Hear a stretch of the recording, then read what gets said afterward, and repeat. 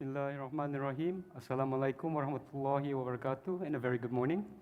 And a good evening to those joining us from different time zones. Yang Amat Berhormat Datuk Seri Ismail Sabri Yaakob, Prime Minister of Malaysia. Yang berbahagia Tan Sri Ahmad Badri Muhammad Zahir, Chairman of the EPF.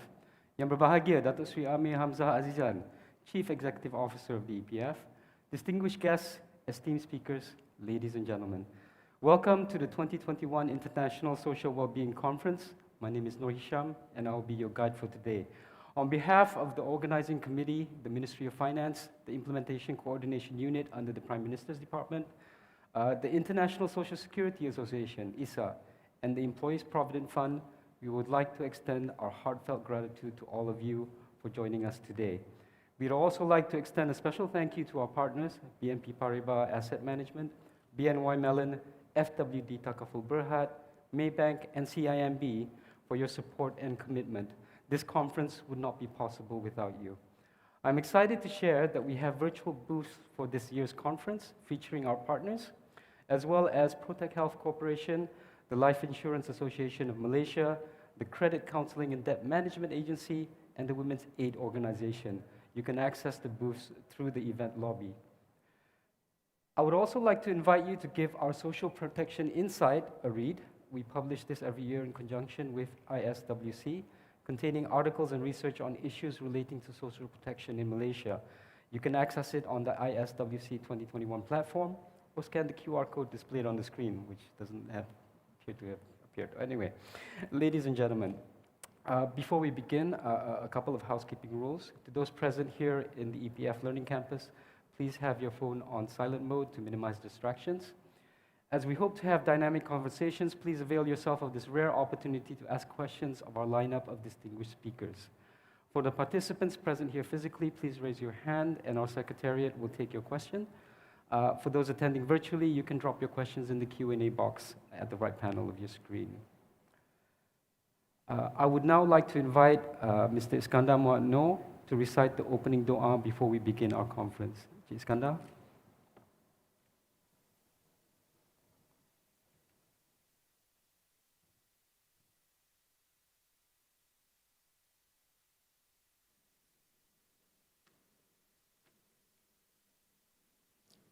أعوذ بالله من الشيطان الرجيم بسم الله الرحمن الرحيم الحمد لله رب العالمين والصلاة والسلام محمد أشرف الأنبياء والمرسلين وعلى آله وصحبه أجمعين اللهم اجعل جمعنا هذا جمعا مباركا مرحوما وتفرقنا من بعده تفرقا مباركا معصوما ولا تجعل اللهم فينا ولا معنا شقيا ولا محروما اللهم اجعلنا من أهل الخير وجعلنا من أهل البركة وجعلنا من أهل المغفرة وجعلنا من أهل الجنة وجعلنا من أهل الفردوس الأعلى برحمتك يا أرحم الراحمين اللهم اجعل مجلسنا هذا مجلسا مباركا لأصحابنا وأهلنا وجيراننا وضيوفنا برحمتك يا أرحم الراحمين.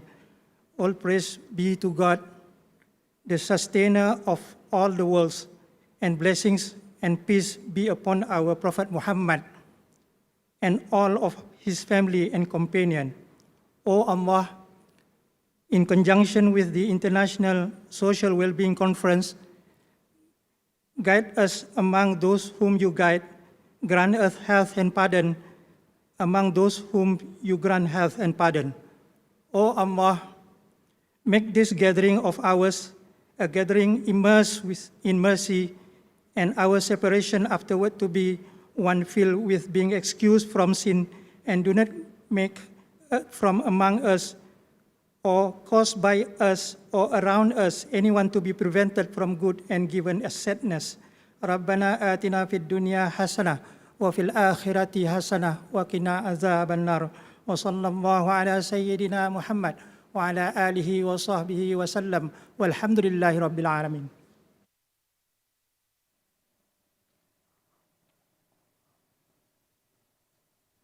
Thank you, Encik Iskandar. Ladies and gentlemen, I would now like to invite Yang Berbahagia Datuk Sri Amir Hamzah Azizan, CEO of the Employees Provident Fund, to deliver the preliminary remarks for this year's conference. Yang Berbahagia Datuk Sri.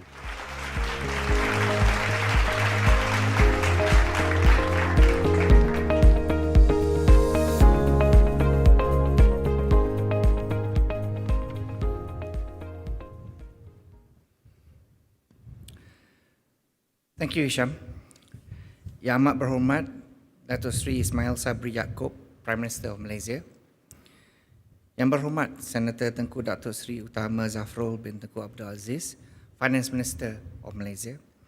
Yang berbahagia Tan Sri Ahmad Badri Muhammad Zahir, Chairman of the Employees Provident Fund. Distinguished delegates, guests and speakers. Assalamualaikum warahmatullahi wabarakatuh, and a very good morning to everyone. On behalf of the Employees Provident Fund Malaysia, the Ministry of Finance of Malaysia, the Implementation Coordination Unit under the Prime Minister's Office, and the International Social Security Association, ISA, I would like to thank you all for being here and welcome the participants to the International Social Wellbeing Conference 2021, or ISWC 2021. As organizers of the ISWC 2021, we sincerely hope that this conference will spark conversations on social protection and support the effort of Malaysian Social Protection Council, MySPC. Together, we strive to push forward the National Social Protection Agenda for the benefit of people from all walks of life. Allow me also to express my sincere gratitude to our partners for ISWC 2021, namely BNP Paribas Asset Management, Bank of New York Mellon, FWD Takaful Berhad, Maybank, and CIMB for their support in making this annual conference a reality. Honorable guests, ladies and gentlemen, these are indeed trying times. The COVID-19 pandemic has had a profound impact on the lives and livelihood, forcing upon the world a disruption at a scale not seen before in peacetime. One of the most worrying concerns exposed by the pandemic in this is the intensified issue of inequality. While many nations have tried to stem the impact through intensive and, may I say, short-term mobilization of resources in order to eradicate or at least reduce the blow, the issue of inequality has been festering well before the pandemic. These initiatives can only be temporary fixes and not a long-term solution that are able to protect the lives and livelihoods of people. With this dire situation in mind, we have chosen the theme of this year's ISWC as the new narrative, turning the tide on inequality. The conference will be discussing in depth the role of social protection in reducing inequality. In addition to the sharing of insights, knowledge, and experiences, we aim to take the conference to the next level by calling for an effective response in reducing inequalities in order to accelerate the effort of social protection and promote social well-being. Acknowledging the need for change, the EPF and fellow organizers have brought together world-class experts from various backgrounds to inspire, drive action, and accelerate a new approach to the challenges we face in the years ahead. We have with us at this conference not just the policymakers of Malaysia, but also members of the public, in the spirit of democratizing knowledge for all.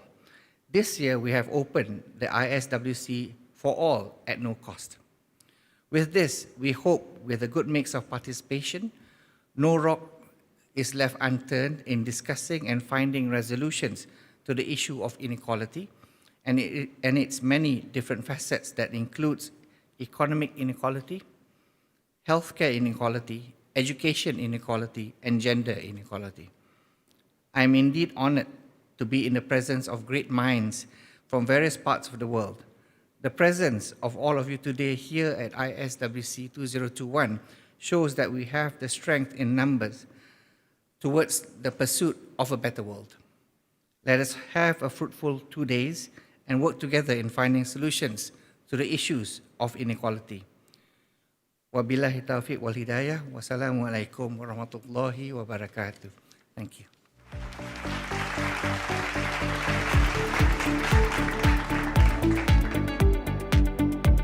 Thank you, Datuk Sri. I would now like to invite Yang Berbahagia Tan Sri Ahmad Badri Muhammad Zahir, Chairman of the Employees Provident Fund, to deliver his welcoming remarks. Yang Berbahagia Tan Sri. Warahmatullahi wabarakatuh dan salam sejahtera. Bismillahirrahmanirrahim. Yang amat berhormat Datuk Seri Ismail Sabri Yaakob, Prime Minister Malaysia. Yang berhormat Tengku Datuk Seri Utama Zafrul Tengku Abdul Aziz, Finance Minister Malaysia. Yang berbahagia Datuk Seri Amir Hamzah Azizan, Chief Executive Officer of the Employee Provident Fund. Honorable delegates, ladies and gentlemen, syukur Alhamdulillah, all praises to Allah Subhanahu Wa Taala, the Merciful, the All Beneficial, by whose grace and blessing have enabled us to be here today at the EPF International Social Wellbeing Conference 2021 or ISWC 2021. On behalf of the Employee Provident Fund, I would like to express our immense gratitude to the Prime Minister of Malaysia, Yang Amat Berhormat Datuk Seri Ismail Sabri Yaakob, for gracing this occasion and officially launch the conference. I also wish to convey our utmost gratitude to the Minister of Finance, Yang Berhormat Tengku Datuk Seri Utama Zafrul Tengku Abdul Aziz, who will be delivering the closing remark for the conference tomorrow. I would also like to congratulate the organizer for organizing this 2 days conference, and this year's edition of the ISWC is jointly organized by the Implementation and Coordination Unit under the Prime Minister's Office, the Ministers of Finance Malaysia, the International Social Security Association, and the Employee Provident Fund. Special thanks also go to all the keynote speakers, presenters, and conference participants who have given their commitment to attend and make the ISWC 2021 a success. Honorable guests, ladies and gentlemen, the pandemic has brought about challenges at an unprecedented level, impacting life around the world. Since Malaysia has continuous lockdown to break the chain of COVID-19, multiple small businesses have been severely impacted, with many having to cease operation, thus causing widespread of job losses. As part of the Malaysian government 250 million ringgit Prihatin package that was announced in March 2020, the EPF was the one of the first institution to help its members tide over the crisis by reducing the statutory contribution rate from 11% to 9% to increase the take-home pay.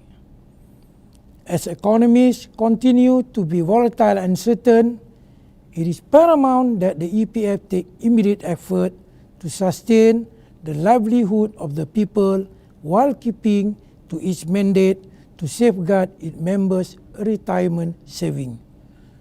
For the employers, specifically the small and medium-sized enterprise, the EPF launched the Employer COVID-19 Assistance Program, or the so-called ECAP, that provide the flexibility to eligible SMEs to apply for a deferment and restructuring of the employer's share of EPF contribution.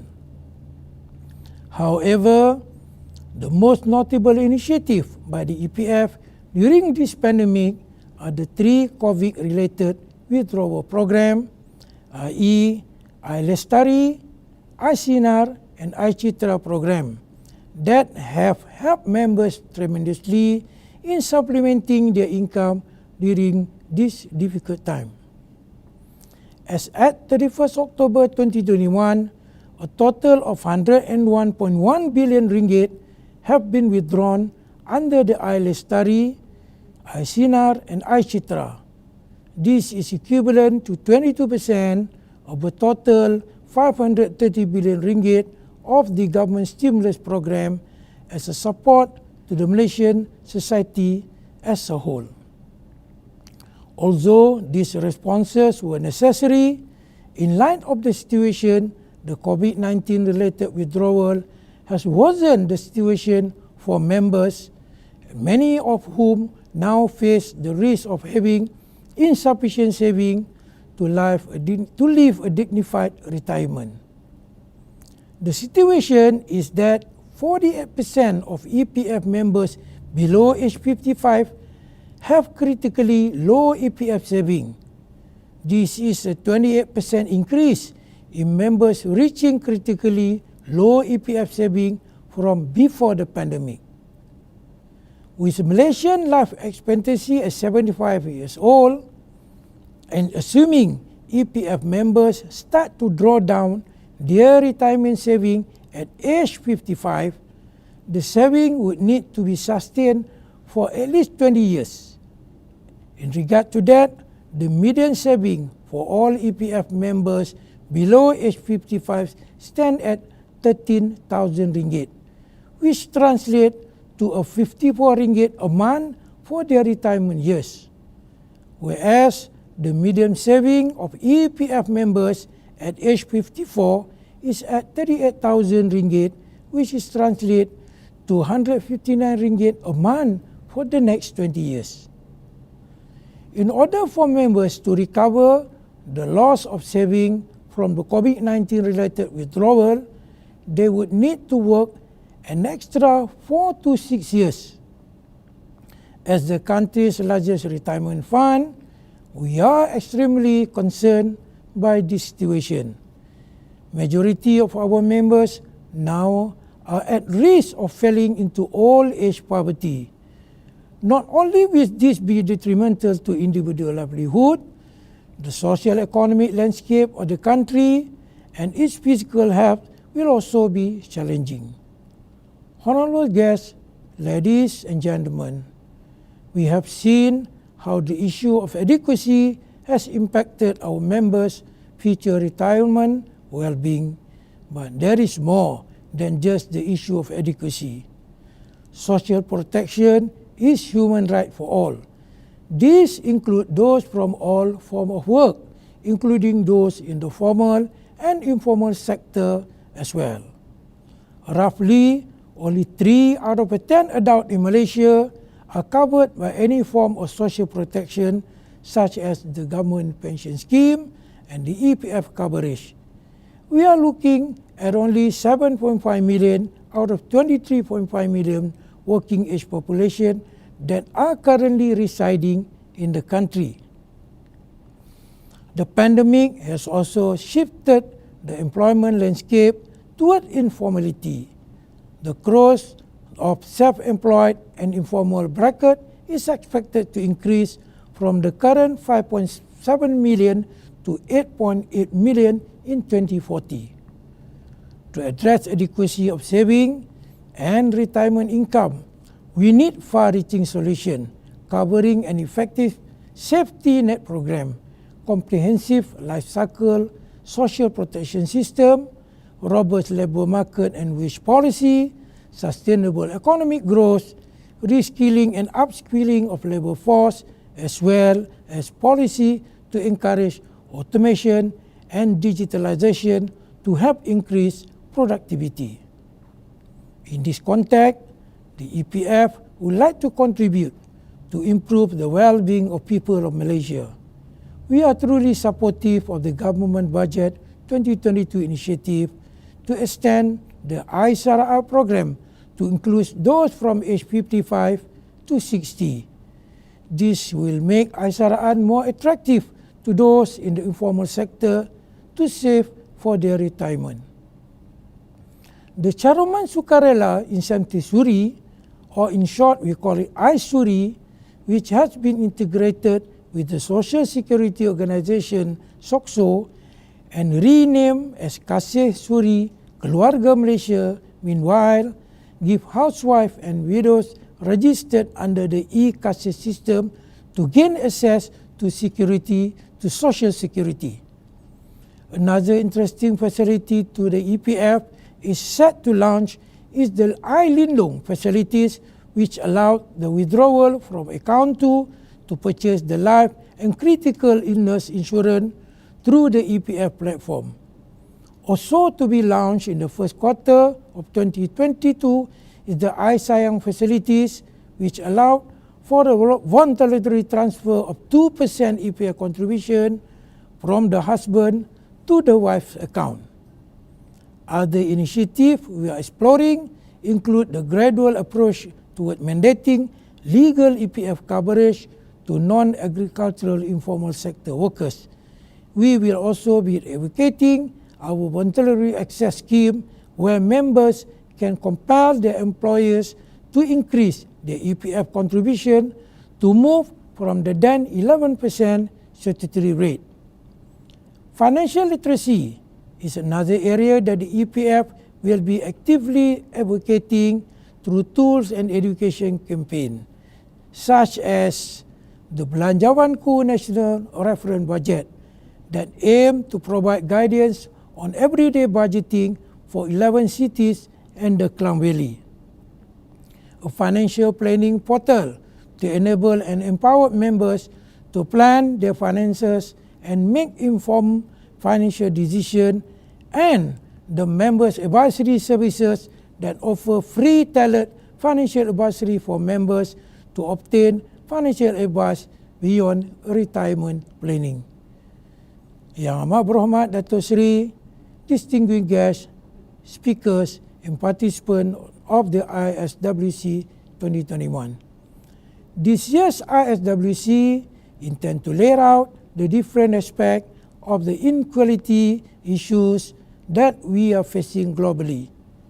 Together, we believe that an improved social protection framework could assist us in minimizing, if not eradicating, its negative impact to humanity. I sincerely believe this conference can become a starting point and an impetus for us to promote further discussion on social protection and retirement income policies that seeks to address shortcomings for the benefit of the vulnerable members of society to ensure that they are access to at least a minimum standards of living even during unprecedented time. I thank you once again, Yang Amat Berhormat Datuk Seri Prime Minister and Datuk Seri Ministers of Finance for your time in gracing this event. My appreciation to all the speakers and participants too who have made this year's ISWC 2021 a meaningful one. Wabillahi taufiq wal hidayah. Wassalamualaikum warahmatullahi wabarakatuh. Thank you. Thank you, Yang Bahagia Tan Sri. Ladies and gentlemen, I am now honored to invite Malaysia's Prime Minister, Yang Amat Berhormat Datuk Sri Ismail Sabri Yaakob, to deliver his opening remarks and to officially launch this year's International Social Wellbeing Conference. Yang Amat Berhormat Datuk Sri. Bismillahirrahmanirrahim.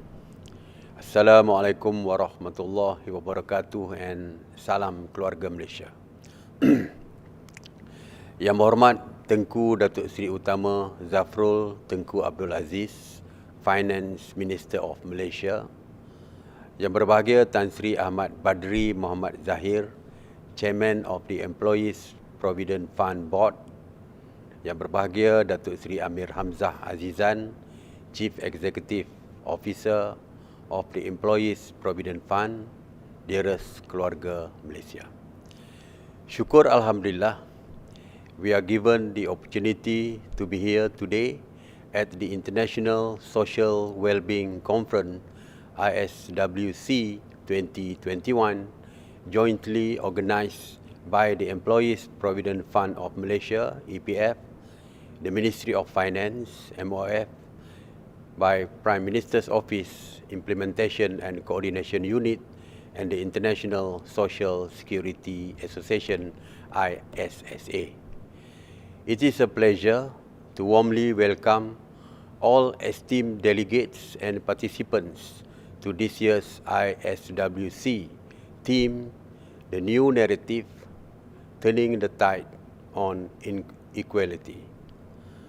Allow me to also express my heartfelt thanks and congratulations to the organizing committee to making the ISWC 2021 a reality. Dearest Keluarga Malaysia, the past 2 years have been tough on all of us. The COVID-19 pandemic costed people their jobs and livelihoods. This has resulted in far-reaching social and economic consequences to the country.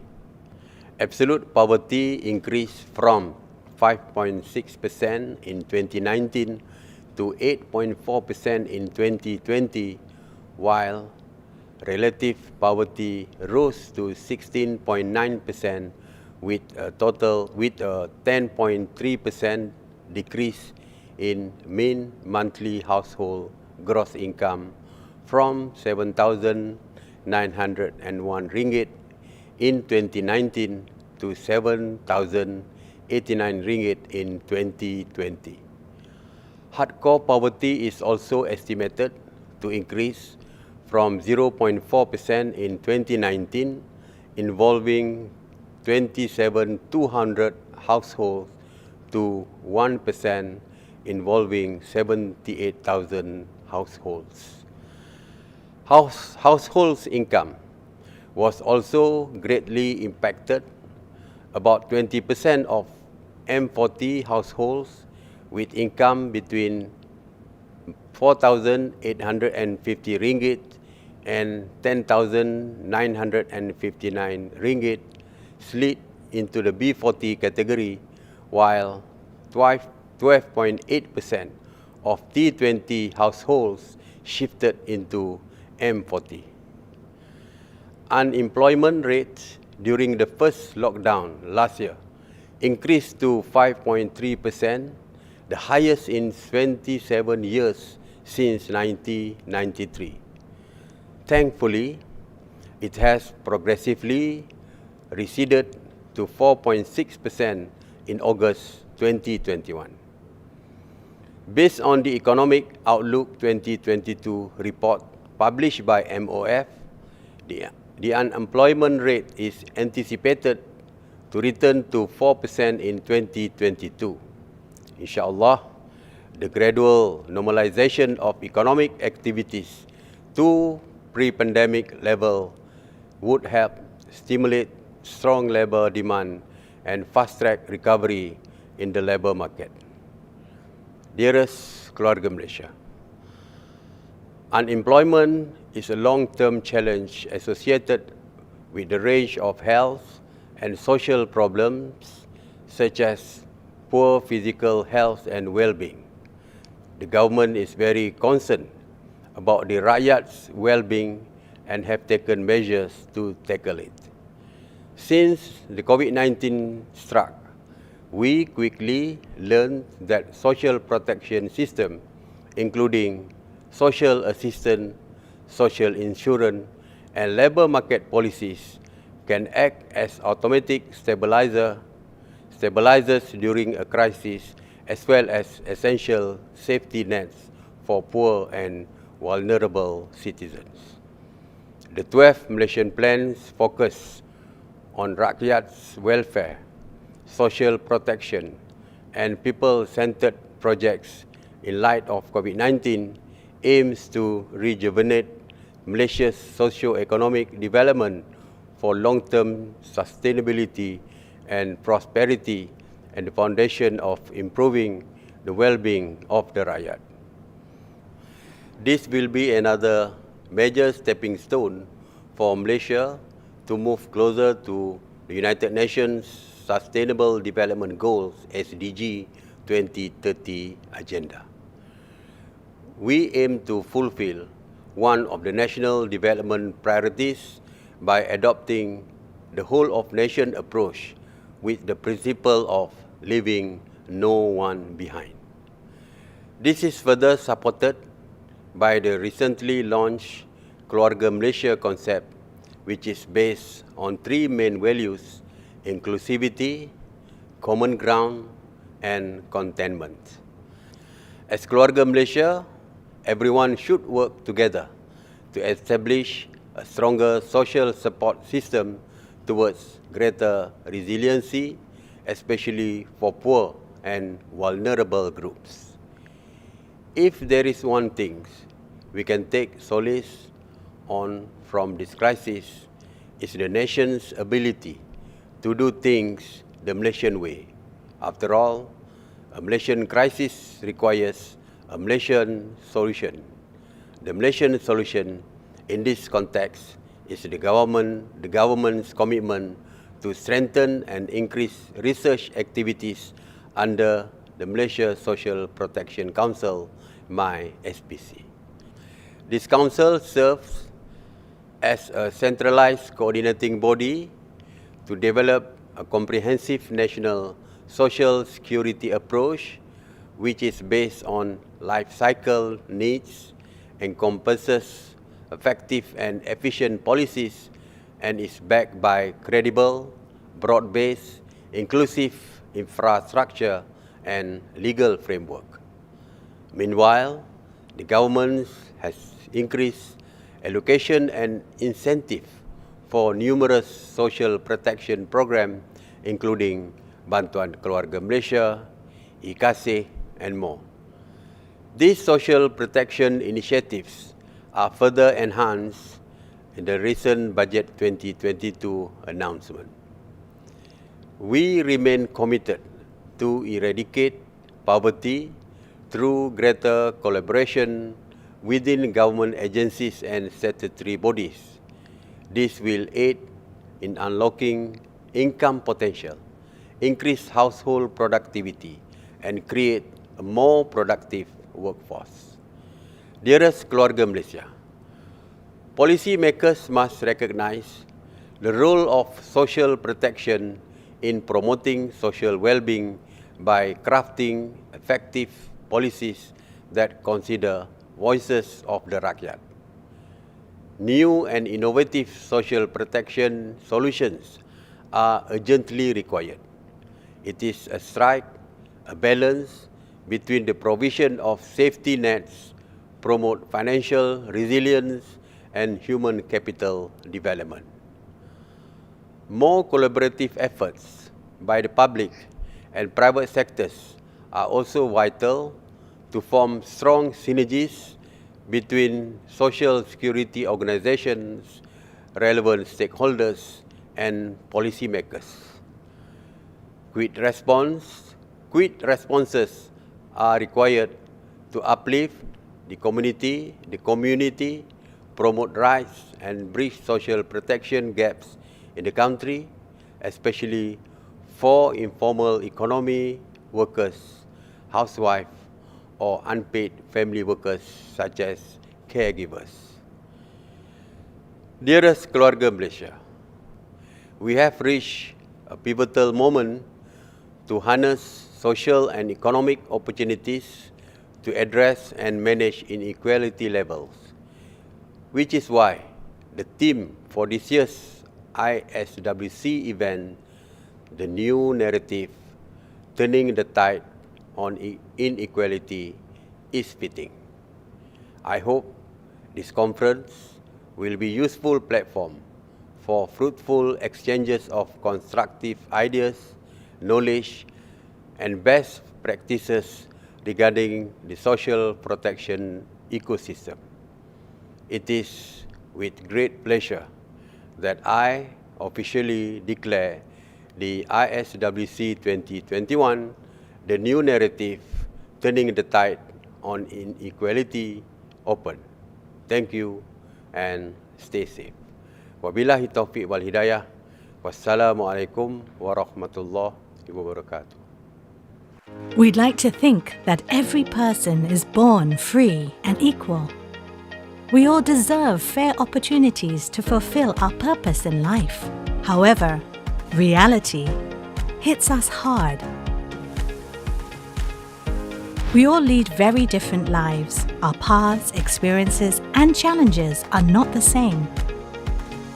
It shapes who we are and who we will become. It's always easier when you have all the resources. But things become more difficult when resources are limited. Imagine having choices for good and healthy living, while for many, they can only dream. Aging comfortably and taking care of your health is a luxury.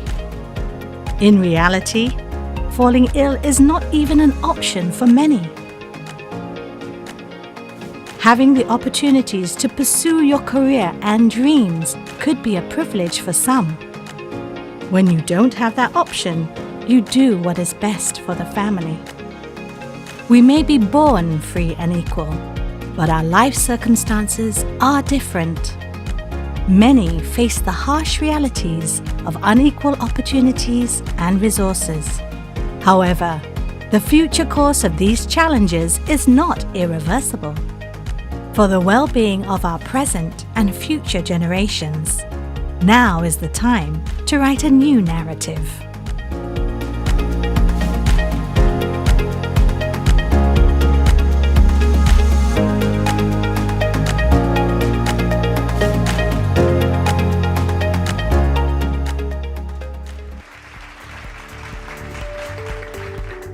Ladies and gentlemen, the theme for this year's conference is the new narrative, turning the tide on inequality. Acknowledging the need for change, our speakers will attempt to highlight the issue of inequality and its many different facets, as well as to consider potential solutions. We aim to explore the realm of social protection over the next 2 days to highlight its key role in driving the gears of holistic and inclusive development. Also, for the first time ever, we have opened this conference to the public. By involving all members of the global community, we hope the thought-provoking insights, ideas, and solutions presented at this conference will start the conversations that will lead to positive changes for ourselves and society. For our first highlight session, I have the honor and privilege to attempt to introduce someone who needs no introduction. Professor Joseph Stiglitz is a Nobel Prize-winning economist known for his analysis of markets with asymmetric information. He is currently university professor at Columbia University in New York, where he is also the founder and co-president of the university's Initiative for Policy Dialogue. His keynote address seeks to lay the foundation of inequality by understanding its structural sources and to set the tone for a dynamic approach towards addressing it. Ladies and gentlemen, Professor Joseph Stiglitz.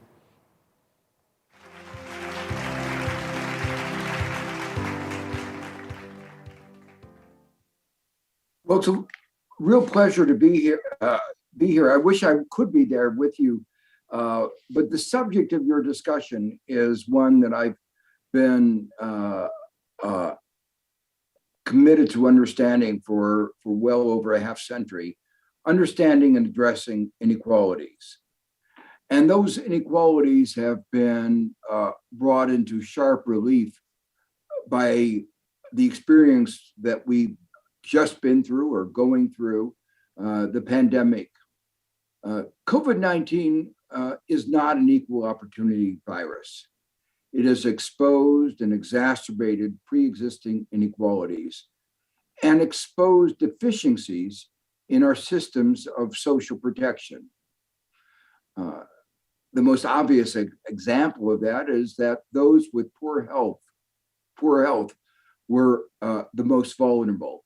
And countries with poor health care systems had, keeping all else the same, more individuals who were vulnerable. The United States illustrates in a way that is particularly, you might say, inexcusable, because given the resources in the United States, it should be able to provide good health care to everyone, but it's not. In fact, even before the pandemic, the average life expectancy in the United States was in decline. And there are larger health disparities than in other countries of comparable income. There's an important implication of what I've just said. Healthcare is too important. It's too much of a basic human right. It's too important as part of societal well-being to be left just to the market. And when we talk about inequality, we have to remember we're focusing not just on disparities in income and wealth. There are disparities in health status and disparities in many other dimensions of well-being. income inequality is only one, but obviously a very important aspect of inequality. What we see in the context of the pandemic is the unequal exposure, both with respect to the health consequences of the pandemic and to the economic consequences. Those at the top were less affected. They died with lower probability, and they were less affected economically. They could work remotely on Zoom. They were in sectors that were less affected. It's important to note that this was the first service sector economic downturn, and the frontline workers upon whom we all depended were more exposed, and yet had the economic impact even greater. The countries with large fiscal capacities took strong actions. In the United States, for instance, we spent in counteracting the adverse economic effects of the pandemic about 25% of GDP. Japan spent a comparable amount. And it worked. The result of all this fiscal support was the GDP dropped only about 3%. What we are seeing with President Biden is that a well-designed program to combat poverty, provide social protection, can actually work. For instance, during the pandemic, the poverty rate did not go up because of the support that government provided. And in fact, in the program that was just introduced by President Biden in January, we expect that the childhood poverty rate will be reduced by 50% in 1 year. But that is testimony as well to the fact that inequality is a matter of choice, a political choice. We could have reduced this childhood poverty decades ago had there been only the political will to do so. Unfortunately, poorer countries don't have the resources either to combat the disease or its economic aftermath. In that respect, what has happened in the last 2 years is disappointing from the point of view of the global response. We see that most strongly in the huge inequities in access to vaccines. The underlying problem is the lack of supply. That's why there is an initiative supported by more than 100 countries to expand the supply, to waive intellectual property rights at the WTO. But unfortunately, a few European countries are still blocking this access to intellectual property rights. This IPR waiver would, I believe, increase the global supply. Intellectual property rights are a key bottleneck. Markets can remove other kinds of bottlenecks. They can produce glass files, they can produce the materials that are needed, but they cannot overcome the impediment that intellectual property rights presents. What is so clear is that drug companies are putting profits over lives. And the countries like Germany that have sided with the drug companies are similarly putting the profits over lives. What is, to me, most disturbing is that there can't be global cooperation in this arena where there's so much self-interest and cooperation, where that self-interest is so evident, where if we don't control the vaccine, the disease, COVID-19, it will continue to mutate, developing more disease resistant, more vaccine resistant, more contagious, more deadly variants. What does it say about the potential for cooperation in more difficult areas? In the economic arena, there has been some cooperation. At the IMF, $650 billion worth of SDRs, special drawing rights, a kind of IMF money, has been issued. It was not easy. Initially, President Trump vetoed this initiative. But fortunately, under pressure from civil society, from progressives, President Biden sided with the almost overwhelming international community, and the $650 billion were issued. But still, there is no agreement in recycling of the funds.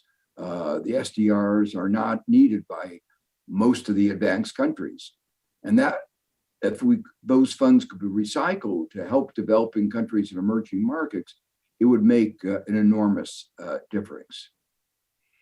And another area of disappointment is there almost nothing is being done about the unbearable burden of debt that so many countries are facing.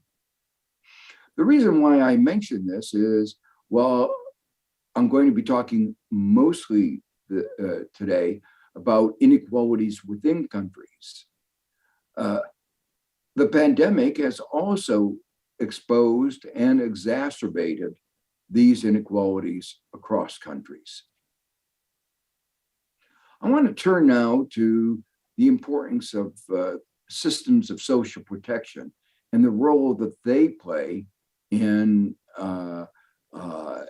increasing inequality, and what the role they played in the pandemic. Just like the pandemic exposed and exacerbated inequalities, the pandemic has demonstrated the importance of good systems of social protection. Of course, there are many elements of a system of social protection: health, housing, income, food, retirement, security. I'll talk about a couple of them later on. What has to understand is that the private sector provides only limited protection against the kinds of vicissitudes, the risks, the shocks that individuals face. Insurance markets are important, but they are limited. And they are often inefficient, charging very high premium with very limited coverage. Economic theory over recent decades has explained the reason for these limitations. Some of it is related to my own work and the theory of asymmetric information that was referred to in the introduction.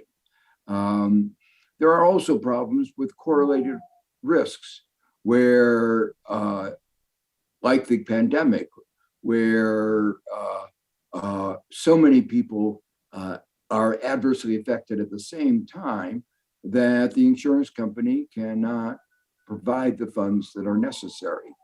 Government is required. Economic theory has also explained why markets are often marked by exploitation.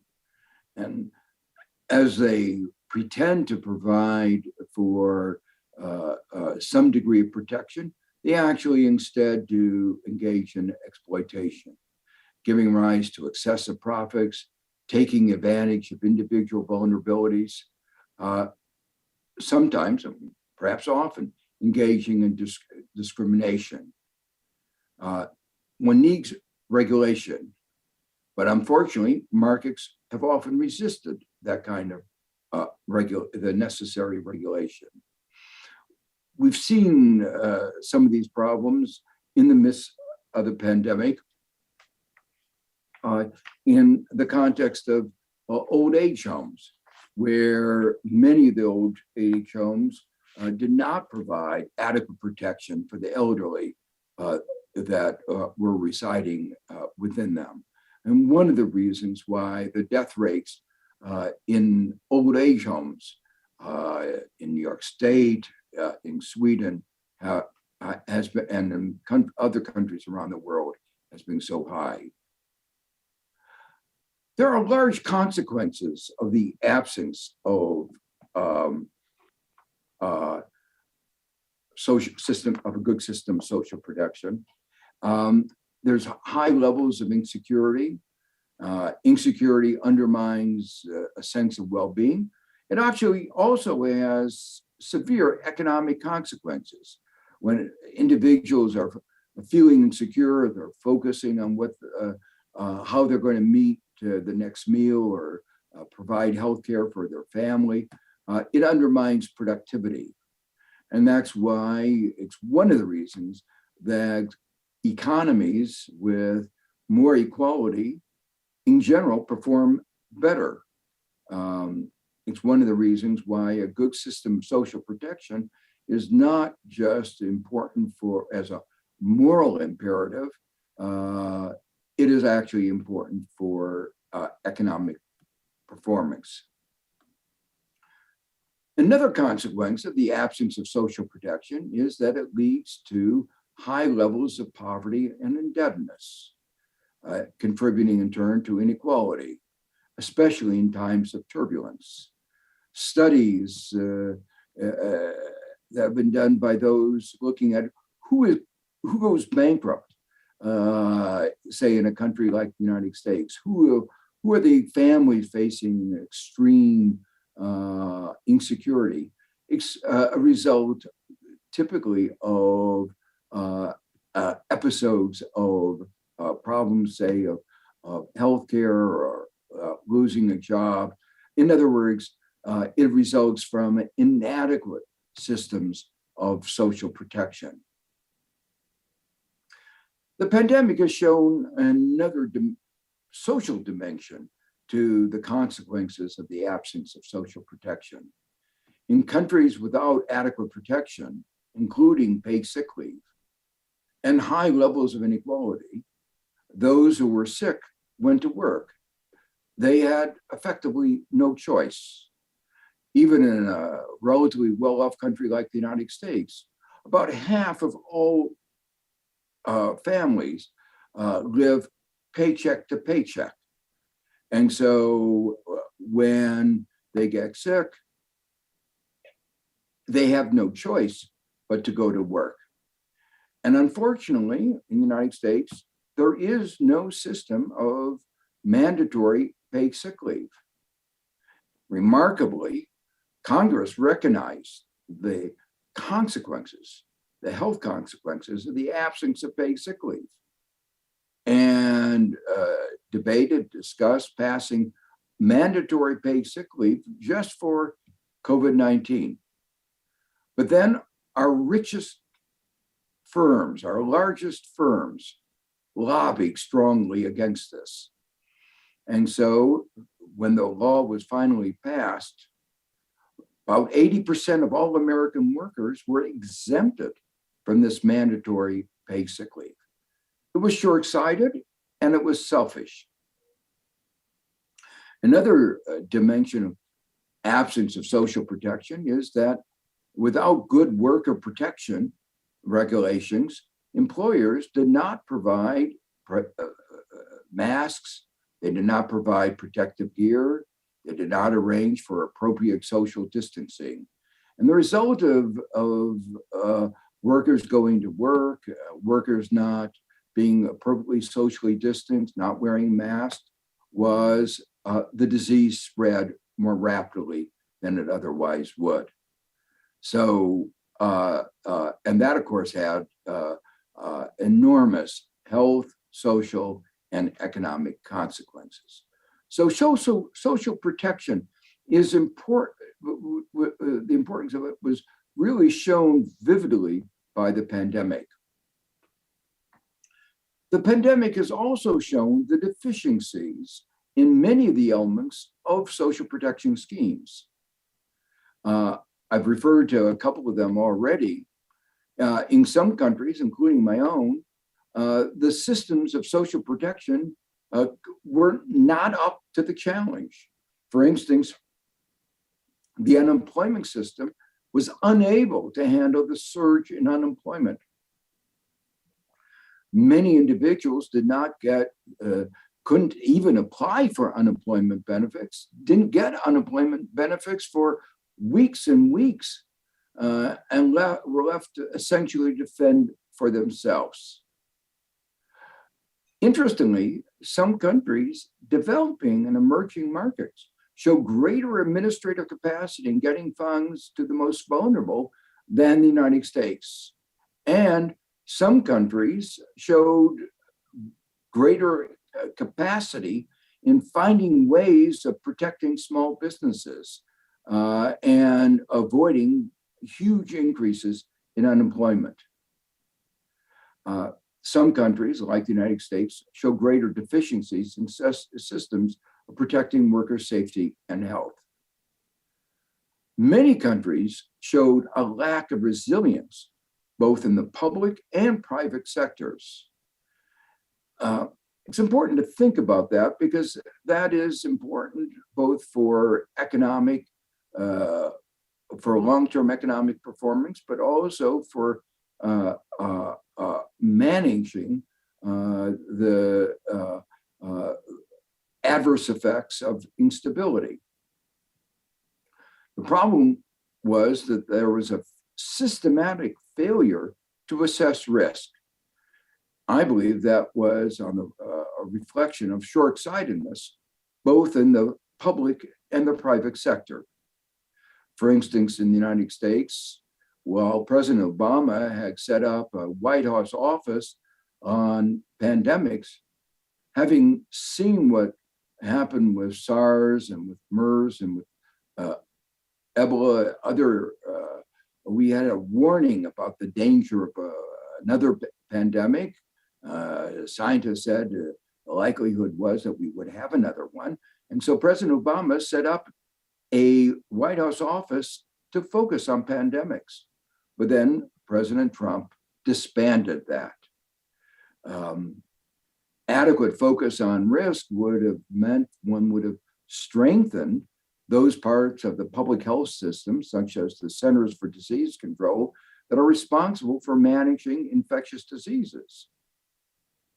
The United States, again, had one of the strongest centers for managing infectious diseases. But again, President Trump, short-sighted way, failure to assess risk, defunded the CDC.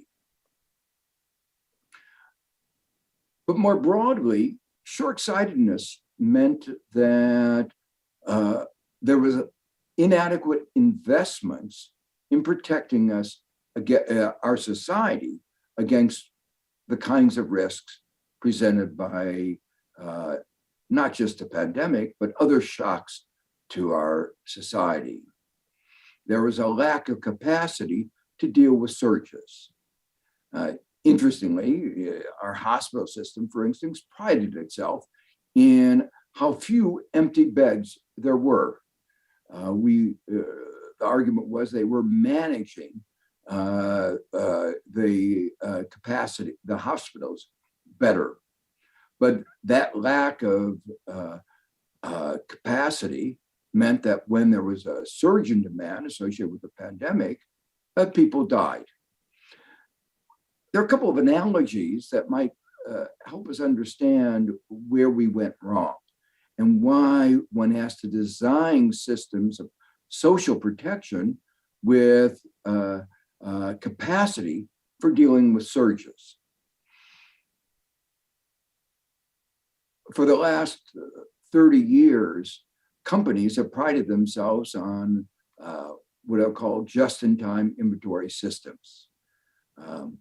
Those systems where you don't keep large inventories work well as long as there's no large disturbance to the economic system. They even have some advantages in exposing weaknesses. But when you have a major interruption, as a major shock, such as that which we're experiencing with the pandemic, that kind of system works in a disastrous way. And we are seeing the manifestation of that today in the chain shortages that are showing up all over the world. Another analogy that illustrates why it's important to have excess capacity in systems of social protection is we have been selling cars without spare tires. The idea was a very simple one. You don't use a spare tire very often, so you save a little bit on cost by not putting a spare tire in the car. You save a little bit on weight, get a little bit better mileage. All well and good unless you have a flat tire some miles from the nearest gas station. And then the absence of a spare tire has enormous consequences. So we build a system, an economic and social system, without spare tires. Systems of social protection have to be robust enough to be able to manage the kinds of disturbances, the kinds of shocks, such as that which we're experiencing now. Good systems of social protection are based on and help build trust and solidarity. Trust and solidarity showed their importance during the pandemic. The pandemic was a public health crisis.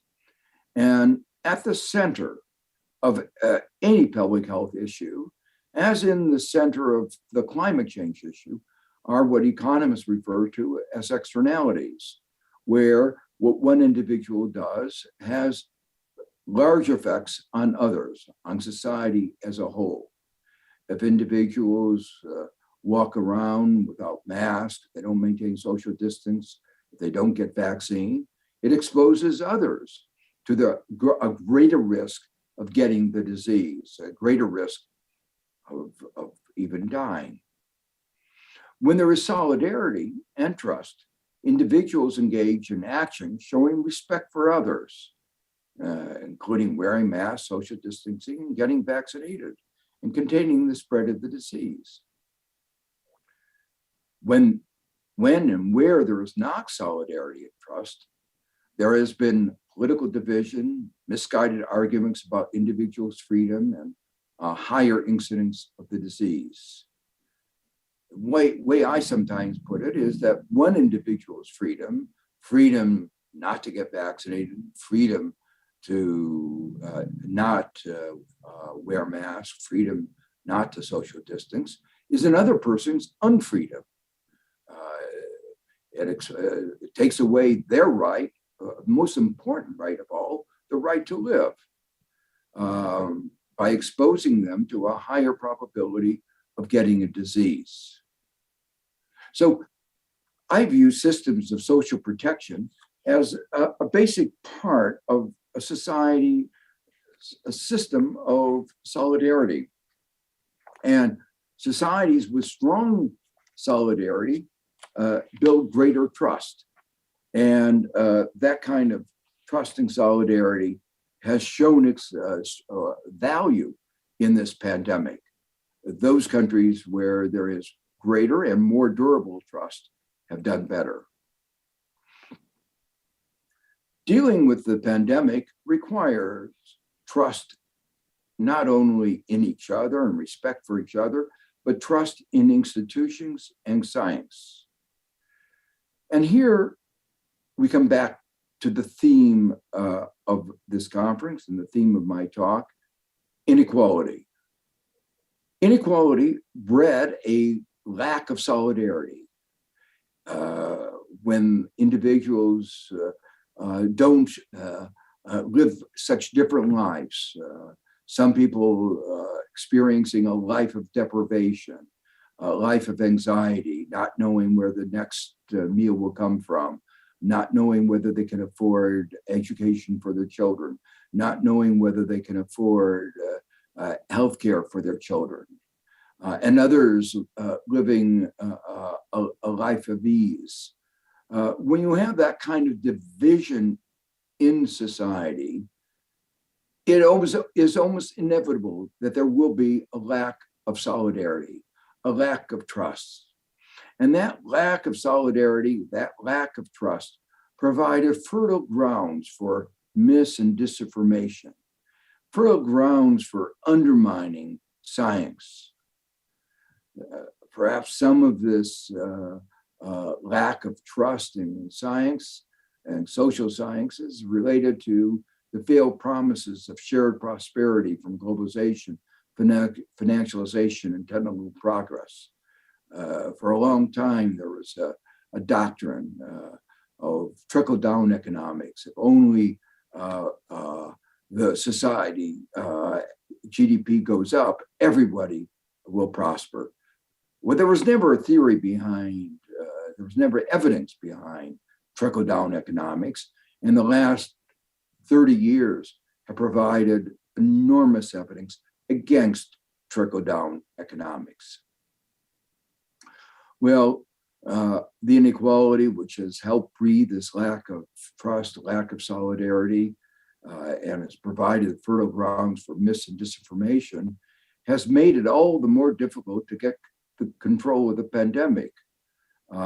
And that itself represents a global threat, because as I mentioned just a few minutes ago, as long as the disease rages anywhere, there's this potential for it becoming more contagious, more deadly, and more vaccine-resistant mutation. I want to emphasize, however, that trust and solidarity are not just instrumental in helping us deal with problems such as the pandemic that we are trying to cope with today, but trust and solidarity are an important part of well-being in their own right. Studies that have focused on on what is called subjective well-being, what makes individuals feel better, and what makes societies perform better, show how important trust and solidarity are. Trust and solidarity are also necessary for creating sustainable policies. Sustainability has many dimensions, politically, socially, environmentally sustainable. And there has to be a kind of solidarity across generations.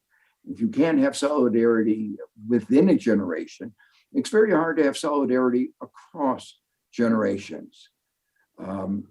If we are going to succeed in dealing with climate change, we have to develop greater solidarity across the world and within each of our societies.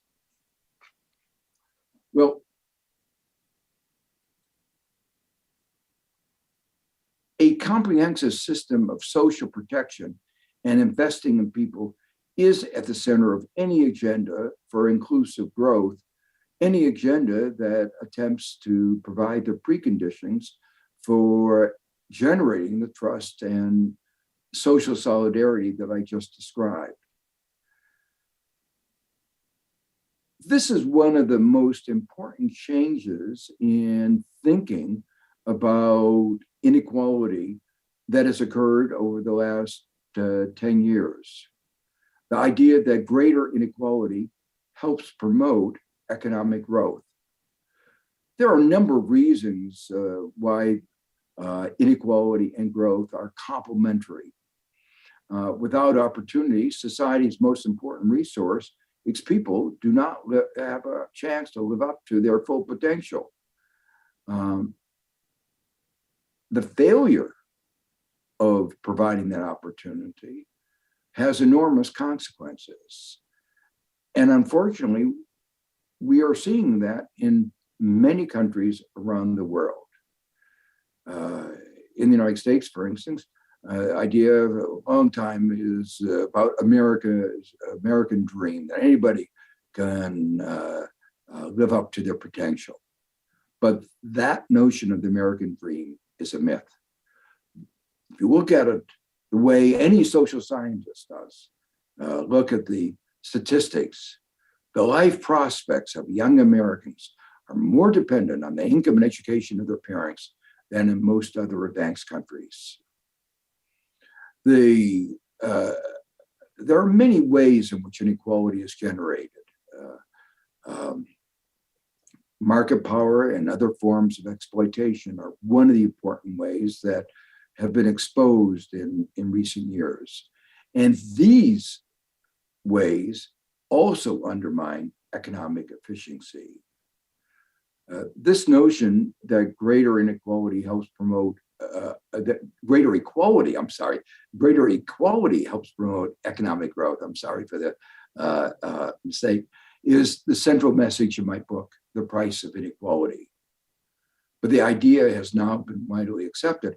It's a major change from the perspective that dominated thinking for a very long time, which said that there was a trade-off between growth and equality.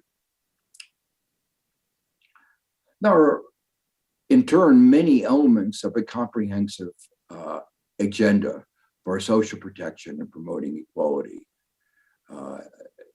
Education, of course, is essential, and that is from very youngest age through university, childcare, pre-K, good education for all, including access to universities. Healthcare is necessary if we're going to have meaningful equality, adequate housing, safe and healthy jobs with a better life balance. That means sick and family leave. One of the things that I've increasingly focused on is making sure that there are jobs available for all those willing and able to work. Unfortunately, in many countries around the world, unemployment remains persistently high. And while unemployment soared during the pandemic, the question is, will we be able to return, how soon we'll be able to return to levels of low unemployment? One also needs security of retirement, provisions for unemployment and disability. This kind of comprehensive agenda that I've just described can reduce poverty, insecurity, and increase well-being overall. Now, each of these aspects of this comprehensive agenda, there's much to be said, and I can't go into the details on any one of them, but I want to, in the remaining few minutes, talk about a couple of them in greater details.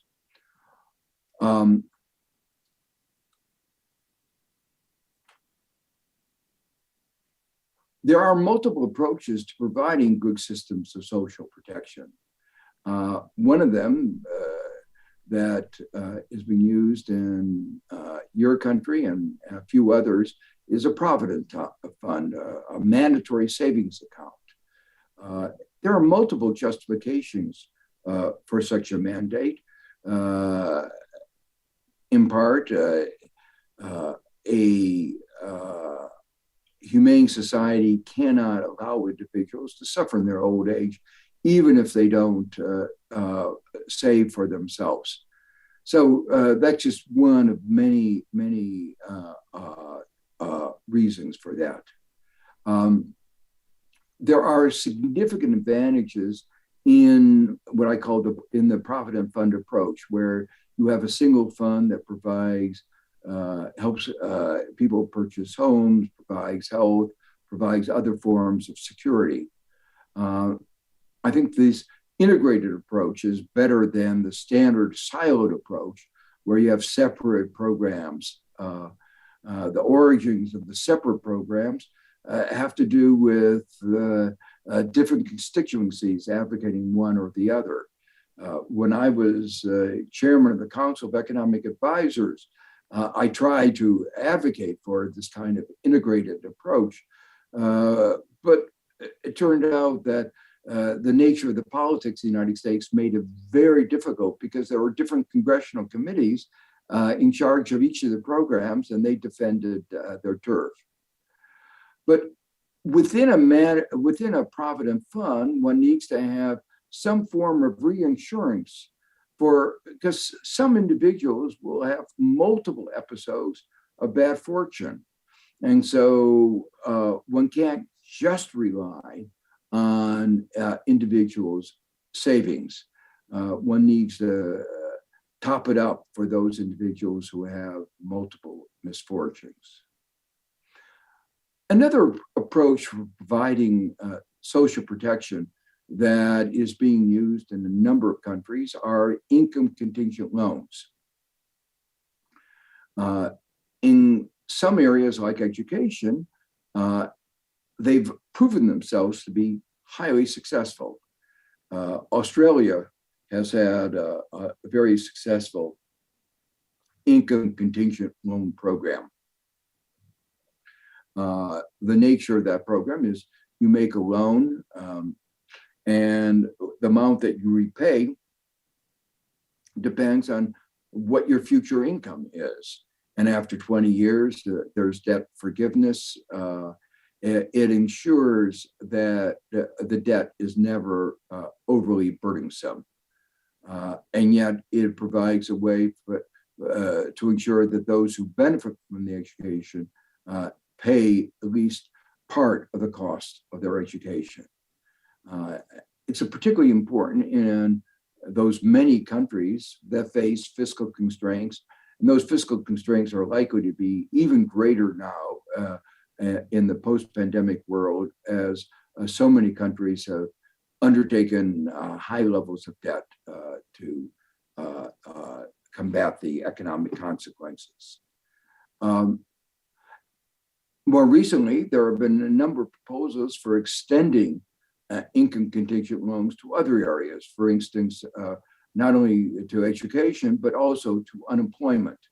And I've recently written a paper with a couple of colleagues here at Columbia and in Korea called Income Contingent Loans as an Employment Benefit, showing how they can help improve things. There are other innovations in the area of providing social protection. One that I've found particularly attractive is called the public option, where the government provides an alternative to the private sector. The public option can provide more choice, enhance competition with the private sector, driving down prices, developing better social protection products. For instance, better mortgages. The private sector was interested in developing mortgages which allow them to extract more money out of those who borrowed. Better mortgages would have enabled people to manage the risk of owning their homes. And in my book, People, Power, and Profits, I describe ways in which the government could provide better mortgages, mortgages that are income contingent mortgages.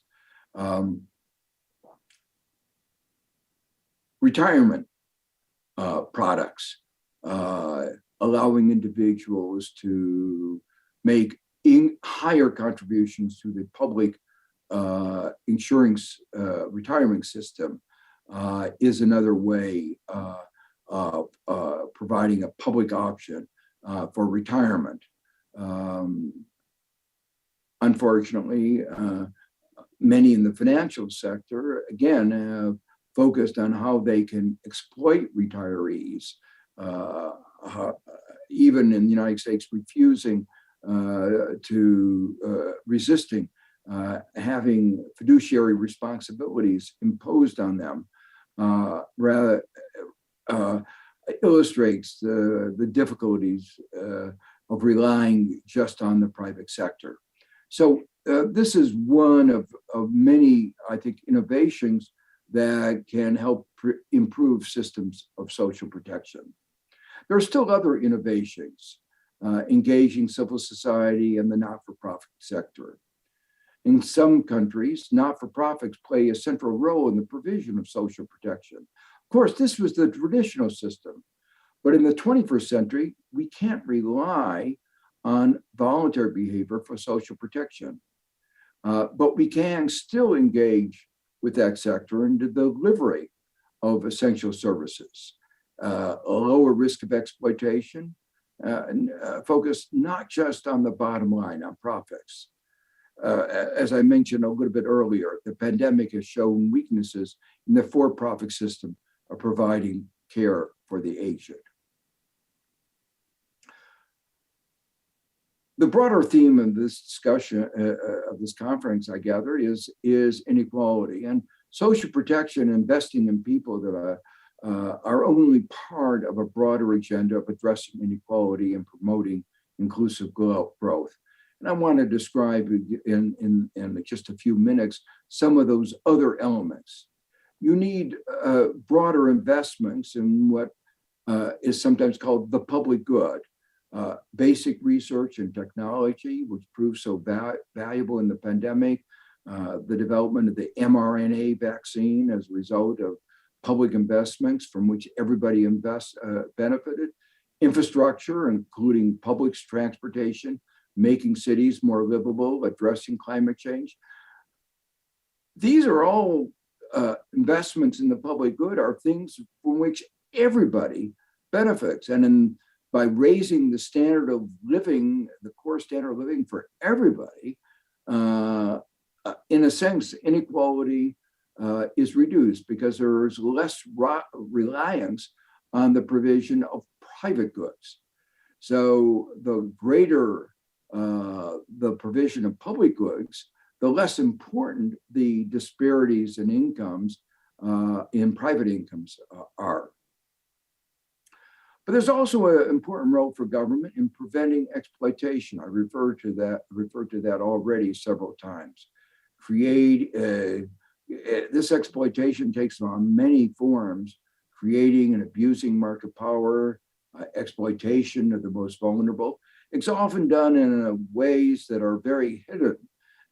One of the things that economists do is to try to discover a lot of the hidden ways of this kind of exploitation. The credit card companies that on every transaction charge 1-2% of the value of the good for a action, the movement of a few electrons, which could cost almost zero. Some countries like India are providing that service essentially at zero cost. And it reflects one kind of exploitation that the private sector has gotten very expert at. If you take just a little bit of money on every transaction, a penny here and penny there, and pretty soon you have billions and billions. This illustrates a general theme that I talked about in my book, Price of Inequality. Much of the profits are generated by what economists refer to as rent-seeking activities. And these do not contribute to the general well-being of society. They are at the core of what is sometimes called market failure. They explain why Adam Smith was wrong. He talked about the invisible hand of the market, pursuit of self-interest, would lead, as if by an invisible hand, to societal well-being. Well, the greed of those in the financial sector did not lead to the well-being of society. And today, what we see is the greed of some of the pharmaceutical companies in not sharing their intellectual property is leading to the deaths of tens of thousands of people all over the world. What you need to prevent this kind of exploitation and to create a more equal society is strong government regulation. So this leads me to a brief discussion of change perspectives on inequality. It's about more than redistribution, though that's important. Redistribution, taking money from those at the top and sharing it across society. And it is important because in some countries, those at the top actually pay a lower share of their income taxes than those below. And they've been expert in getting government to redistribute money to them. But addressing the problem of inequality, no silver bullet, but another important dimension is improving the distribution of market income, and sometimes referred to as pre-distribution. And there are two elements of this, improving asset ownership, human capital, good public education, preventing the intergenerational transmission of advantage and disadvantage, such as through inheritance taxes, but also making sure that the returns on different factors, wages and returns on capital, are more egalitarian. And this is where labor legislation and corporate governance laws become important. And it's where competition laws become very important. So let me conclude. The pandemic has provided a moment of reflection with insights about our economy and our society. The pandemic has shown the glaring key deficiencies in both the private and the public sector, a lack of resilience, high levels of inequality, lack of trust, deficiencies with long-lasting and deep consequences, unless we begin to address them better than we have in the past. And of course, these problems that I've talked about are all intertwined. It is essential, I believe, that we have a comprehensive agenda to address inequality. There's no magic bullet. And I've tried to outline some of the key elements of that comprehensive agenda. Part of that comprehensive agenda is a comprehensive agenda for social protection. And here, what I've tried to do is to highlight the greater scope for innovation. Social innovations are as important as technological innovations. Social Security was an innovation in the 19th century. And there have been innovations such as the Provident Funds I mentioned before, the public option, a host of innovations, better ways of providing for social protection. And these can play a central role in increasing social well-being and eliminating and bringing down the high level of inequality that has had such a pernicious effect on our economy that has been made so clear by the pandemic. Thank you very much. I look forward to questions.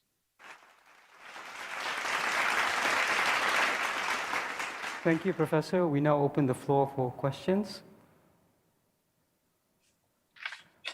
We have a couple of virtual questions from the virtual audience. Professor, how does a country with limited fiscal capacity prioritize the different social assistance that it can provide for its people? Well, first let me say that there are some things you can do in social protection that don't cost that much.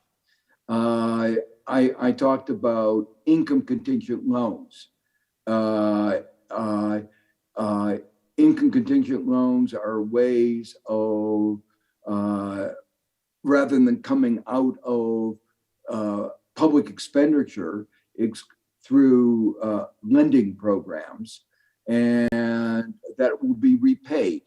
And so they don't come out of the government overall deficit.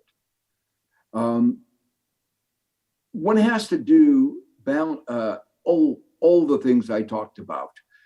You're not going to have a future if you don't invest in the education and health of your children. You need to have good retirement programs. So everything has to be done with a certain balance. And that is one of the hardest jobs of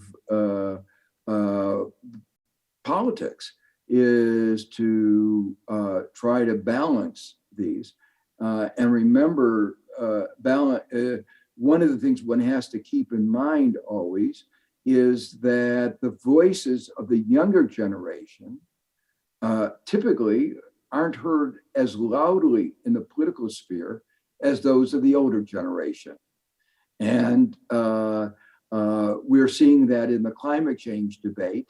If the younger people were heard more, I think there would be a lot more action on climate change than we're seeing today.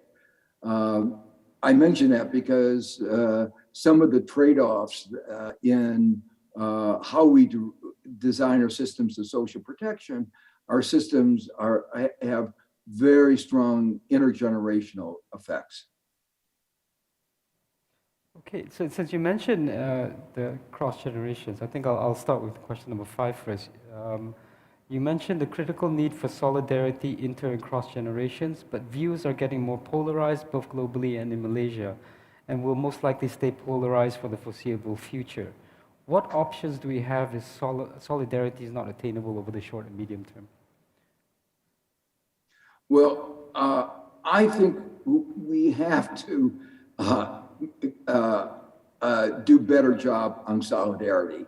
I think, if we don't, one will have the kinds of conflicts that will destroy our society.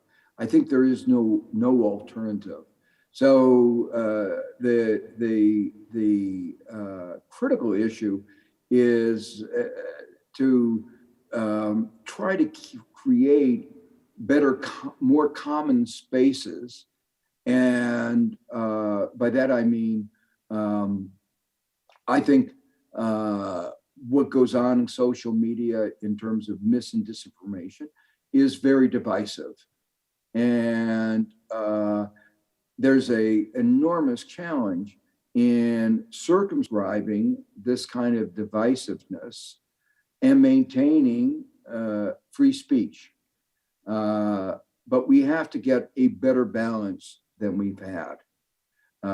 We've seen the dangers of dis and misinformation in the context of mis and disinformation about vaccines.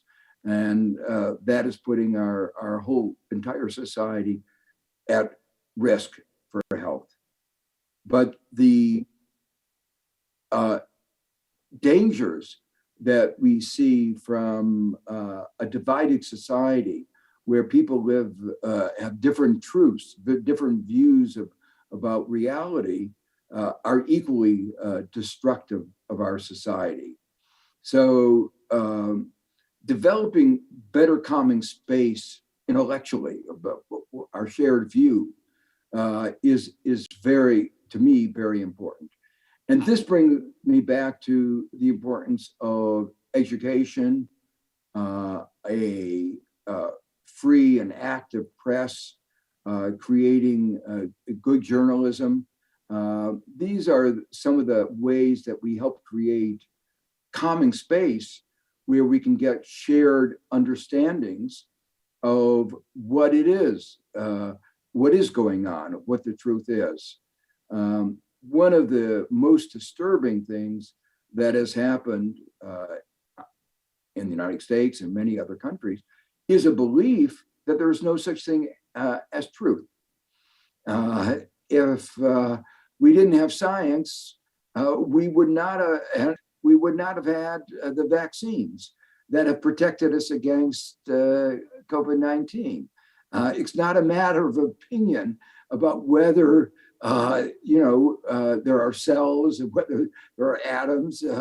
You can have your opinions about certain things, but there are certain things that are, you might say, we have to take a shared truth about the importance of. And that's, of course, what science is all about.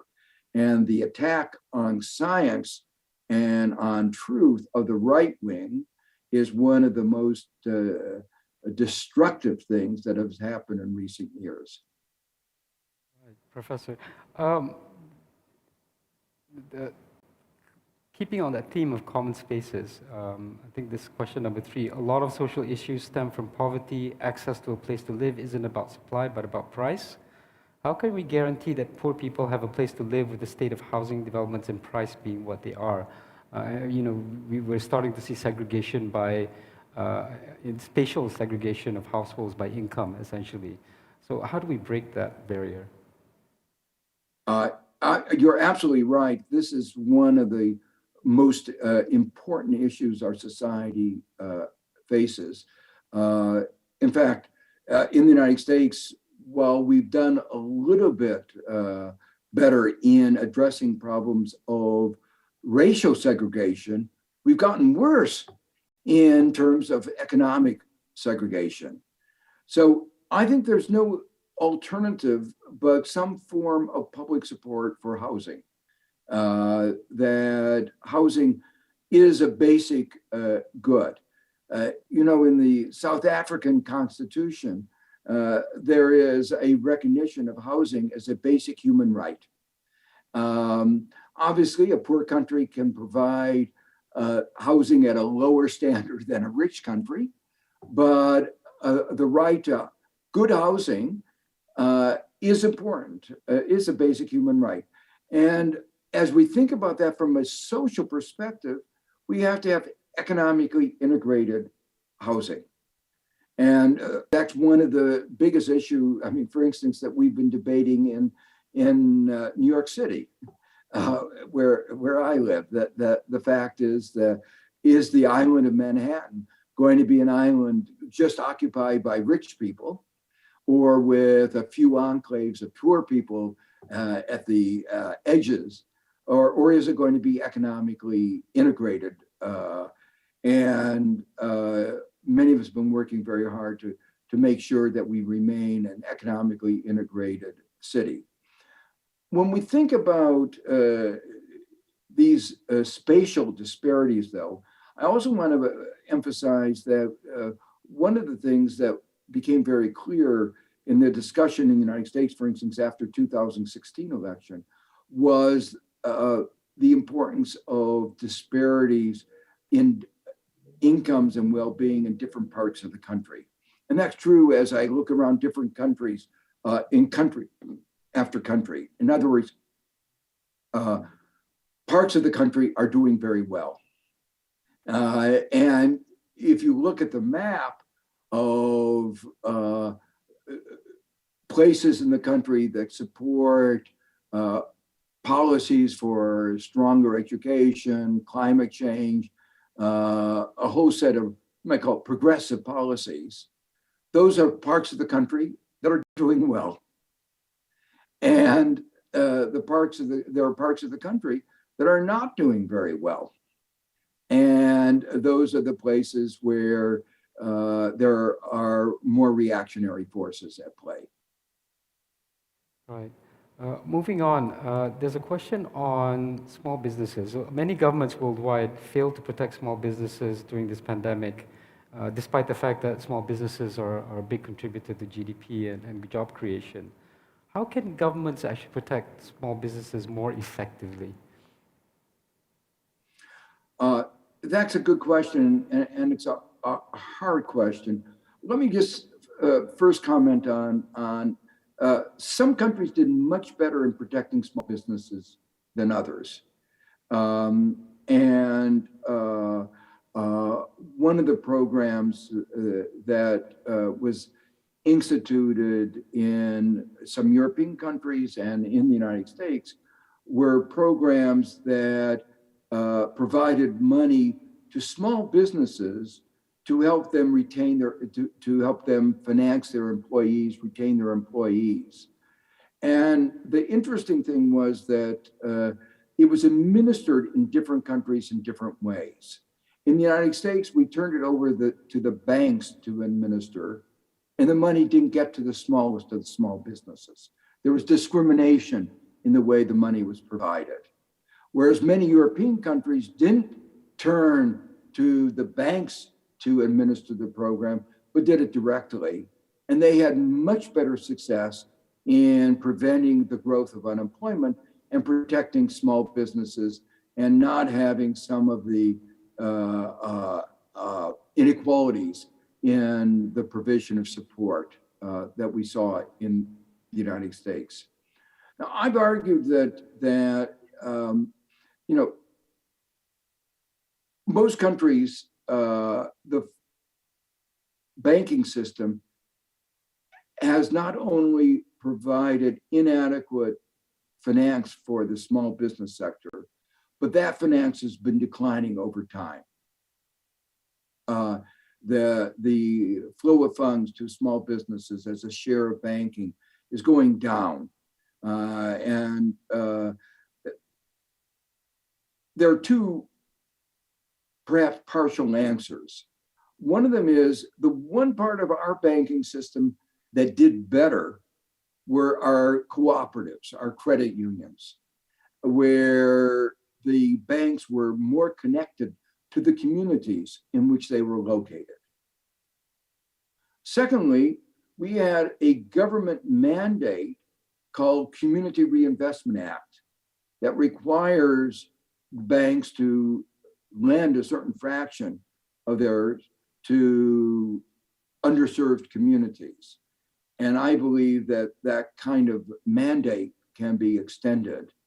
And it combines, and it's turned out that the banks have learned how to do that kind of lending much better over time.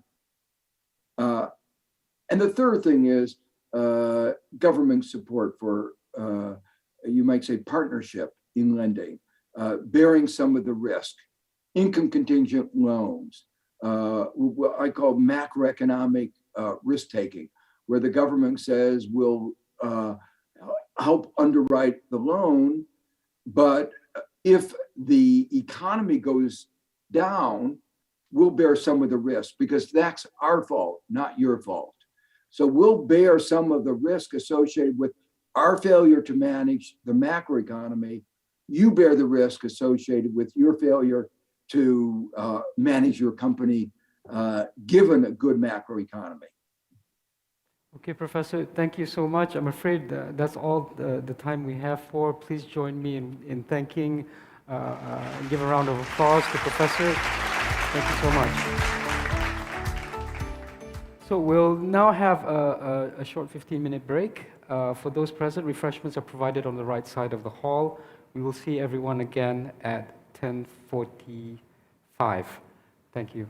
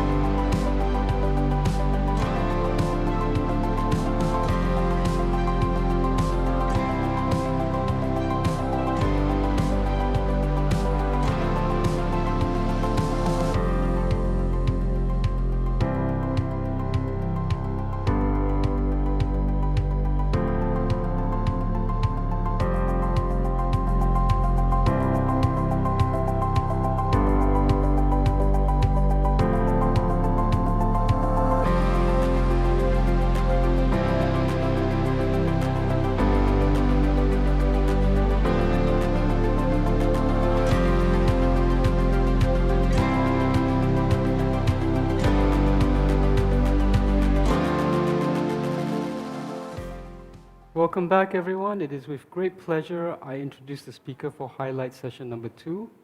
Professor Dr. Jeffrey Williams is Professor and Dean of the Institute of Postgraduate Studies at the Malaysia University of Science and Technology, MUST. He is currently a member of the Industrial Advisory Board at the University of London Programs at Help Academy, a member of the Advisory Board at iPortal Islamic Business Specialist supported by MDEC, and has worked with leading international companies and organizations, including the International Labour Organization, the EU Commission, and the Economic Planning Unit in the Prime Minister's Department.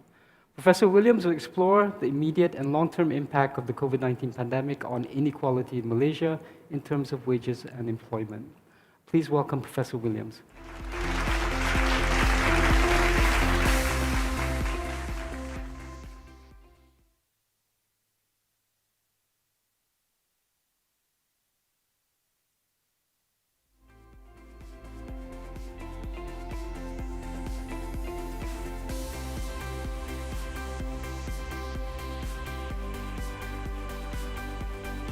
Okay, good morning. Thanks everybody for waiting for my presentation after Professor Stiglitz. It's a big ask for someone to come and respond to someone like him. So thank you very much for inviting me. Thanks to everybody from the Secretariat for supporting me during the course of the preparation of today's presentation. I want to look at the issue of inequality from the perspective of Malaysia, drawing on some examples here in Malaysia. And I particularly want to look at inequality in terms of what's happening in pensions and the question of pension inequality. But the first thing I want to ask and I want to look at is this question of whether inequality is inevitable or not. When we think about inequality, we look at the various causes of inequality and explanations for the various causes of inequality. We find that there are actually very many dozen different explanations of inequality, where it comes from and how it arises and the consequences of it. Many of these ideas have their origins in the conception that inequality arises because of unequal original endowments. In other words, people are poor because they were born into a poor environment. People are poor because they were born into a poor neighborhood. They were born into a poor country. And because there's an absence of resources available to them to begin with, it means that they get off to a bad start, and as a consequence of getting off to a bad start, their life doesn't really improve. Another form of common explanation for where inequality comes from, why we see it, is to do with socio-political power relations. And that is basically to say that there are various groups in society who, for one reason or another, have some sort of dominance in a hierarchy.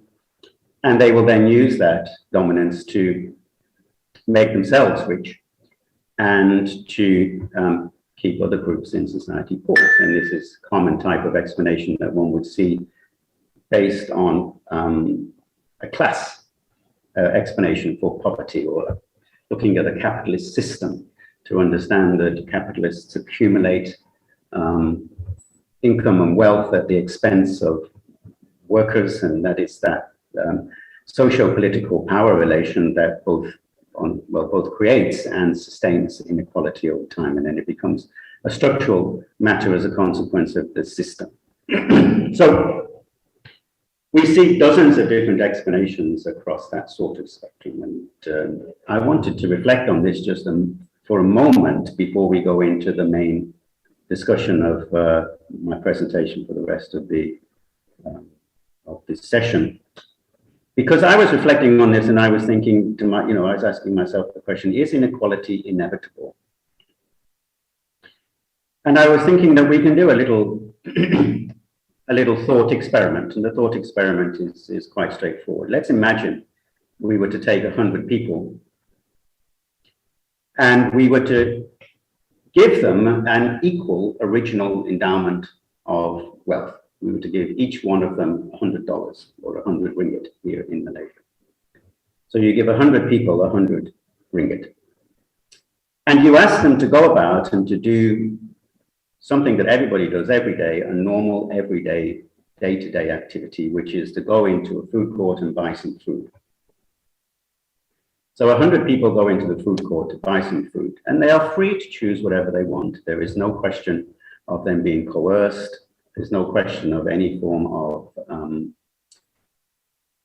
impropriety in terms of pricing. They are free to choose what they want. They are free to pay the price that is offered to them.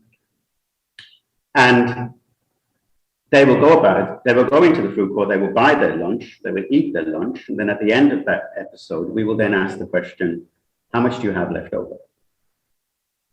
And we can imagine that from the simple activity of going about your everyday activities, something as simple as buying your lunch, even though we started with an equal allocation of $100 or 100 ringgit across 100 people, we would find that some people had 90 ringgit left, $90 left.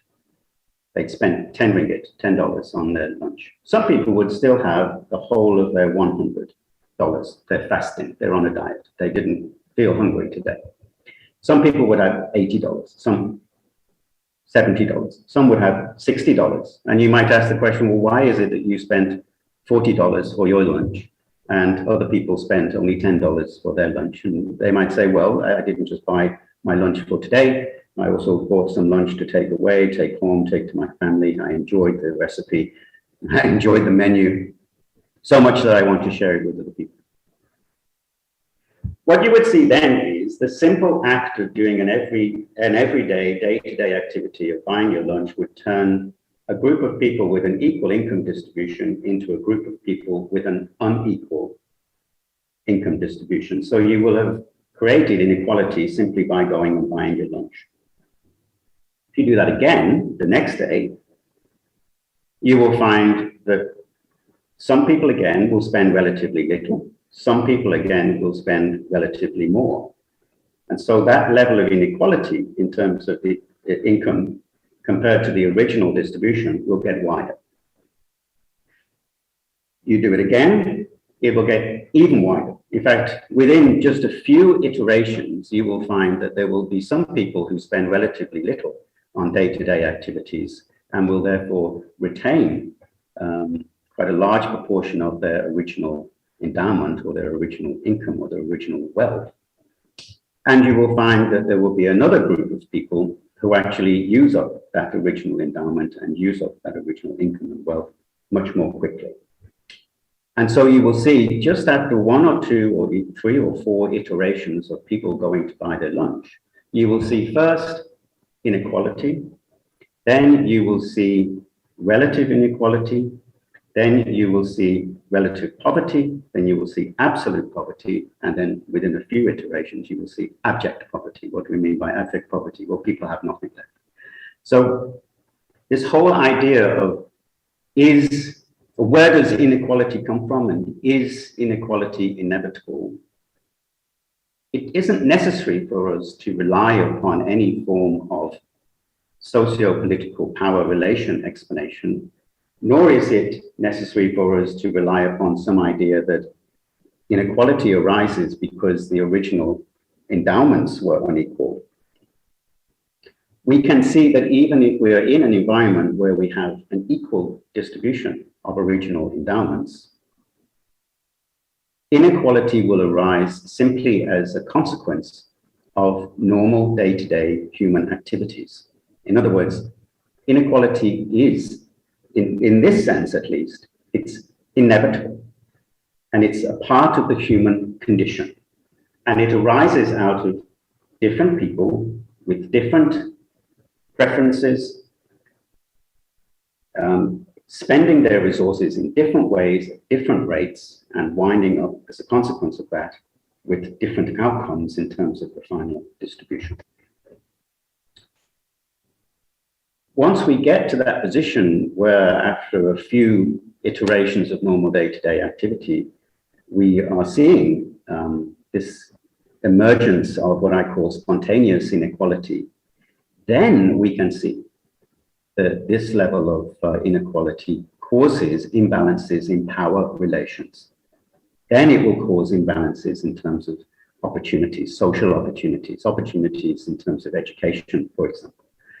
Then we will see that this level of inequality leads to inequalities in terms of outcomes. And these inequalities then become structural.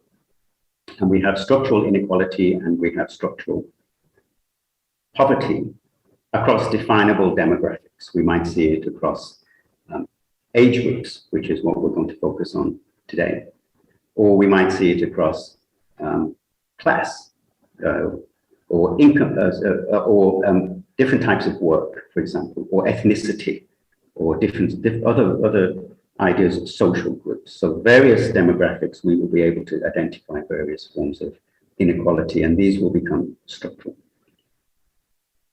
The reason I think it's important for us to reflect on inequality in this way is first for us to understand that it is a part of the human condition. Inequality is a part of the human condition, and it will arise out of normal day-to-day economic activities, even if we have an original distribution of endowments, and even if there are no social or socio-political power relationship issues causing or forcing the inequality. We will have it as an inevitable outcome of normal day-to-day activity. And what that means is that we need to think about how we're going to deal with that. It's something that we can't avoid, and it's something that we need to provide answers to and solutions to.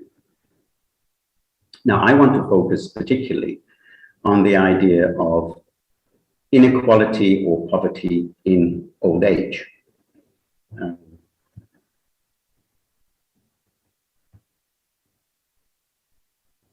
One of the key ways in which we try to deal with the issue of poverty and inequality in old age is through providing some form of pension. And I think it's interesting and important for us to sit back a little bit and reflect on the role of a pension system and what a pension system is. A basic definition of what a pension system is that it's a process to help us to provide an income or a pension for people who are no longer working and they are retired, and that normally means that they have reached a particular age. Now, in some countries, this age is fixed by regulation or by eligibility for the pension fund. In some countries, it's flexible. And of course, as we know, in countries where there isn't a formal pension system, people often don't stop working. They continue to work until the end of their life. And so that's a basic definition of what a pension is simply to provide people with an income when they're no longer working. But a more functional definition of what a pension system is that it's a process to ensure that senior people in the old age cohort have a decent standard of living, or that people in the old age cohort don't live the final days of their life and don't end their life in poverty. But pension systems have a much more important and a broader economic, social, and developmental role. One, from an economic perspective, is that pension systems help to maintain consumption across generations. There's an intergenerational consumption smoothing, we call this. So what that means is that those people who are in the older age group are able to maintain their consumption levels, or at least a reasonable or a decent standard of consumption levels. And if that older age cohort is very large, then of course this will become very important in terms of aggregate consumption, because if you were to, for example, have a third of your population in the old age group and their consumption levels were heavily constrained by lack of income, that would mean that aggregate consumption would also be heavily constrained because of lack of income, and that would have consequences not just for those in the old age cohort, but for those in younger age cohorts who also rely on aggregate consumption, aggregate demand as a driver of economic growth.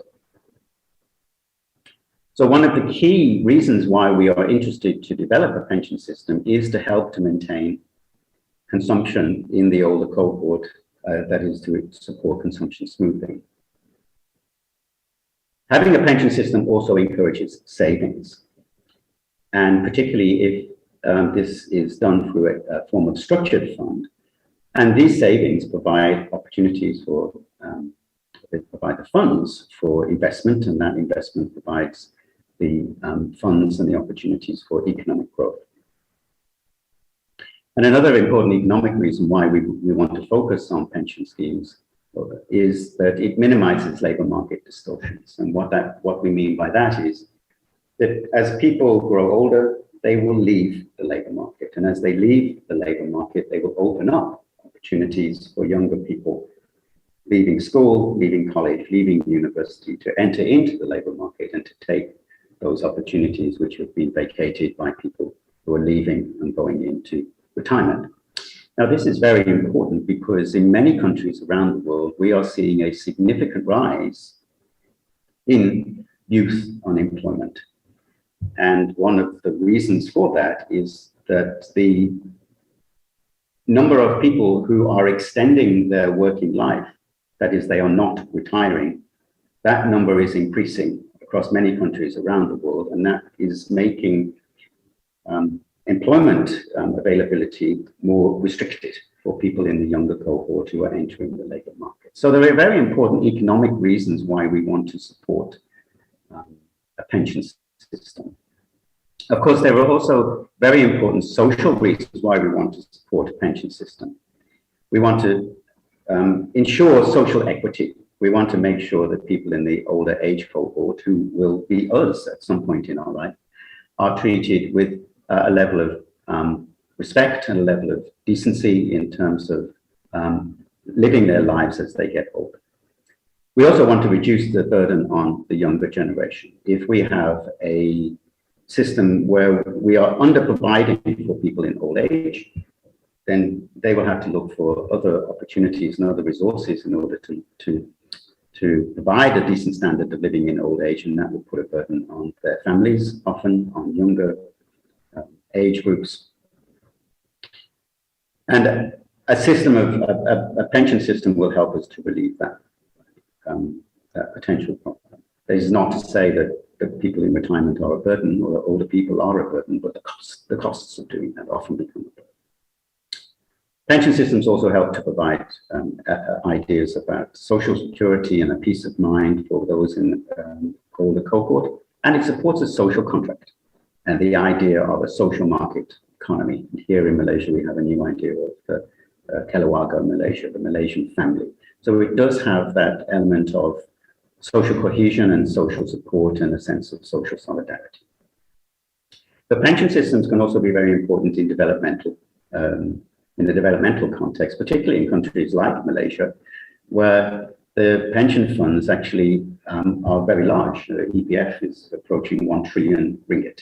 And these pension funds offer opportunities to invest in local companies, and they become active investors in local financial markets. They can also support structural development and provide funds that wouldn't otherwise be available. And they provide liquidity for the capital markets more generally and help to support financial market development. And now, in particular, pension funds are beginning to be drivers of environmental, social, and governance principles in the companies in which they are investing. And that helps to promote responsible business practices, environmental sustainability, and an environmental overall environmental program. Now, there are various ideas about what constitutes a sustainable pension system. Some come from the World Bank, there are some from the OECD, some from the World Economic Forum, if you're interested in that type of analysis.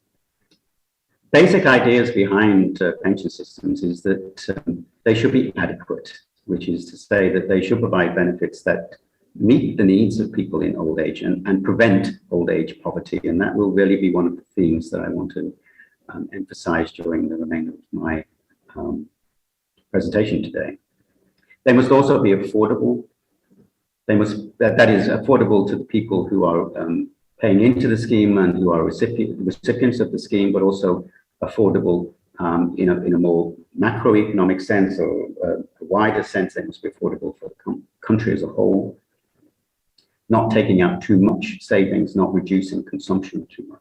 They must be sustainable, they must be predictable, they must have this equitable element to ensure intergenerational equity, and they must be robust. And this is one of the key issues that we have faced globally in recent months and the last 2 years because of the pandemic in particular, and particularly here in Malaysia, the question of robustness of the pension system to economic shocks and to changes in policy, in the policy environment. The particular issues affecting the pension funds here in Malaysia, for those of you who are not from Malaysia, are something which I'm not sure is experienced in other parts of the world, but it was a particular policy here in Malaysia to allow people to make withdrawals from their pension fund in order to provide them with income and cash flow during the pandemic period. And up to 101 billion ringgit worth of withdrawals were taken out of people's pension funds during 3 schemes, I-Lestari, I-Sinar, and I-Citra schemes, which allowed people to withdraw directly from their pension funds as a consequence of policy decision, that is, recommendation from the government, but also as a consequence of the impact of the pandemic. So this basic issue about the robustness of the system is something that's challenging here in Malaysia. But we also see longer term trends in pensions and longer term issues which challenge our conceptions of pension schemes, particularly the change in the working environment, the change in the impact, for example, of various megatrends, particularly technological megatrends, the fourth industrial revolution, for example, changes in the way that we are working, the so-called future of work agenda, which has in many instances been speeded up during the pandemic. The pandemic has been a bit of a catalyst to pushing forward on digitalization and automation and the rise of the gig economy, 0 hours contracts, informal forms of work, and what's often called a precariat, the emergence of a precariat, a group of people whose income is not stable and whose jobs and employment opportunities are not stable, and their overall position is more precarious. And so the OECD has been highlighting over many years longer-term trends and longer-term influences on how pension funds need to be designed. And these are things which have become a particular challenge all around the world, but certainly here in Malaysia.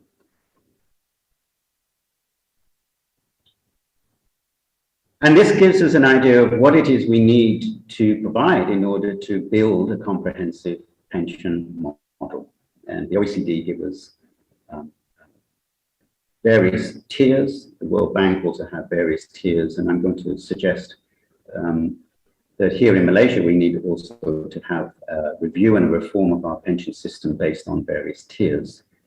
At the moment, we have, and we'll look at that in just a second, we have a rather poor coverage of pension provision across our population of working age. And we have only one particular response to that, which is a contributory pension scheme, where the contributions are made out of wages. The contributions are made by the employee and by the employer. They're made over the period of your working life, and that period of working life is fixed to end at around 60. And so what that means is that having just one tier in your pension system based on savings and the length of time that you are in work severely restricts the capacity of your system to provide these basic elements of ensuring that people in the old age cohort are protected from poverty, and ensuring intergenerational social equity, and ensuring ensuring robustness to shocks and all of those things. Let's take a look at what I mean when I'm talking about the coverage or the adequacy of the Malaysian pension system. If we take all Malaysians all together, or the working age population of Malaysia, which in fact does also include foreign workers such as myself, we have a population, a working age population of about 23.3 million people. Within that working age population, more than 7 million people are not working at all. So our labor force is about 16 million people. Now, those people who are outside of the labor force, including homemakers, people in training, for example, people outside of the labor force out of choice, people outside of the labor force because of the particular phase of their life where whether they're still in education or they're out of the labor force because of domestic reasons. These are people who don't at the moment have a formal pension provision.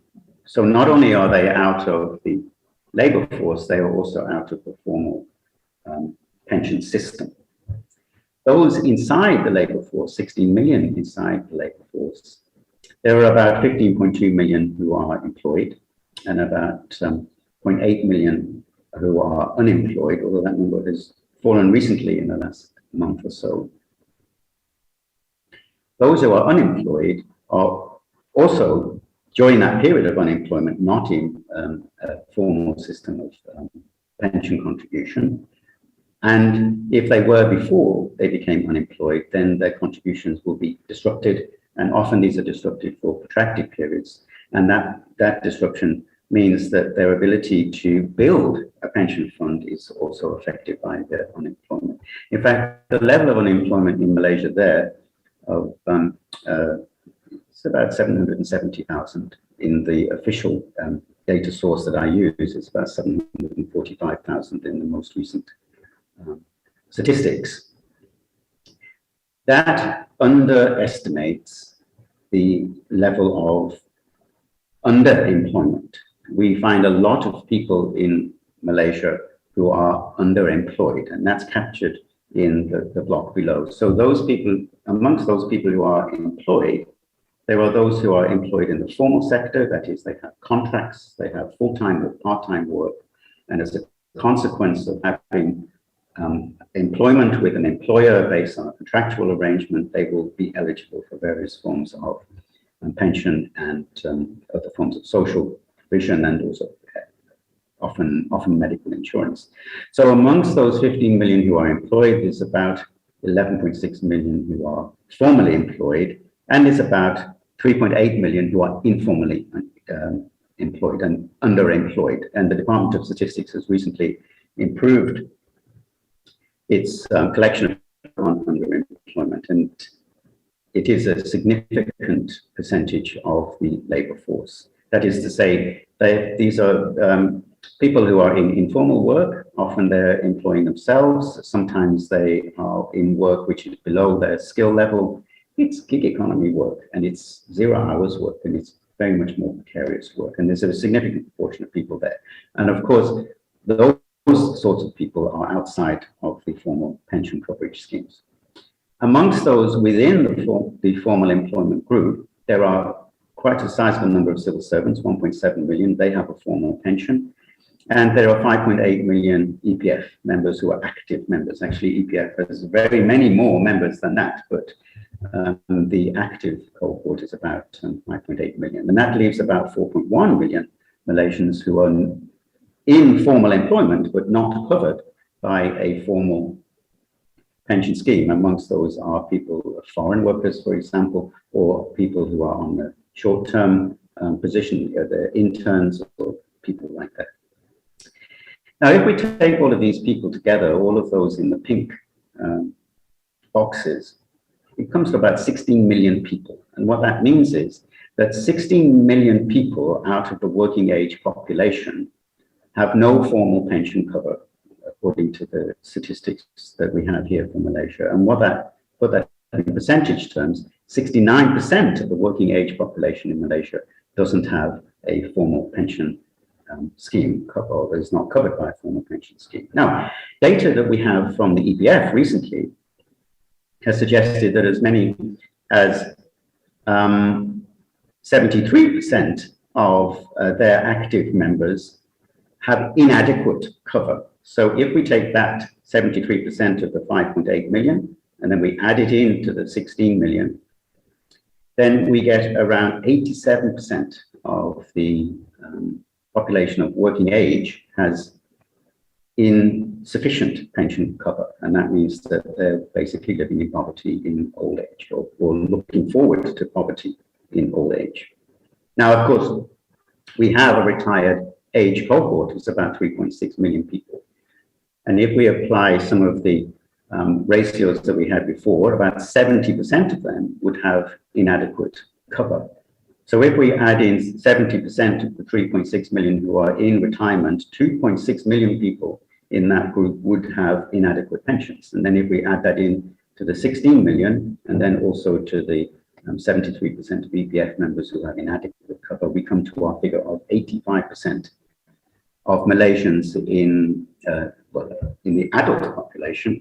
85% of Malaysians in the adult population have insufficient cover to look after themselves in retirement. And that means that they will be facing old age poverty, absolute poverty, and in some instances, abject poverty.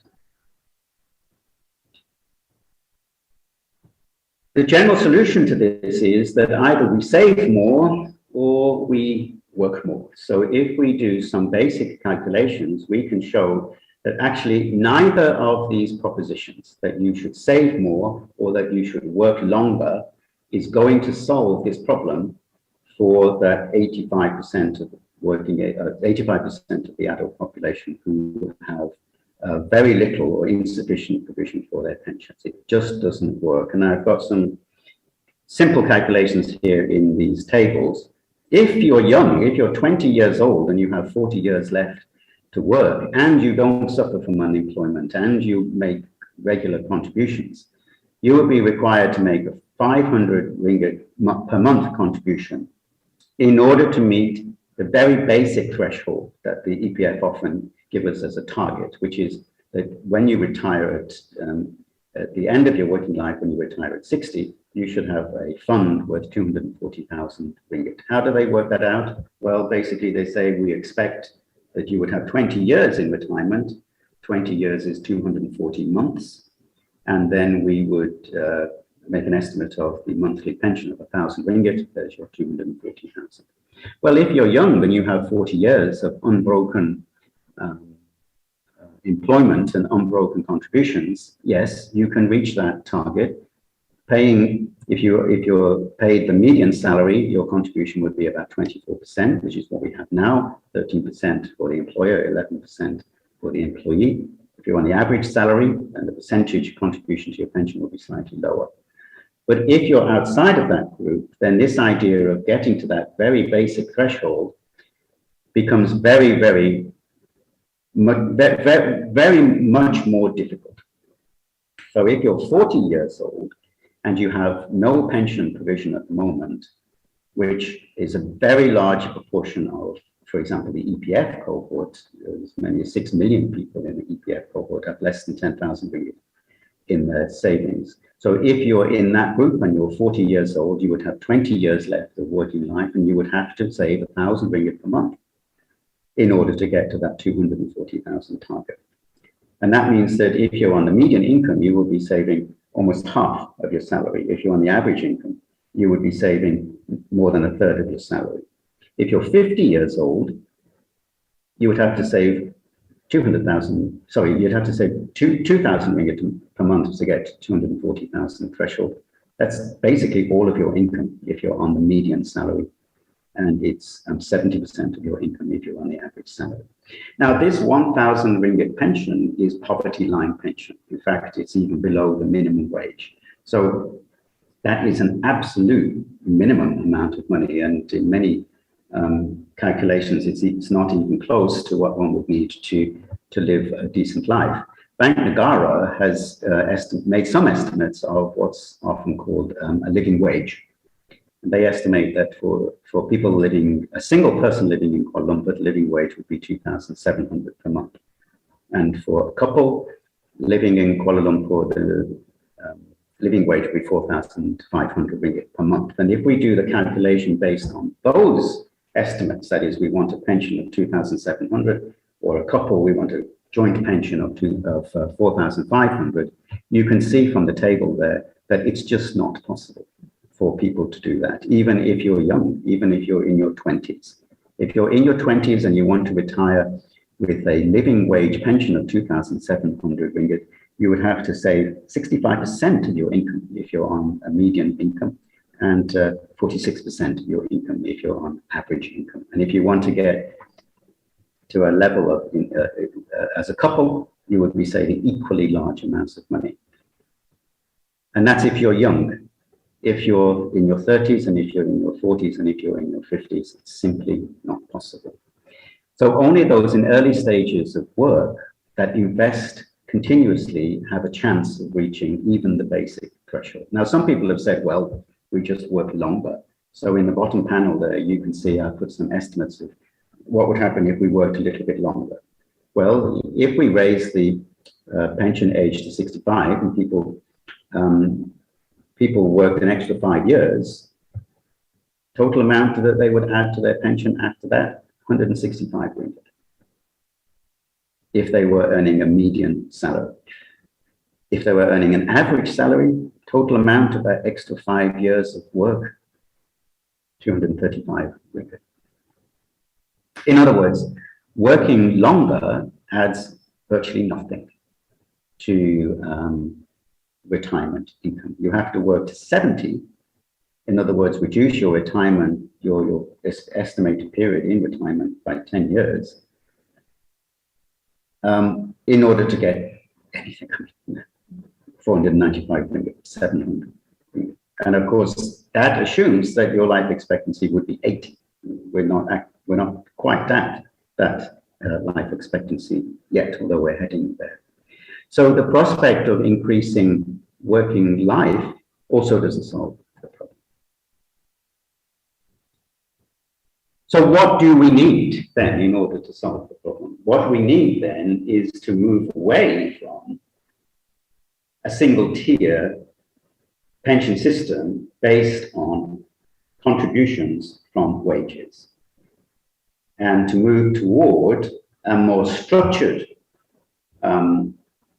pension scheme, a more comprehensive pension scheme, in which that proposition of contributions from wages remains as a significant component of the pension scheme, but isn't the only and certainly not the main component of the pension scheme. And we need to move toward what we call a universal basic pension. That is, in other words, we need to underpin all of the pension system by a non-contributory minimum basic and decent income level pension available to everybody in the older age cohort. And the target income that you would look for as a basic, a universal basic pension would be a universal basic income or a living wage income, the type of thing that Bank Negara has estimated 2,700 for a single person, 4,500 for a couple without children.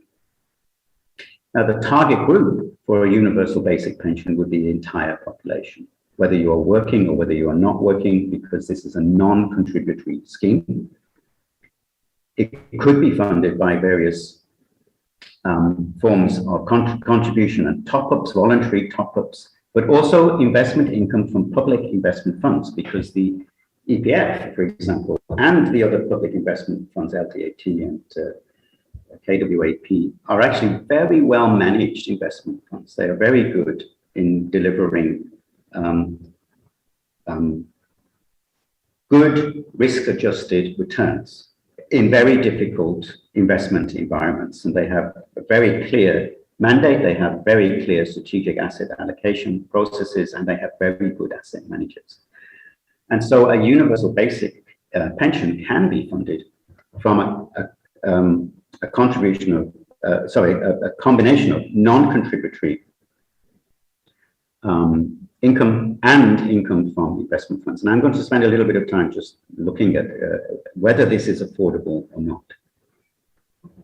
Above the basic pension, we would have a contributory scheme, not dissimilar to what we have now, but with some important changes. One very important change would be to eliminate the prospect of removing savings from your scheme before retirement, so that there would be first compulsory contributions, and second, no withdrawal, so that your fund would accumulate without being affected by periodic withdrawal. Then, in addition to that, additional desired income pensions, that we call them desired income pensions, for people who have higher income and want to retire with a higher income. And this could be provided through additional voluntary contributions, either into the public funds or into the private system, to offer some opportunities for private pension providers, which are very under-resourced here in Malaysia. And then the third is to look for alternatives to pensions as a way of providing people with income in retirement. Many people, for example, want to continue to work, but forcing them to continue to work, giving them an option to continue to work, is an important contribution to helping to look after their income and their welfare in older life. One of the most commonly asked questions is, can this be funded? How could you possibly imagine such a crazy scheme because it's going to cost the earth? Well, the answer is, it doesn't cost the earth, actually. And if we look at that cohort of roughly 3.5 million, 3.6 million people who are above 60 years old and who would be in need of an income in retirement, a universal basic pension in retirement, I've done some simple calculations here, which make it clear that depending on how generous you want to have the scheme, if you wanted to have just 1,000 ringgit focused on the bottom 10%, the cost of that is relatively affordable. It's only 2.2 billion ringgit.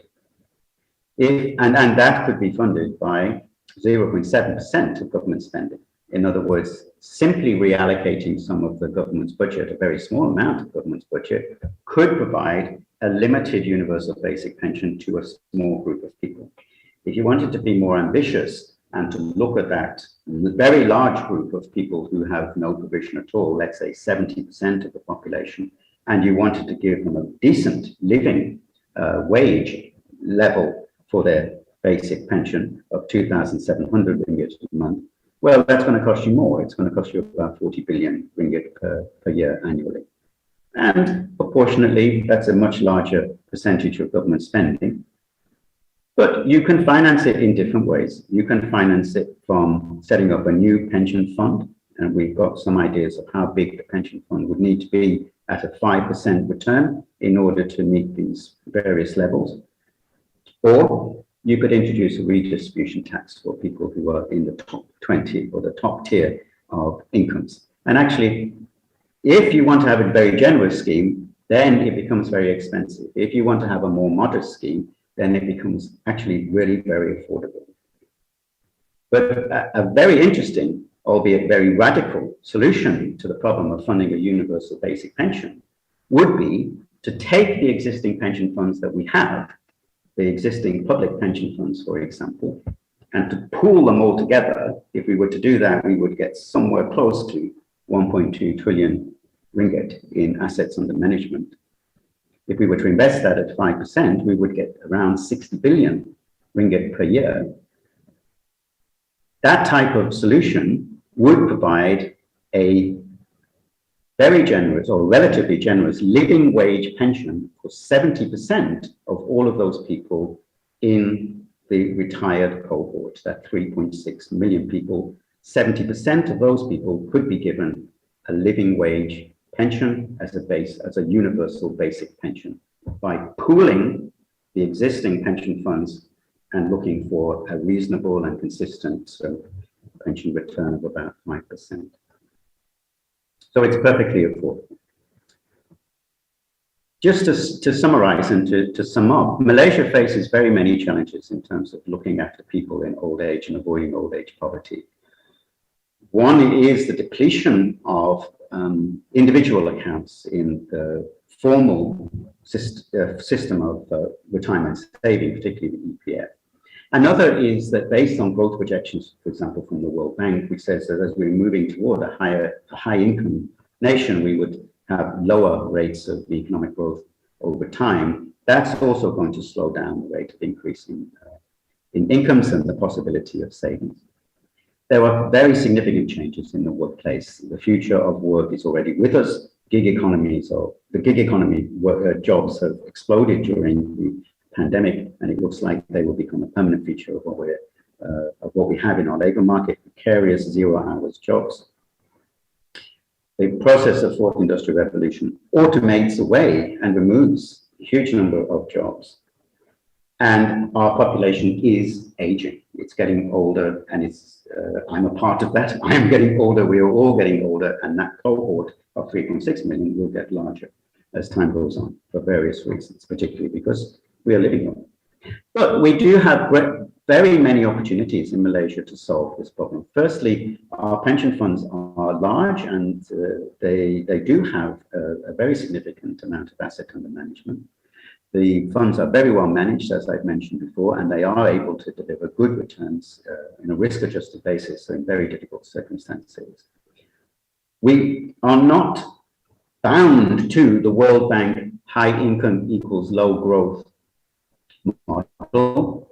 We still have opportunities to choose different types of economic model, and we have a new Malaysia plan which is proposing a different type of economic model, and that might help us to avoid slower growth and slower income in the future.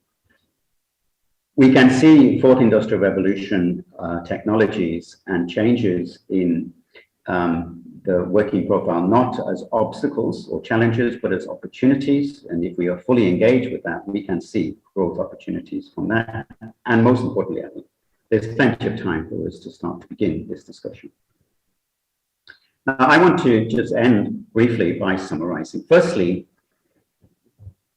when we think about inequality, it is my view that inequality is inevitable and it is a part of the human condition. And even if we were to go back to a utopia and distribute income evenly, within a few iterations of normal economic activity, we would see inequality arising, and that inequality would very quickly become structural.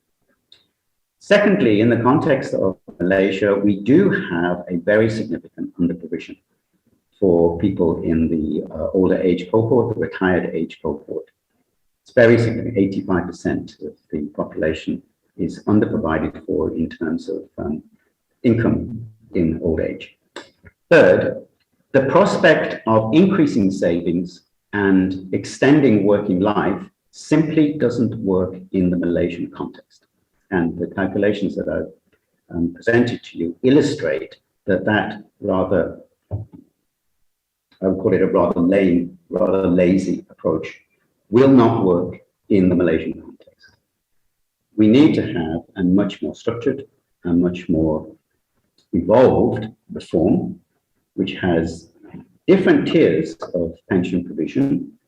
And in order to do that, we need to have a proper, fully engaged national discussion on how we can deal with that. It can be financed. It can be financed relatively straightforwardly, either just by direct government spending, by a combination of government spending, investment income, and redistributed taxes, or it can be financed very simply by consolidation of existing funds into a new national pension scheme. But all of those things require a significant national discussion and a consensus. And I think that's where we are. We have started that discussion, and I hope that we will be able to reach consensus relatively soon. Thanks. That's all I have to say. I think we may have some time for questions. Thank you, Professor. We've got a few minutes for a couple of questions. First, Are taxation and contributions the only source to provide old age income? Are there any other models out there that would be a good example to be implemented? Well, they're not the only option. I mean, I've shown a number of options. One, of course, it depends upon how generous you want your system and the coverage of the system. I mean, as I pointed out, if you wanted to give 1,000 ringgit per month to the bottom 10% of pensioners, it's very affordable. And in fact, you wouldn't need to have anything other than a redistribution of existing government finances. It's less than 1% of the existing government finances. But if you want to be more generous than that, and of course that's what we would be aiming for, a combination of direct contributions from the government, income from a new national pension scheme, and redistributed taxes can be very easily calculated, where the burden across any one of those three options in a portfolio is relatively less. Of course, I've also suggested a hugely radical option, which is to take all of the national pension scheme assets under management, change the entire system, and then use that as the basis of providing an income at 5%, which could give you, as I pointed out, 70% of people in retirement could get a universal basic pension at the level of the living wage as calculated by Bank Negara. Although I do recognize that's a hugely radical, it's a big call, but it's a solution. Right. Second question is, the EPF has done a good job in assisting the accumulation phase of retirement savings. How would you view EPF's role in the decumulation phase? What should we be doing? Well, I think that EPF has done an excellent job, and you can see that just by the size of the fund. But of course, the issue is not the total size of the fund or the returns on the fund, which are very, as I mentioned, I think they're very good on a risk-adjusted basis under very difficult circumstances. The fact is that it's a membership scheme. It's essentially a membership scheme where individual members have accounts. And the structural impact or the structural effect that EPF is having to face is the fact that there are so many members who have depleted their accounts, even though the total fund is very large. You have millions, 6 million with very little in account one, 9 million with very little in account two.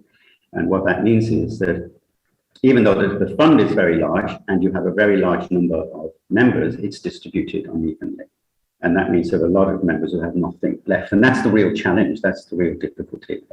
And this is, I wouldn't say that this is, it's certainly not the fault of EPF. I mean, this is a particular decision of the policy to allow that to happen. Whether it was justified or not is outside of the scope of our discussion, but it happened. And that's the situation that we're in. Now, how do we deal with that going forward? As I say, I don't see in the basic calculations that you can get people to save more because their incomes are too low. And in fact, during the pandemic, their incomes went down. The average and median incomes went down 9% and 15% during that period. So asking people to save more isn't a solution. Asking people to work longer is also not a solution to that. So the EPF will continue to play a very important role, but it won't be and it'll be an anchor institution, there's no question about that. But we can't look to the EPF alone to solve the problem, because also we need to look at all of those people who are outside of the EPF system. And although the EPF is introducing new products and new opportunities for people who are home workers, for example, or people in the gig economy to start to make contributions into their pension, the problem is that their incomes are too low, so the contributions will not accumulate to the level that is needed for retirement. So I see EPF as playing a hugely important role as an anchor institution, but I don't see EPF, and I think it would be unfair to ask EPF to solve the problem alone. It's something that has to have a wider conversation and a much more fundamental reform. Okay, so thank you so much, Professor. I'm afraid that's all we have time for. Please join me and give me a hand to Professor Williams. Thank you. Thank you very much indeed. My pleasure. So moving on to the next session, we have here Mr. Anas Zubeidi, Managing Director at Zubeidi Malaysia Sdn Bhd, His highlight session will be touching on education and social inequality. Mr. Anas is a graduate of University Malaya and a Malaysian businessman who speaks English, Malay, Hokkien, and some Tamil. He manages a team of facilitators and consultants at Zubedi and is currently Director of Social Innovation and Change, School of Liberal Arts and Sciences, and Adjunct Professor for Politics and Public Issues at Taylor's University, Malaysia. He is also a Senior Fellow at the National Human Resource Center, HRDC, Malaysia.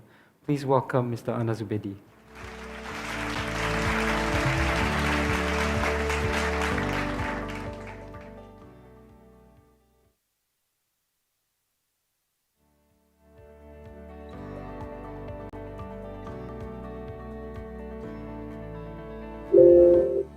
Thank you very much. Assalamualaikum, Samjata, and peace. Thank you to EPF for giving me this chance to share some thoughts. My topic today is education and social inequalities in Malaysia. Where are we? Where do we want to be? And what is to be done? But my message to you is actually, we did well since Merdeka, but we need to do a lot more. So allow me to indulge by sharing a saying from Confucius. Confucius said, if you're planning for a year, sow rice. You're planning for a decade, plant trees. You're planning for a lifetime, educate people. If you look at the first word or sentence given to Prophet Muhammad in the Quran, the first word in the Quran is actually read. Read in the name of your God. It's study, read. And the Muslims, for example, were asked to pray, my Lord, increase me in knowledge in Quran 20:114. So the return of education is highest for the poor. A poor person with just some basic education would have on average double the wealth of those who don't. This from the OECD studies. Now, education has been one of Malaysia's key platforms to correct social inequalities since Merdeka. Let me just give an easy pictorial example. By focusing on education, today I'll talk more about tertiary education, because tertiary education will give the most impact. Local studies say about 42% increase, and OECD says 55%. With education, we will have better employment. And with better employment, we may have money to save. Doesn't mean everybody will save, but propensity to save is more. But more importantly, with savings, we can actually buy assets and have wealth that we can pass on to the next generation. This is what we can call the initial state that matters, the initial condition that matters. So what I'd like to do to start with, this session, ask go through very briefly, answer three important questions, very, very briefly, because we only have 45 minutes. Where are we?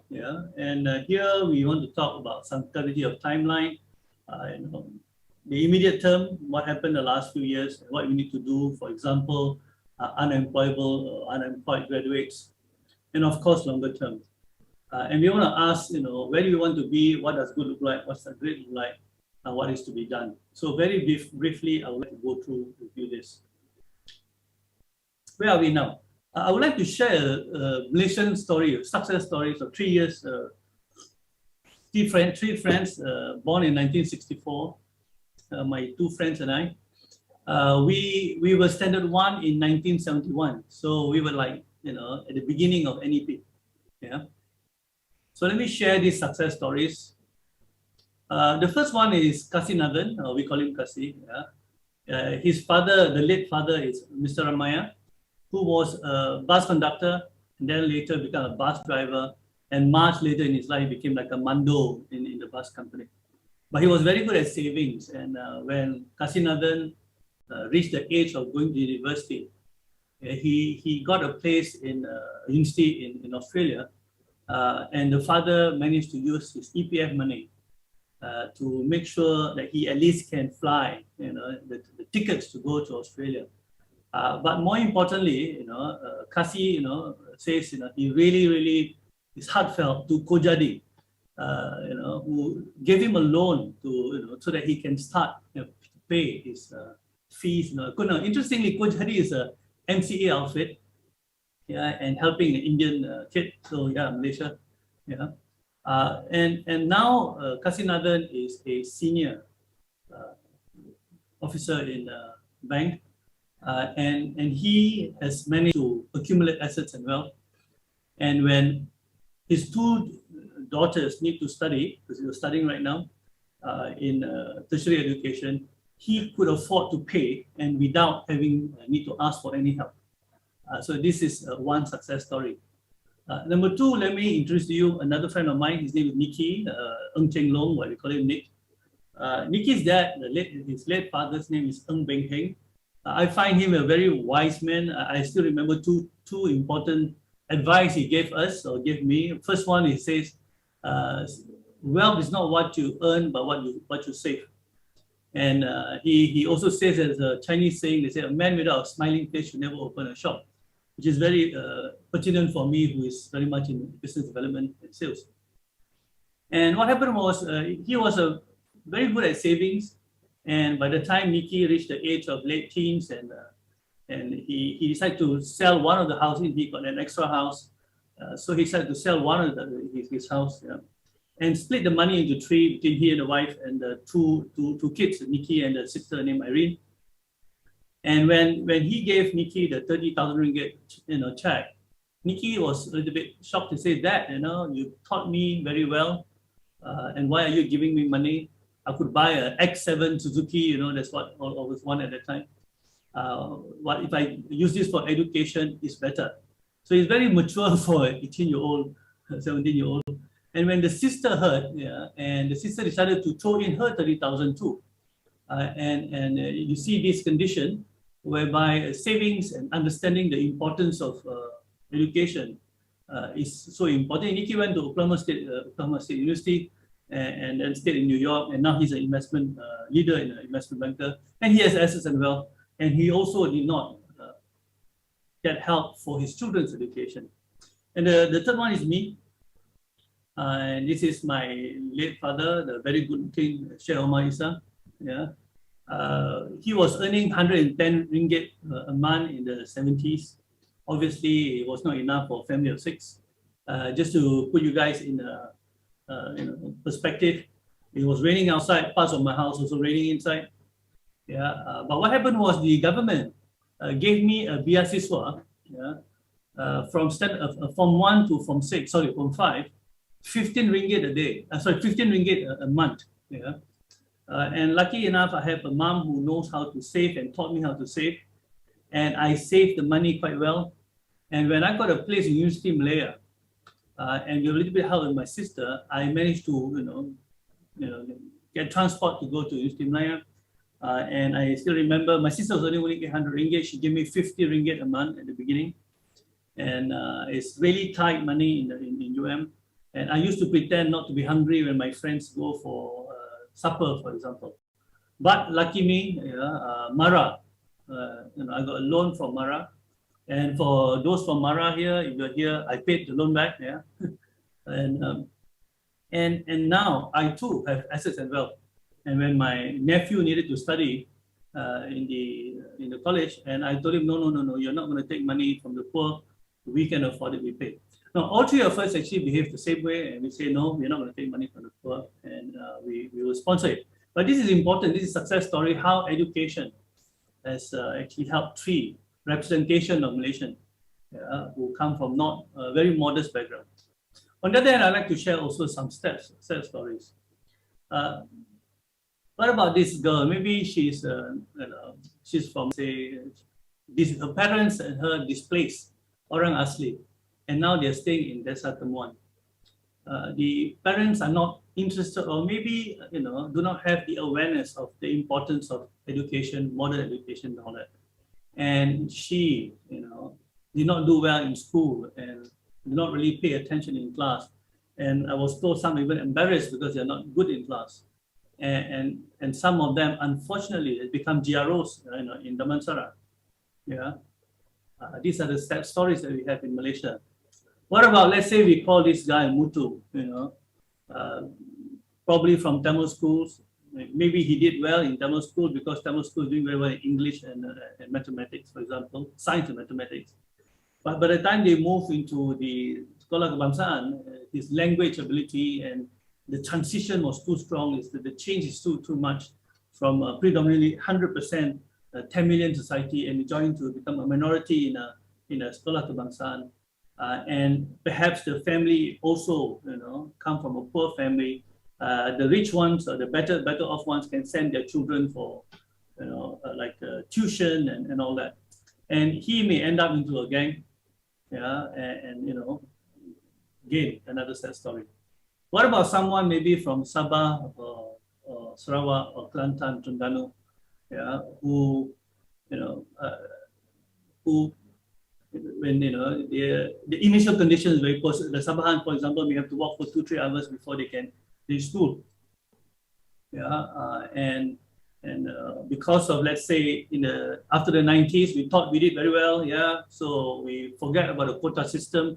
We went to meritocracy system, and even though he or she can get a place in university, but did not get a place because qualified but cannot go in because of we took away the quota system from poor people like him. Or maybe he could be one of these my nephew's friends who came from the Kelantan and Terengganu in what you call that to KL in Teras to do the CAT in a corporate KPTM. And the story goes like my nephew told me that a few of his friends, after a couple of weeks in KL, decided to go home because they don't have enough money to eat. So they just drop out of the college because they don't have money to eat. So what happened to these people? They will go into a vicious cycle. They won't have assets. They won't have the education they need. And in fact, Mutu may die before he's 20 years old because high numbers of the 10 million poor, for example, became gangsters. So this is where we are right now. So we need to understand. We have done well, but there's a lot to do. So let me just quickly go through some numbers. The preferential treatment policies like the NEP did succeed in providing better educational opportunities to the lower income groups, especially the Multi Trust. For example, Multi Trust registered professionals increased to almost 29% by 1990 and 41% in 2008. Poverty rates dropped from 49.3% in 1970, 16% in 1990, 3.8% in 2009, 1.7% to 2012. COVID spiked it up to 5.6% in 2019, as the Prime Minister earlier said, and 4% 2020. And with the hope that next year we'll do a bit better. While the affirmative action program did well, inequality is still evident along ethnic, especially inter-ethnic, but also intra-ethnic lines, class lines, location, urban versus rural, regions within Semenanjung, the states versus Kelantan, and Terengganu versus Penang for Johor or Selangor, and of course between Semenanjung, Sabah, and Sarawak.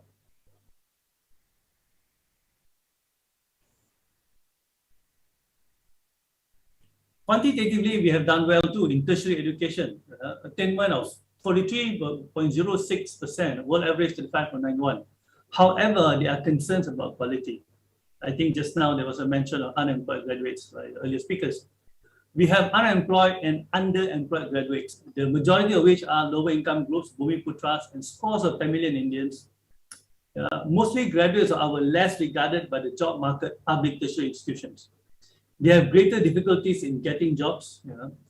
Non-Malay Putras from Sabah and Sarawak experience even higher unemployment rates.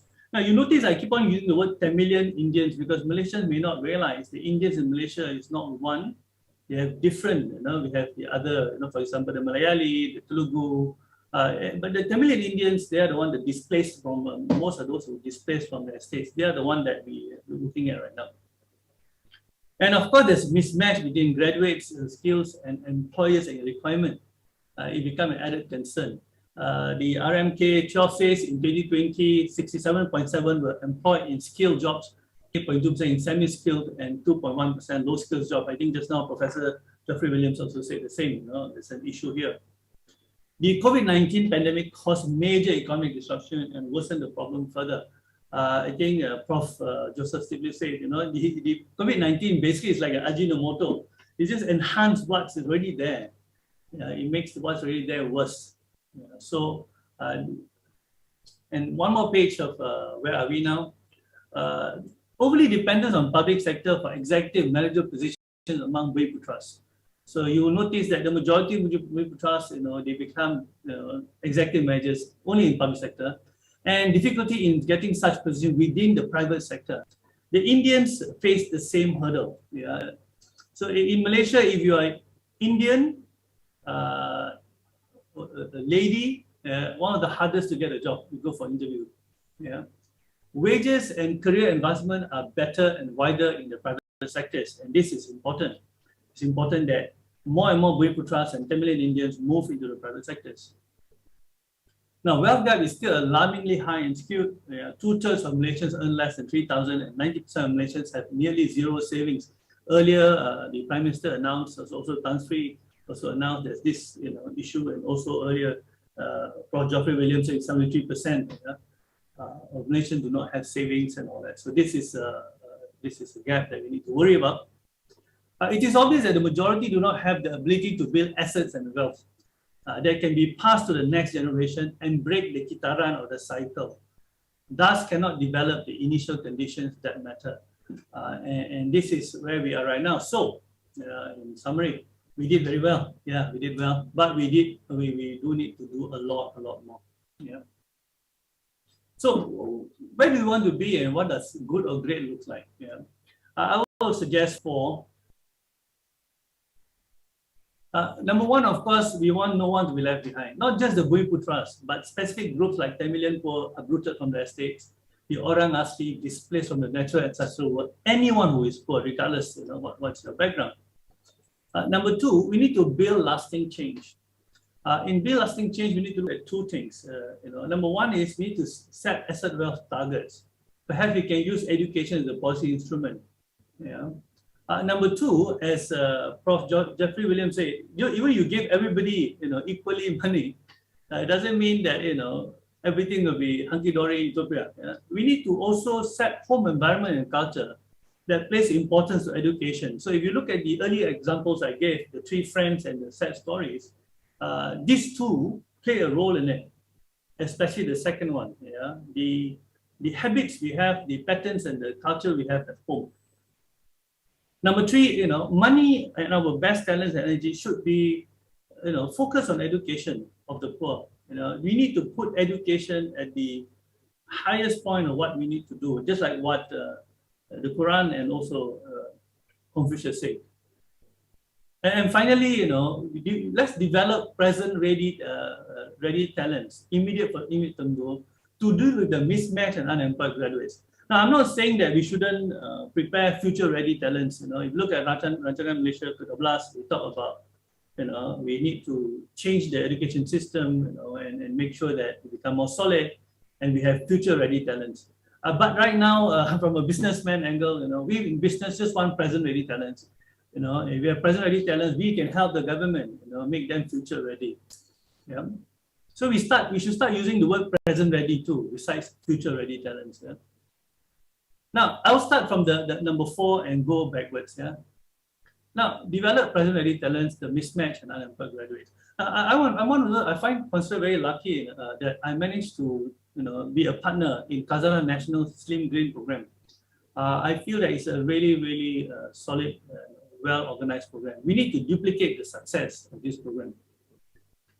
The Khazanah National Slim Green Program between 2015 to 2019 had a cohort of 12,000 unemployed graduates. So it's a good number that we can see. It's a very good sample size. And it was a well-led and organized and strictly monitored, very well-led, very well-organized, strictly monitored, and very performance-based collaborative 6 months intervention program. Now, between the graduates who are unemployed for over 6 months, those who are unemployed after 6 months, they can join this program. Between the industry, training development companies like Zubaidi, who, we in training development companies, we know a little bit more, we are more familiar with what needs of the industries, so we can deal with the mismatch, and Khazanah National. Now, we managed to achieve 70% rate of success, and I would consider this is not bad for 6 months to repair what has been not enough for 12 to 16 years. I think it's a good success, and many who choose those who choose not even to work even after we give them the job. These are very good numbers, and I hope the government may think about how we can duplicate what we did with Khazanah National. Use that technology so that we hit 70–80% rate of success. Now, number 3, money, best talents, and energy are for education of the poor. Let me tell you a story I heard about the late Tun Razak, our second Prime Minister. I was told by a very good friend and mentor of mine that when Tun Razak became the Prime Minister, he moved into the Prime Minister's residence. His children, asked whether, since it's, a Prime Minister's home, can they have a tiny, not a big swimming pool, a tiny swimming pool? And Tun Razak, it's very hard to say no to your children, and for me, for my nephews and nieces. But Tun Razak explained that, the country still has many poor people. And the money we use to do things like this, like swimming pools, should better be used for the poor. And I think that is something we all need to reconsider. We must allocate money them where it matters. I'm not saying like, that top government servants should not, let's say, be given free tickets overseas. Maybe the KSN, instead, if let's say our top government servants are flying first class for their holidays, maybe just change it to business class. And that difference is enough to send many poor kids to university. Maybe we don't need expensive cars for our politicians, sorry, I give you honest, and our government servants. Get adequate cars, be moderate in it. And make every ringgit count. We must make sure that every young Malaysian who's eligible for university must go to university. Money should go there first. Not cars, not trips, not fancy things, not beautiful explosion and during Hari Merdeka. And we must make sure those who can be a doctor, a lawyer, a technologist, and want to be a doctor, lawyer, and technologist, we make sure our students and our youth get to go there by making sure that we use our money correctly. And I hope the politicians and the government leaders, pay heed to this. And now I'm going for 3 and now 2. Build lasting change. Set asset wealth targets. Use education as a policy instrument. As you said earlier, make more people go to university. Make sure they got better jobs. Then they can, have better jobs and have assets. So if you remember carefully, my friend Nikki, the parents managed to save money and have assets, and I think that is important. And now, all 3 of us, we have assets and wealth that we don't need the government's help to send our kids to study at university. So affirmative action must continue. Please, guys, let's not, we'll talk later about politics and all that. Affirmative action must continue. Careful meritocracy. Meritocracy and equality in the loose sense favor the rich and powerful at the expense of the poor and the weak. So we need to be careful with this. Don't celebrate too soon. We need policies and targets to promote savings and accumulation of assets by the poor and since they undertake it. In fact, this is where maybe EPF can start, even a special one. I know now we can, use money for EPF to buy a house or that, but perhaps from the very beginning, we need to have a certain amount straight to housing to make sure they have properties. And perhaps the government should also, let's say they put 1 or 2%, maybe the government should give 1%, 0.5% or whatever, or maybe even the employers. And we need to deal with the biasness, planned or unplanned, conscious or unconscious, in hiring and promotion within the private sector. There are too many research and showing that there are, perhaps planned or unplanned biasness. We need to deal with this. And the second part of build lasting change, we need to set home environment and culture that place importance to education.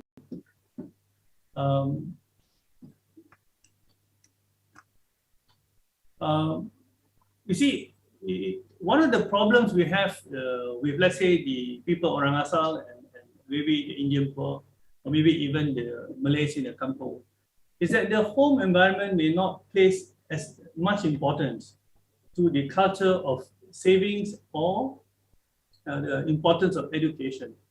Yeah, we cannot change a nation without changing the homes. So this is where they will go into what you call the virtuous cycle or kitaran. And here we have to look at a 4+1 level of change. What we need to do is we have policies, targets, and campaigns to social engineer a more conducive environment for education in homes and communities. Yeah? Communities because I'm thinking about, for example, the Orang Aslis, the Indian poor in specific areas. Yeah? Now, we should not underestimate the knowledge of how. Do they have the skills to do this? You know, how do you set an environment in the home so that education becomes important? We need to see how we can create more positive attitude.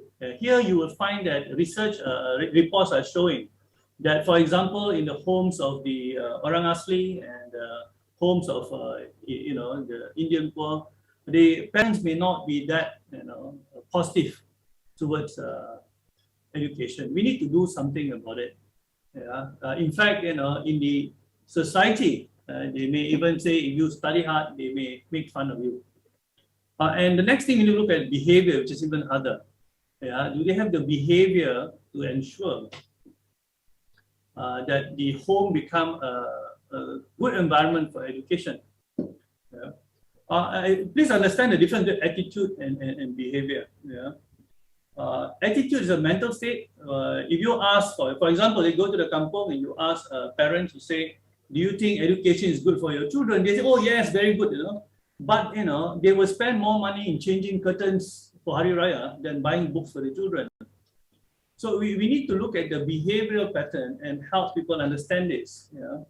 What are the things you need, what are behavior we need to create in the home that will promote education?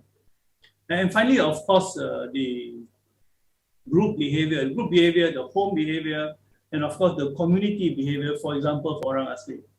And what is the one is the awareness.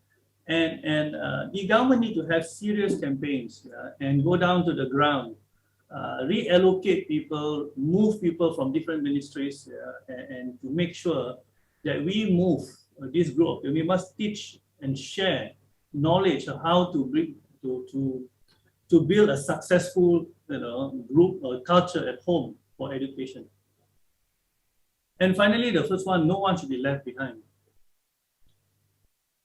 Targeted and specific affirmative actions for these special communities, whether it is a Tamil poor or the Orang Asal, maybe our Sea Gypsies in Sabah.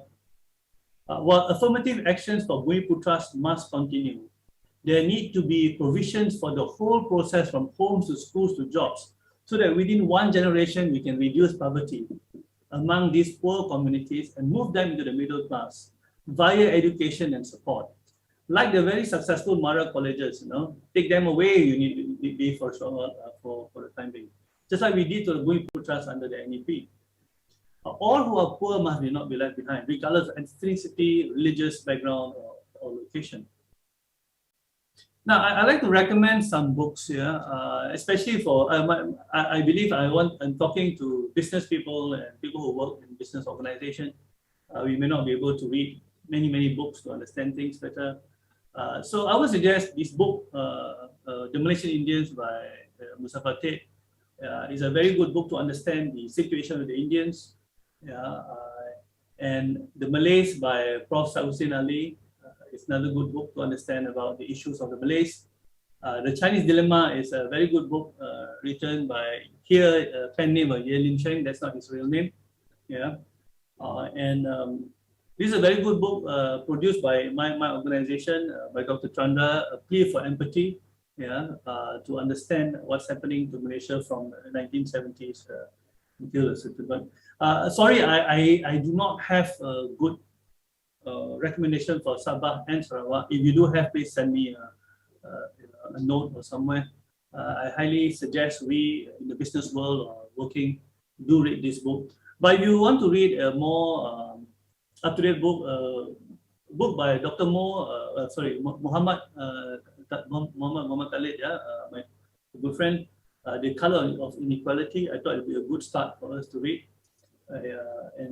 So that we actually be up to date what's happening, so we be able to see what is needed to be done. Now, some reflection. Reflections here. I think we need to ask some questions. I think we need to ask some questions and ponder a little. Can we reverse 500 years of colonization in just 60 years? I think these are very important questions for us. How about the British legacy? Can we do it in 60 years? Are we asking too much? Is it too soon to say that that we don't need all these affirmative actions and all that? Number two is it not time for us to decouple political propaganda away from the plea of the poor, whether Bumiputra or otherwise?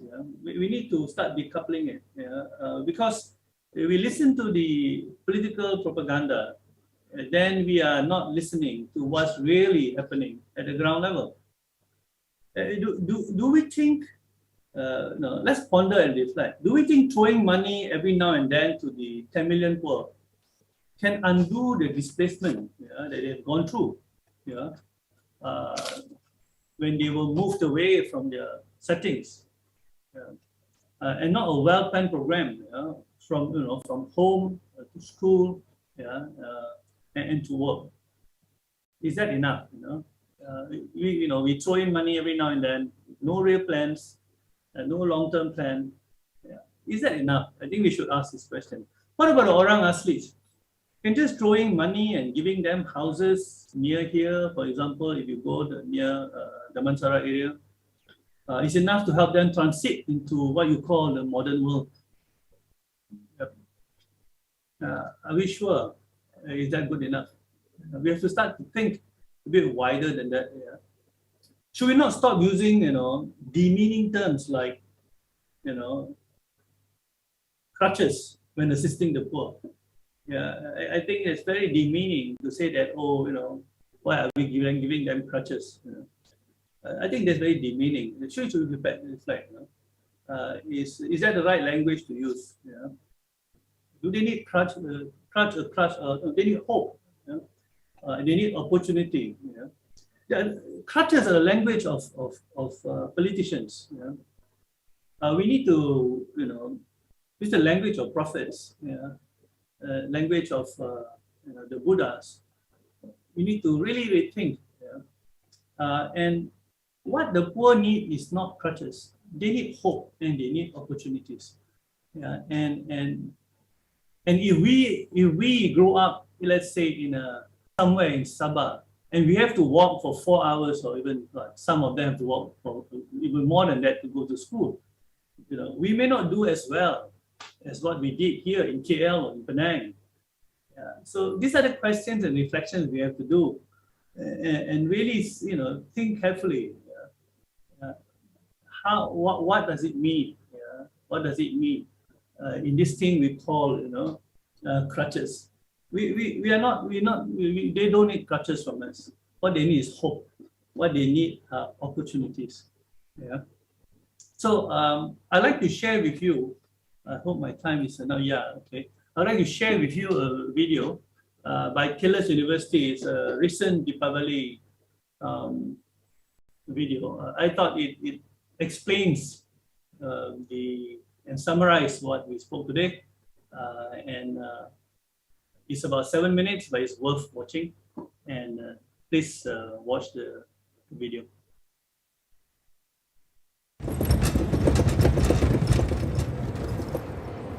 Okay.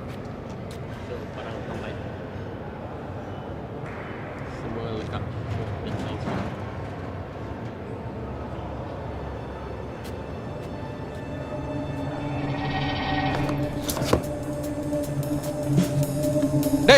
இல்லடா முளைச்சு 3 இலை விடல, அதுக்குள்ள திருட கத்துக்கிட்டியா? என்னடா அது? ஒன்றும் இல்லை சார்.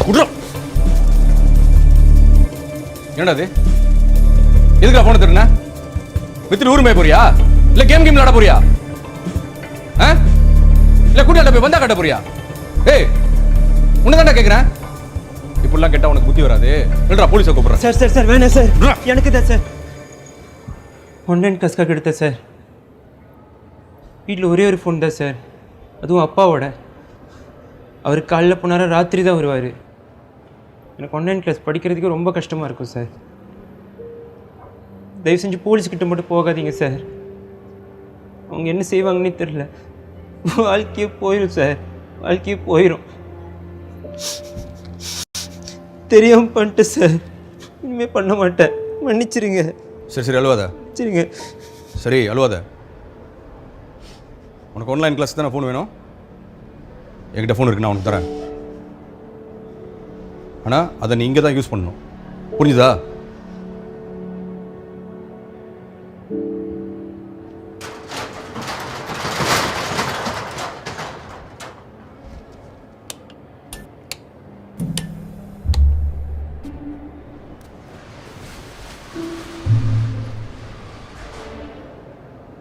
அங்கே போய் படி.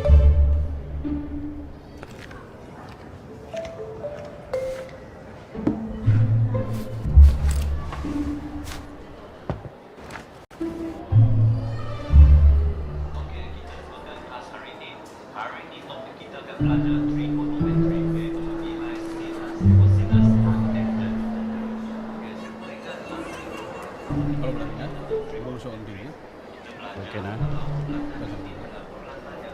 தேங்க்ஸ்ண்ணா.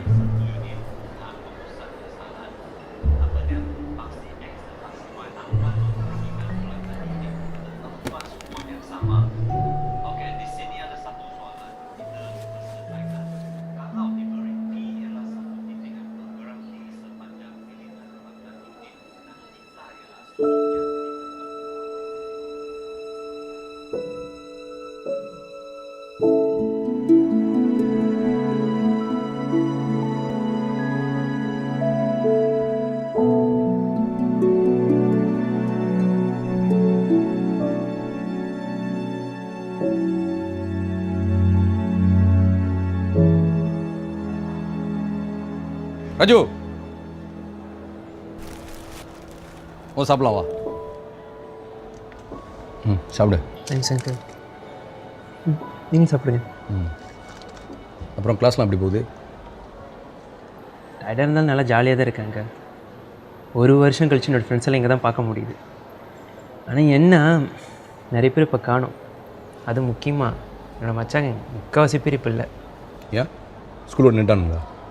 அதான் போல். என்ன பண்ணுறது, நம்ம பசங்களில் சில பேருக்கு படிக்கணுன்ற ஆசையே இல்லை. எல்லாமே சொன்னாங்க கிடைக்கணும், போய் கேங்கில் சேர்ந்துருவாங்க. அதுக்கப்புறம் திருட்டு சண்டைன்னு ஊர் பூரா பிரச்சனை தேடி வச்சுருவாங்க. அங்கிள் மன்னிச்சிருங்க அங்கிள், அன்றைக்கி நான் ஃபோன் திறந்ததுக்கு. நல்லவங்க சில சமயம் வேறு வழி இல்லாமல் தான் தப்பு பண்ணுறாங்க. இப்போ ஒரு பையனோட வீட்டில் காசு இல்லைன்னு வச்சுங்க, அதுக்கப்புறம் அந்த பையன் ஸ்கூல் விட்டு நின்றுவான். ஸ்கூல் விட்டு நின்றாக்கா எவன் நல்லா வேலை கொடுப்பான். அதுக்கப்புறம் அவன் பிள்ளைங்களும் அதே மாதிரி தான் வளரும். இதுக்கெல்லாம் முடிவே இல்லையா அங்கிள்? இதே மாதிரி நம்ம சமுதாயத்தில் நிறைய நடக்குது. அதுக்காக தான் நான் உன்கிட்ட திரும்பவும் சொல்கிறேன், படிப்பு மாத்திரம்தான் நம்ம தலையெழுத்தை மாற்ற முடியும். முதல்ல நீ மாறணும். நீ மாறினா தான் உங்களை சுற்றி உள்ளவங்களை உன்னால் மாற்ற முடியும். கண்டிப்பாங்க.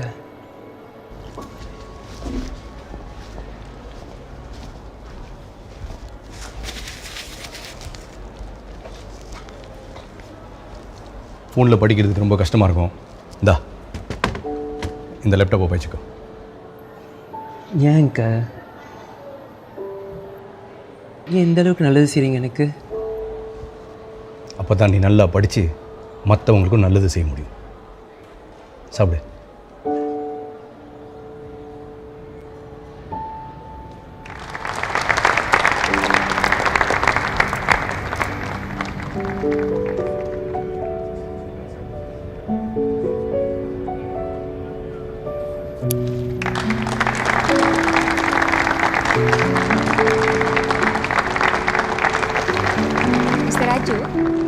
ஆண்டு மலேசியாவில் மிக சிறந்த இளம் தொழில் அதிபரில் நீங்களும் ஒருவர். இப்போது இந்த லாப நோக்கமற்ற கல்வி மையத்தை ஆரம்பிக்கிறீங்க. இதெல்லாம் எதுக்காக செய்றீங்கன்னு தெரிஞ்சுக்கலாமா? சந்தர்ப்பம்.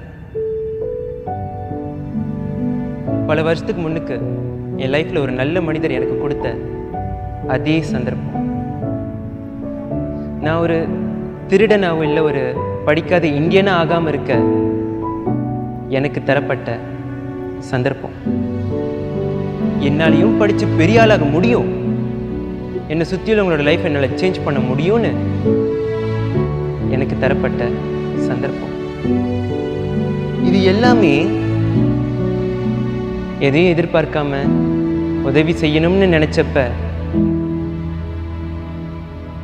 உருவான சந்தர்ப்பம்.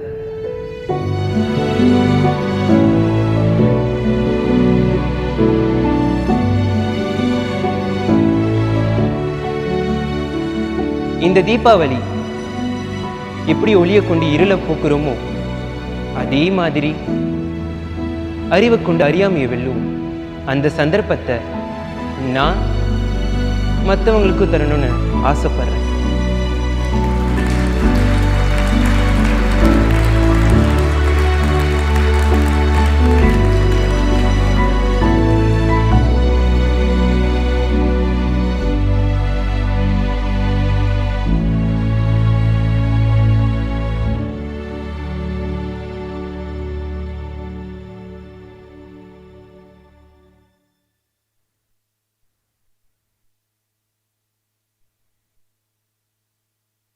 Well, the poor does not need crutches. They do not need crutches. What they need are hope and opportunities. Yeah.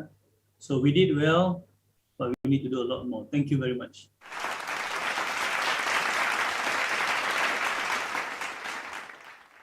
Okay, thank you, Mr. Anas. I think that was pulling at the heartstrings, and I think we love the video.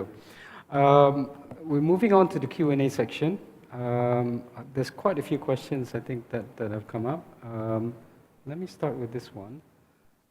You made a comparison earlier with between a privileged family and those who are less privileged, and it was quite clear. How do we break the vicious cycle, especially among children of the urban poor who are less privileged or privy to the importance of education? I think there's no one answer. There should be, it is what you call that is a multifaceted question, what you call that problem. Yeah? I think first thing, of course, we need to, if possible, take them away from their current environment, just like we did for the Mara kids. And Mara kids, what we did was we picked the smartest of the Malay kids or Bumiputra kids, and we put them in a residential area. But when come to the poor, we actually should pick as many as possible out. Because they need a different environment for a while. You know how in Malay we have this thing called tapak semayan. To make sure kids, you can grow a tree, you need to put the shoot in a different place. And I think we need to go directly and help them away. Partly because the environment at the home is not conducive. For many of the kids in the more difficult area like PPR and all those things, if possible, we took them away, just like we did for the Mara kids. And of course, by going into the places, it's not easy because I have friends who have done it. We need to find a way to. They do not have things like tuition. Maybe we can organize things like that. Yeah, help the one which needs help. It has to be more micro. Is actually cannot be one size fit all. Yeah, in different areas, but in different what you call engagement. Okay, this is the follow-on from that comment. I think there's a very similar question here. There are barriers to creating a conducive environment for education in lower-income homes, for example, in PPR, where it might be noisy and cramped. There's a lot of focus on the individual, but what about government responsibility in providing quality services, like, for example, accessible public libraries?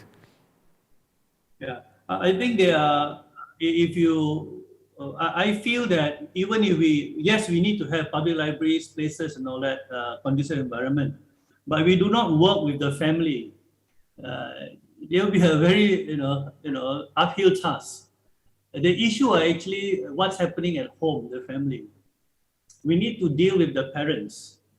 Yeah, if let's say that's the real issue, and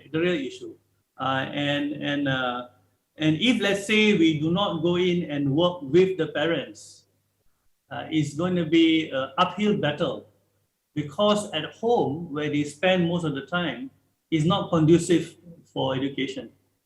Yeah, I mean, sorry, I use words like, I feel that there are many parents still do not know the difference between the importance of buying books versus, for example, not just parents, generally Malaysian.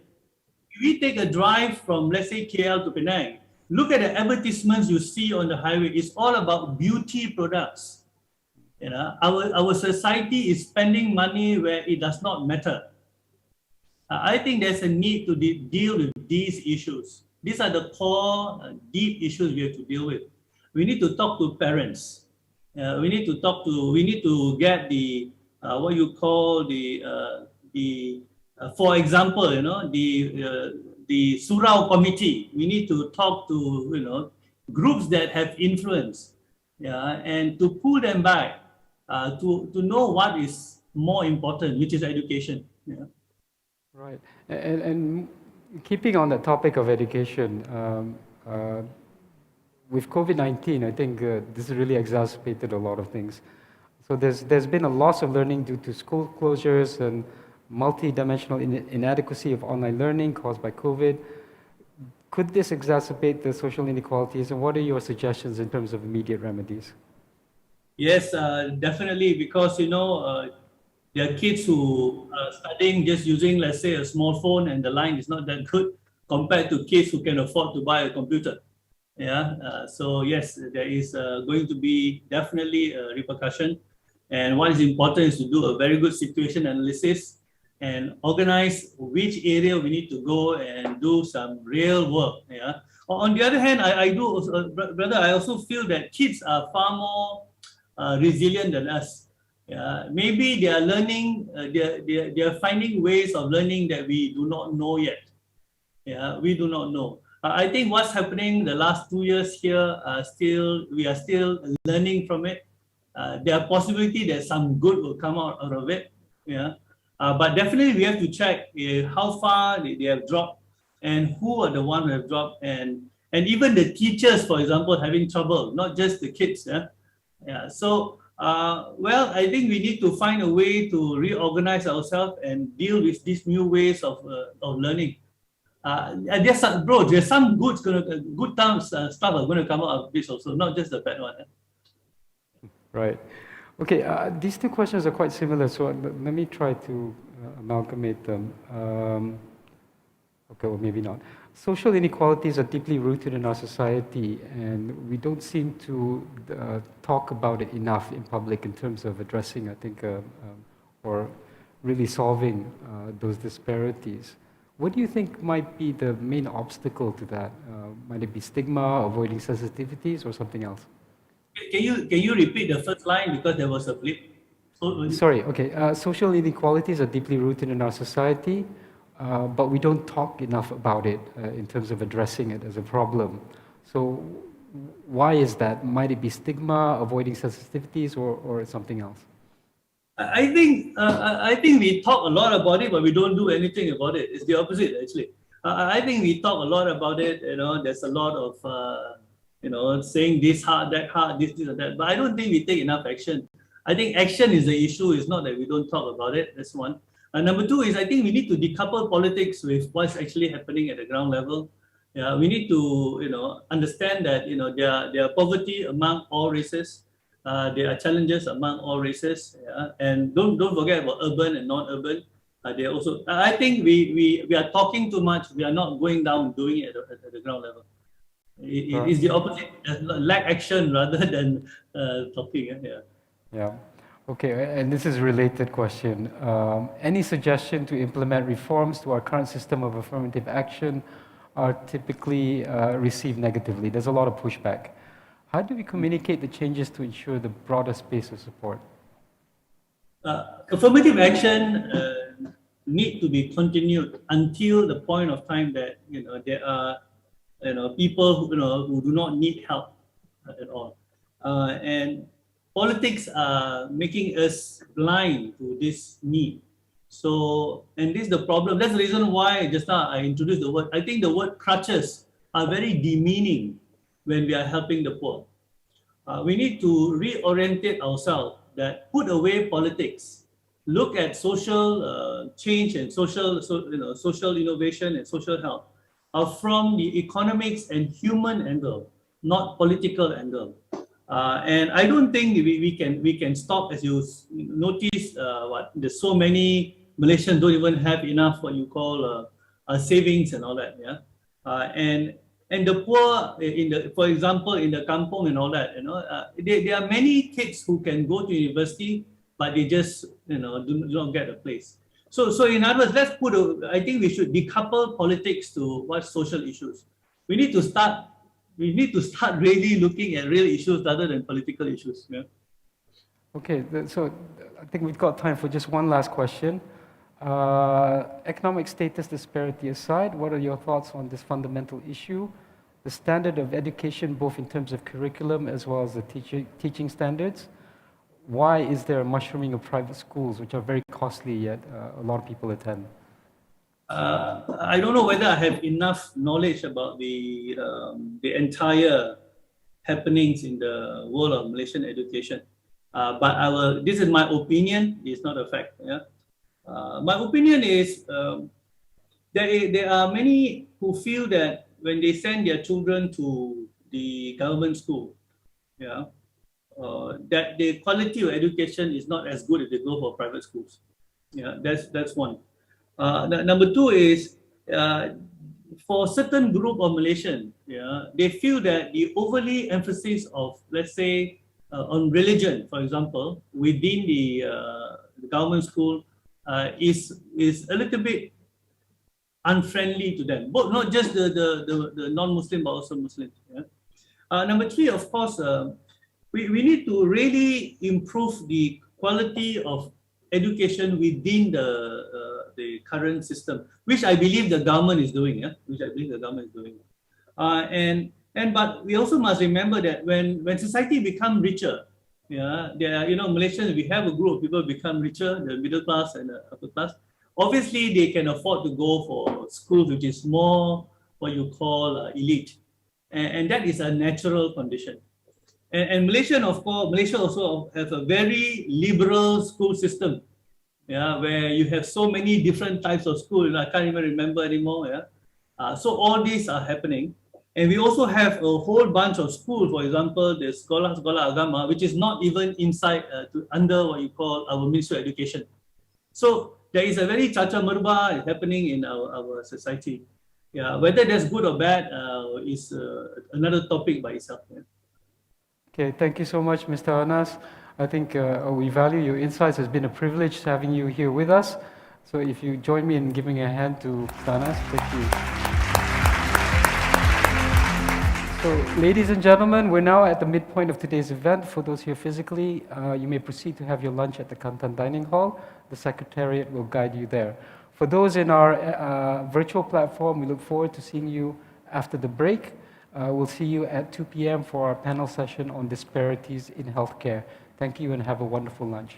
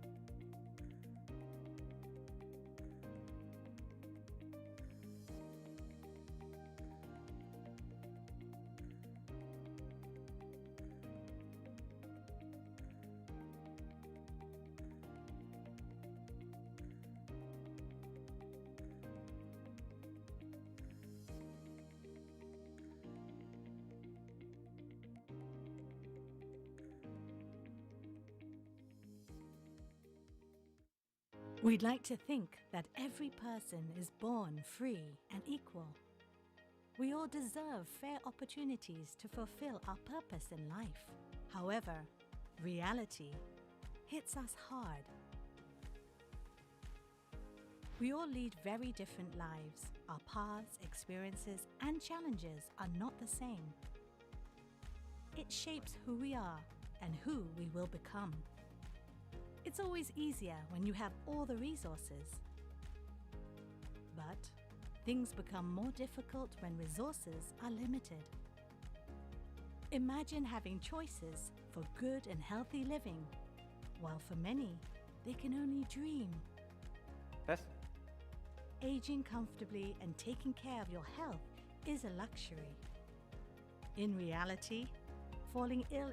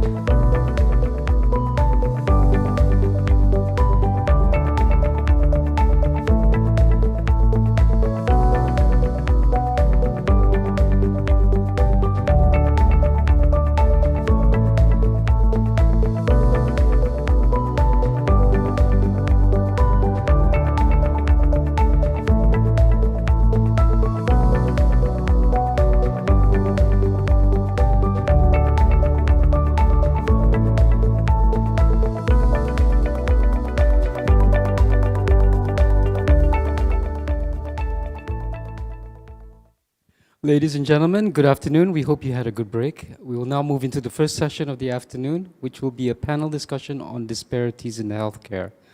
Our speakers are Dr. Anas Alam Faizli, CEO of Protect Health, and Ms. Nadia Wan, CEO of TMC Life Sciences.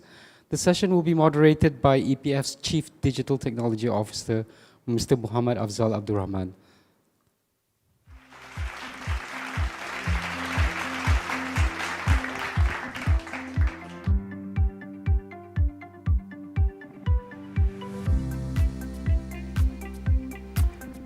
Assalamu alaikum, salam sejahtera, and a very good afternoon to all attending the 2021 International Social Wellbeing Conference. In this afternoon session, we will be discussing the topic of disparities in healthcare, and we're fortunate to be joined today by two great, outstanding individuals. But before I introduce the panelists to you this afternoon, let me start by setting out the context for this discussion. We know healthcare in Malaysia is mainly under the Ministry of Health, and Malaysia operates essentially a two-tier healthcare system consisting both of a government-led and public-funded universal healthcare system and a coexisting private healthcare system. Now, while there is universal healthcare, all of us would probably concur when I say that the public healthcare system today is very constrained and very challenged. And this is even before the pandemic hit us. So we often hear of stories around insufficient medical practitioners, insufficient medical staffing to cater for the growing rakyat. We hear of inadequate hospitals, facilities, and insufficient beds to be able to cater for the needy.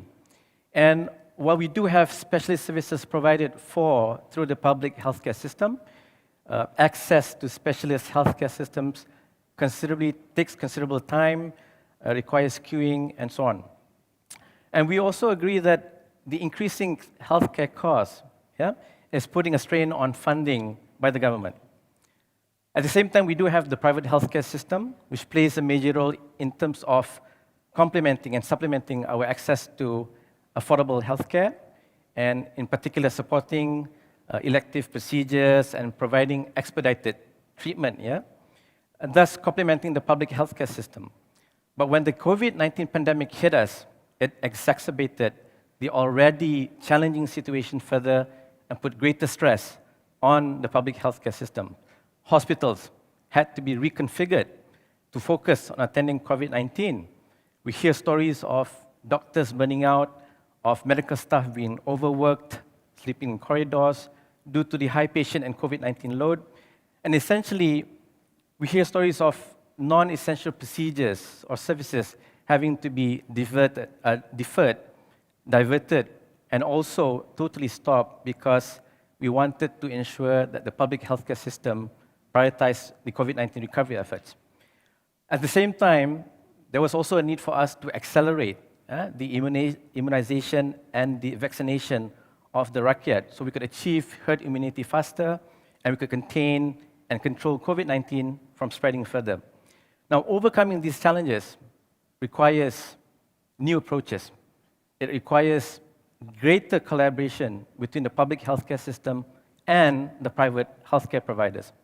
Now, in this afternoon session, while we may not be able to discuss everything, the panel session today hopefully will provide us some insights and opportunities to discuss the disparities that we're seeing in providing an accessible and affordable universal healthcare that's sustainable, and hopefully discussing ideas and opportunities to address the disparities.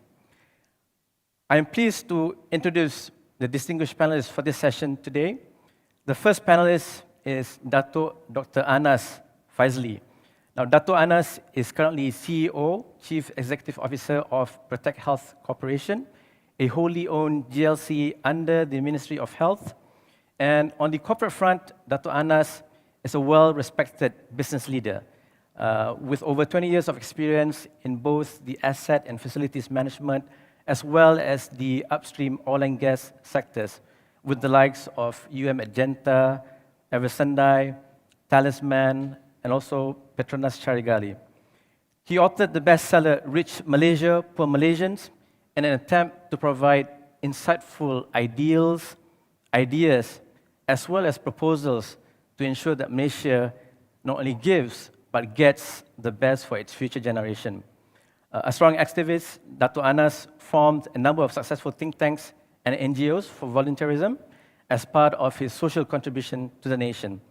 He was recently named 100 most inspirational LinkedIn icons in Malaysia by Marketing in Asia, and he's also been recognized as Malaysia's inspiring people, as well as Malaysia's top 10 social media influencers. And last but not least, his philosophy is essentially on living on one hope, which is for future generations to inherit a better Malaysia. Dato', please welcome.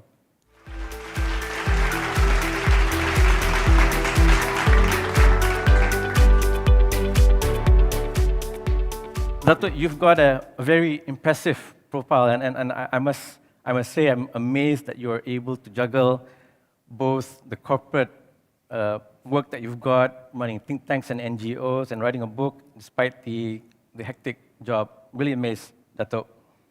Let me introduce to you the second panelist who will be joining us virtually today, and she is both equally impressive and none other than Ms. Nadia Wan. All right.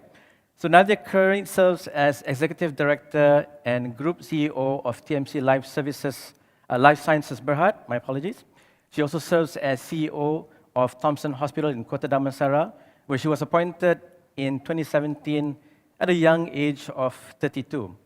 She is currently a director of the Institute of Corporate Directors Malaysia, and prior to Thomson Hospital, Nadia served as COO at Sunway Medical Center and started her career at the Boston Consulting Group. Nadia holds a Master of Science in Public Health from the London School of Hygiene and Tropical Medicine, and was awarded the Heck Bequest for Best Student in Public Health, and had her undergraduate studies from Harvard College. She's very passionate about transforming healthcare delivery and spends her free time juggling her other commitments, which include as WEF Young Global Leader and as Vice President of the Harvard Club of Malaysia. Now, she was recently listed by Forbes Asia in 2021 as a Power Businesswoman, which recognizes essentially the top 20 outstanding female business leaders in the APAC region. Welcome, Nadia, and hope you can hear us loud and clear online. Yep, I can hear you. Excellent. All right, so before we continue with the panel discussion, let me remind the attendees of the session today that we will have time for question and answers at the end of the session. So I do encourage you to take the opportunity to ask your burning questions. And for those who are joining us virtually online, you can also ask the questions by submitting your questions through the Hub Below platform in the Q&A box. Don't miss out on the opportunity. Yep. Dato' Anas, let us start with you. So given the challenges that Malaysia has in terms of ensuring not just adequate, accessible, universal healthcare, but something that's also sustainable, could you give us your perspective around the current situation, or rather the situation that we went through in the past 18 months? What are your thoughts on the situation? What is Protect Health's role in terms of its formation? And what are some of the key initiatives that were undertaken by Protect Health to address some of the challenges and gaps that I spoke of in the opening? Dato'. Assalamualaikum and salam sejahtera. Thank you, Encik Afdal, for that very kind introduction. And also, I would like to take the opportunity to thank EPF for organizing this. It's a fantastic opportunity to discuss social protection.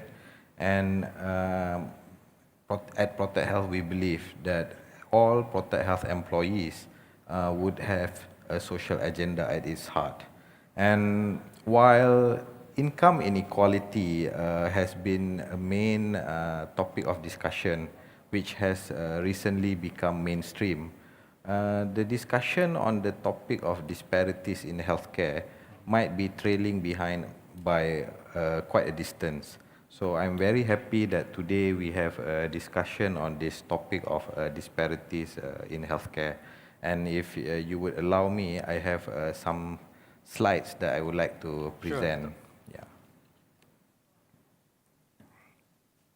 So first, before we discuss on disparity, I would like to bring the audience to understand where we are in terms of Malaysia's achievement on the healthcare system. We are predominantly at a very good place, considering that we have 2 surveys that has acknowledged Malaysia to be internationally successful, modern, government-regulated health system that provides effective health services. And Malaysia is among the world's top 20 countries with the most efficient healthcare system. And we are the 3rd best system after France and Uruguay out of 24 countries in its global retirement index. So that is where we are. The big question, I believe, is this position sustainable, and what does it mean to the common people? So what is our health system objective? For all countries, what we want for a good healthcare system is, number 1, is to have equity in healthcare. So while the discussion on income inequality is normally on inequality, you want everyone to have equal income. But in healthcare, the focus is more on equity, where it is defined as equal access for equal need, equal utilization for equal need, and equal quality of care for all. As you can see from the graphic illustrated there, we want to make sure everybody gets healthcare as per their needs rather than equal distribution of healthcare. A person might need more healthcare attention compared to another person. We cannot be giving equal healthcare. What we want is equity in healthcare.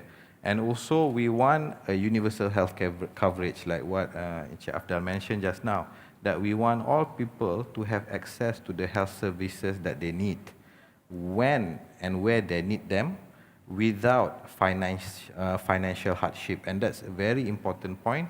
We want all Malaysians to have access to healthcare system that is equitable, efficient, effective, responsive, and sustainable.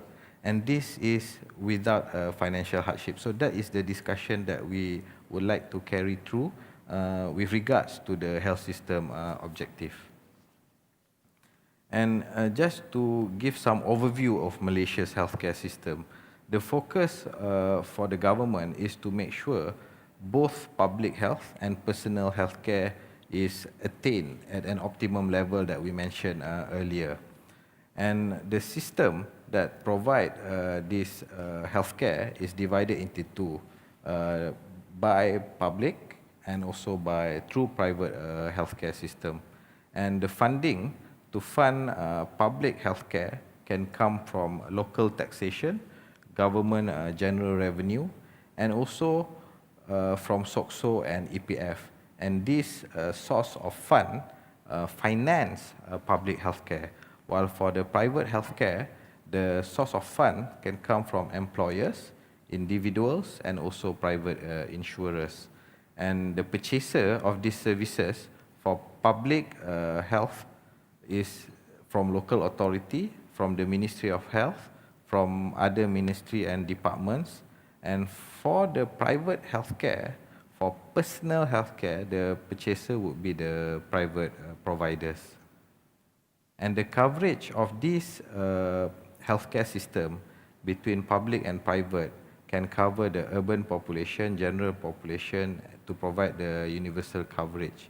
While for personal healthcare under the private sector is a more broad segment of population consisting of those who can afford and can get access to the facilities. So we will go through slightly deeper into this to show how the public system and the private system complement each other in our overview of Malaysia's healthcare system. So what are the challenges in the healthcare delivery that we are facing at the moment? As you can see at the chart there, the utilization of public healthcare is quite high compared to the utilization in the private healthcare system. as you can see, outpatient healthcare utilization on the red bar there is 65%. The beds utilization in public healthcare is 74%. And inpatient healthcare utilization in the public sector is 75%. While the expenses is quite balanced between public and private at 48 and 53%. So you can see that there's unequal distribution of utilization between public and private healthcare. Next. So as you can see that in Malaysia, in essence, we are fair and equitable, meaning you can see the percentage there, the public healthcare, the poorest 93% will go to the public sector, public healthcare system, because it's heavily subsidized. If you go to a public healthcare system, you pay minimum and you will get the access to healthcare that is needed and required.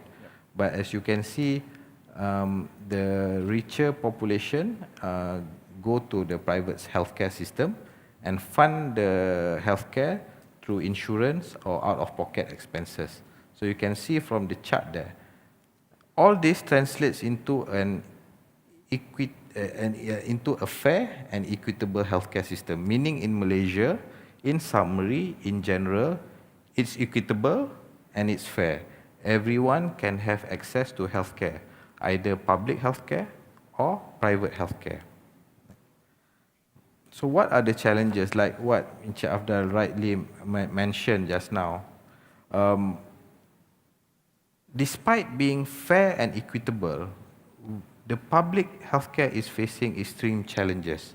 41% of the patient waited for 6 hours at public healthcare. 1 to 3 doctors had a burnout symptom. The load is very high, as you can see from the utilization rate just now. 145 hospitals for 8 million patients per year, and the waiting time is 2 years for hiring graduate. There's no vacancies. So this is tricky. There's no vacancies, but there is actually a need for them. Right. So it boils down to resources and allocation. And as you can see, this statement was made in 2019, before the pandemic hit us. So in 2019, Malaysia's healthcare system is fair and equitable, but the public sector is facing extreme resource challenges. So then COVID-19 came. It gave us a stress test. The healthcare system is put to test. The healthcare system ran, and seems like after the pandemic came, it shows that the public sector that is once fair and equitable is no longer fair and equitable, in a way that the public now is having difficulty in getting follow-up treatment. There's backlog in outpatient, there's backlog in surgery procedures, up to 57,000 because of COVID procedures. So the fair and equitable that we want is put on a test, is put at a challenge. So just to give a bit of flavor what Protect Health is all about, we are a wholly owned company under Protect Health Malaysia, established under the Ministry of Health, established in 2016 as a not-for-profit company with a social agenda. Protect Health coordinate, administer and manage initiatives related to financing healthcare services as mandated by MOH. So we have 2 mandates: to do health financing and also as a strategic purchaser to reduce healthcare costs and to also enhance primary healthcare. Since 2019, we've established PECA B40 as implementer. It's a government initiative. We discharge the healthcare scheme program, the Scheme Peduli Kesihatan untuk kumpulan B40 as mandated by the government. And starting last year, we took over the electronic service provider operatorship for Scheme Pelindungan Insurans Kesihatan Pekerja Asing. And I think, as everybody is familiar with, starting early this year, Protect Health was appointed as the implementer for program imunisasi COVID kebangsaan. Now, we have to note that Protect Health is the first in the country that was successful to purchase services from both public and private. We were the first in the country to be successful to do so, and since has been spearheading to strengthen public-private partnership in the healthcare system. Now, I mentioned that the pandemic have given a stress test to Malaysia's healthcare system. Fair and equitable now is a question mark.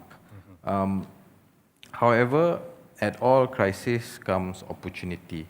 And during the program imunisasi COVID kebangsaan, Protect Health was appointed as the implementer, and the direction from the government is we have to discharge vaccine based on the principle of justice, based on vaccine equity.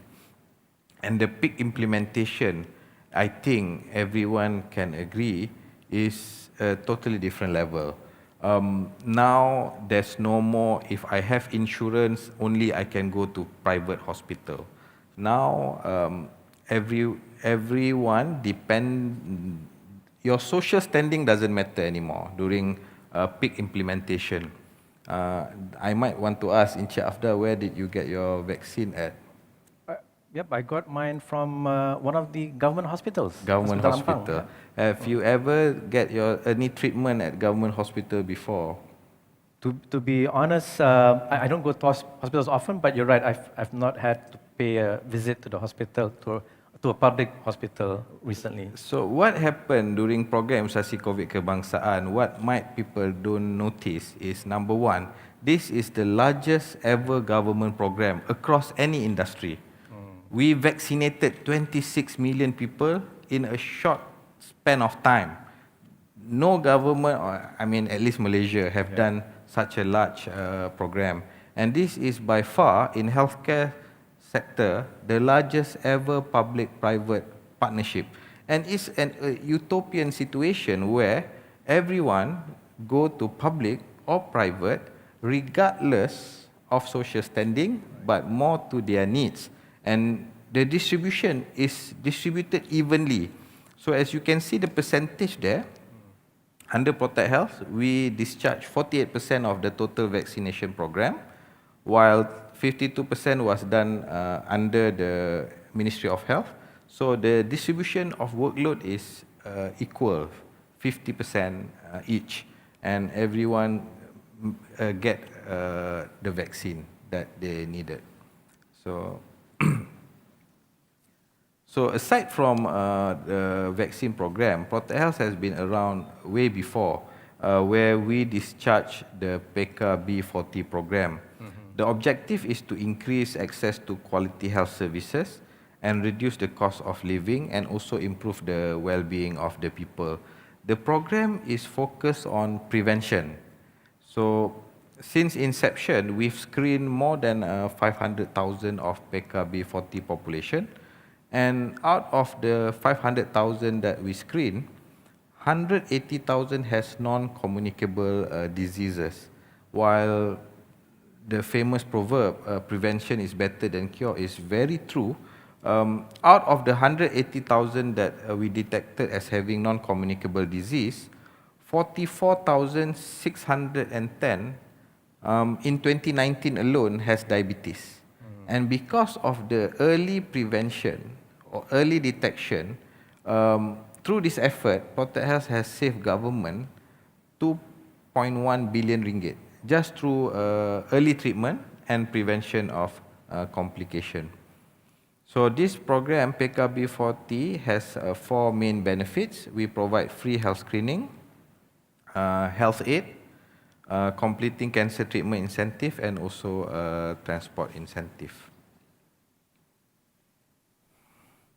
So I would like to take this opportunity, number one, to get the engagement of everyone that healthcare equity discussion must start now, because we are seeing when we are not managing the non-communicable disease, when pandemics such as COVID come, the whole healthcare system will be put to a test. And whether we are prepared for it or not is a discussion point. And we are in a unique and timely position to transform the future trajectory of the country's health system. While the health system is under pressure due to many sectors, the current environment presents not only have challenges, but also have opportunities. And I believe we can steer a course toward a modern health system. Most importantly, must fulfill these criteria: equitable, efficient, effective, responsive, and most importantly, sustainable. And if we can achieve this transition, Malaysia could serve as a model, providing useful lessons to other high income or middle income countries as they grapple with challenges currently faced by Malaysia. And as you can see from the PIC program implementation, Malaysia now is number 9 in the world in terms of fully vaccinated population. And moving forward, the next topic of discussion might be on how we want to make sure the healthcare system is continuously fair and equitable, and how do we make sure it's also sustainable.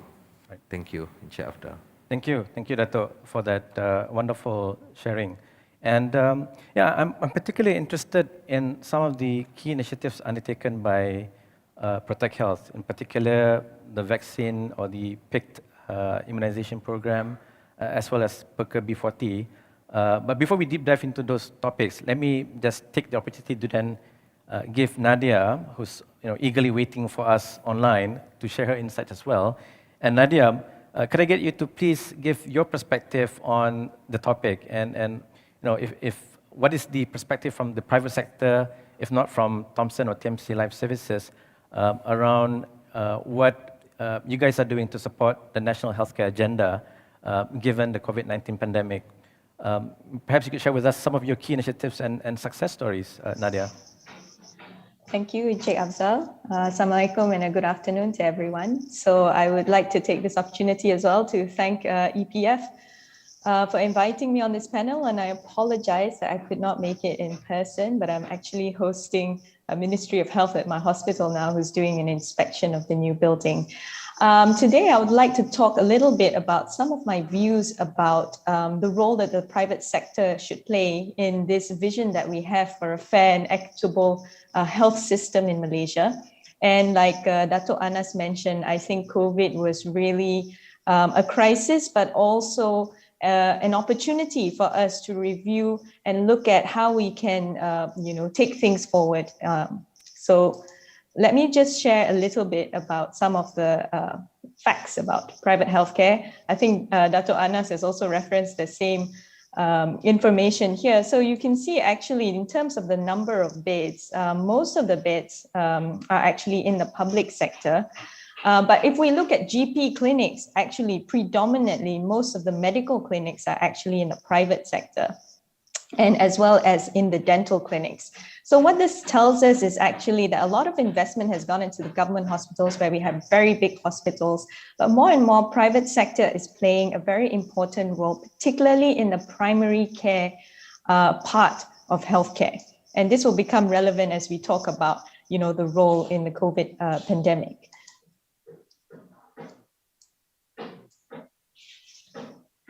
As mentioned by Dato' Anas as well, the hospital admissions, though, seem to be predominantly weighted towards the public hospitals as well as the outpatient attendances. Now, I got these figures from 2019 MOH Health Facts, and interestingly, they do not have information or numbers on the visits in the GP clinics, which already shows us that actually there is a gap in terms of the visibility of the policymakers over a very important part of the healthcare system, which is the primary healthcare. So you have 70% of the clinics being in the private sector, but actually almost no information being collected about these clinics, about the loads, about the types of patients that are being seen by them. And this is already demonstrating a gap that perhaps that we need to look into. So just a little bit of numbers here. I was very fortunate to be involved in the Greater Klang Valley Special Task Force on COVID-19, which was put together in July of this year when the Klang Valley health system was actually facing imminent collapse due to the surge of COVID-19 cases. And we can see that the private sector has actually played a very pivotal role in some of the services that were required during COVID. In particular, in Selangor, the majority of testing and cases that were being reported were actually being done at the clinics, particularly after the results from the rapid test kits were being allowed to be reported as confirmed cases. In addition, there was a move to do surge vaccination in the Klang Valley in order to address the surge of cases. And it was decided very early on that the vaccinations should be taken on by the private practitioners, particularly GPs, so that the public hospitals and facilities could focus on the treatment and tracing and containment of the COVID cases. So again, the majority of vaccinations, which of course we worked very closely with Protect Health, were actually administered by private providers. When it came to COVID treatment, obviously the public hospitals like Hospital Sungai Buloh, HTAR, Selayang, and those designated hybrid hospitals actually played a very important role. But let's not forget that private hospitals as well had a role to play. Many of them had been admitting COVID patients as early as the end of 2020. And by the time the surge came around in July and August, about 20% of the COVID ICU beds in the Klang Valley were actually in private hospitals.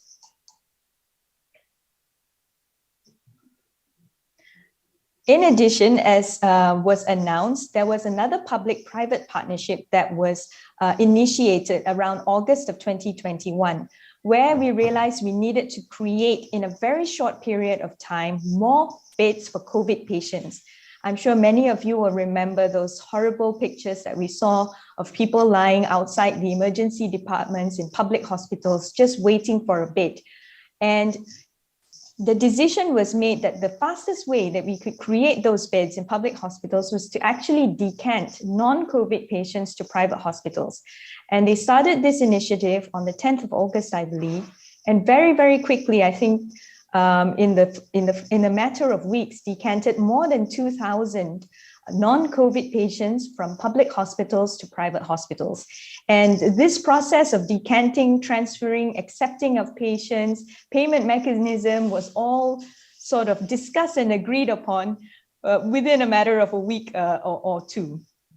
Last but not least, we also read about COVID-19 assessment centers, or CACs. In the beginning, these CACs were actually located in the clinic kesehatans of the respective health departments. But very quickly during the surge, they were unable to cope. So part of the initiative to actually offload this burden was to actually appoint general practitioners in the private sector to be able to do these COVID assessments and to monitor these patients at home, so that they can be quarantined at home and not be blocking off the beds in the hospital or causing crowds in the clinic kesihatan or the standalone CACs like the CAC in Stadium Melawati in Selangor. So these were just some of the initiatives that actually happened during the COVID pandemic. And I believe that during this time of crisis, the public and private sector actually did come together to come up with solutions that were always workable, but this COVID pandemic just gave them the push, the tipping point, to be able to execute all these initiatives. Then the question comes, where do we go from here? So this is my last slide and we can go into a discussion. But in my view, there are three very important topics that I think should remain on the table and should be discussed in order for us to move forward. The first one is obviously health financing reform. We talk a lot about disparities and we talk a lot about equity. And the reality is that to have a parallel public and private healthcare system in Malaysia for the long term is probably not sustainable. As a matter of fact, it's an either-or situation. You're either fully subsidized by the government or you fully subsidize yourself. There is no middle ground. And when you don't have that middle ground, that's when the issue of sustainability happens. In fact, the subsidy and the payment should be following the patient and not determined by the type of facilities that they are accessing. The other thing is outsourcing. Outsourcing actually gives the healthcare system a flexibility to respond. As we can see during the COVID pandemic, there was just no way to create that number of beds in that short period of time without collaborating and purchasing services from the private sector, particularly because the healthcare industry is an industry that is facing a global shortage of resources. We are competing with healthcare resources from PPE to nurses, not just within ourselves, but also with other countries across the world. So having this flexibility and to fully maximize the facilities that are available in the private sector is only natural for us to have a more sustainable system. And the third part is in terms of accountability. And I'm not talking about accountability in terms of tracking of KPIs, but accountability for our own health. So with health financing reform, obviously, the patient will have to bear some sort of responsibility for their health. This is often not really talked about, but really came to focus during the COVID pandemic, when we needed category 1 and 2 patients to quarantine at home. We needed to educate them on how they had to be responsible for their own health, to monitor their own health status, and to be able to seek help early in order to prevent deterioration into categories 3, 4, and 5. You will remember that there was a lot of messaging about what were the signs and symptoms of a deteriorating COVID patient, how to use an oximeter, and the distribution of free oximeters to households. These are all part of trying to create more accountability within the public for their own health, and it is the only sustainable way of moving forward. And without health financing reform, this is very difficult to do, because when you're providing free healthcare to everyone, there is less of an incentive for them to have accountability over their own health. The second part is on public-private partnership. We have seen examples of that during the COVID-19 pandemic. But the key here is, how do we improve the collaboration platforms and mechanisms?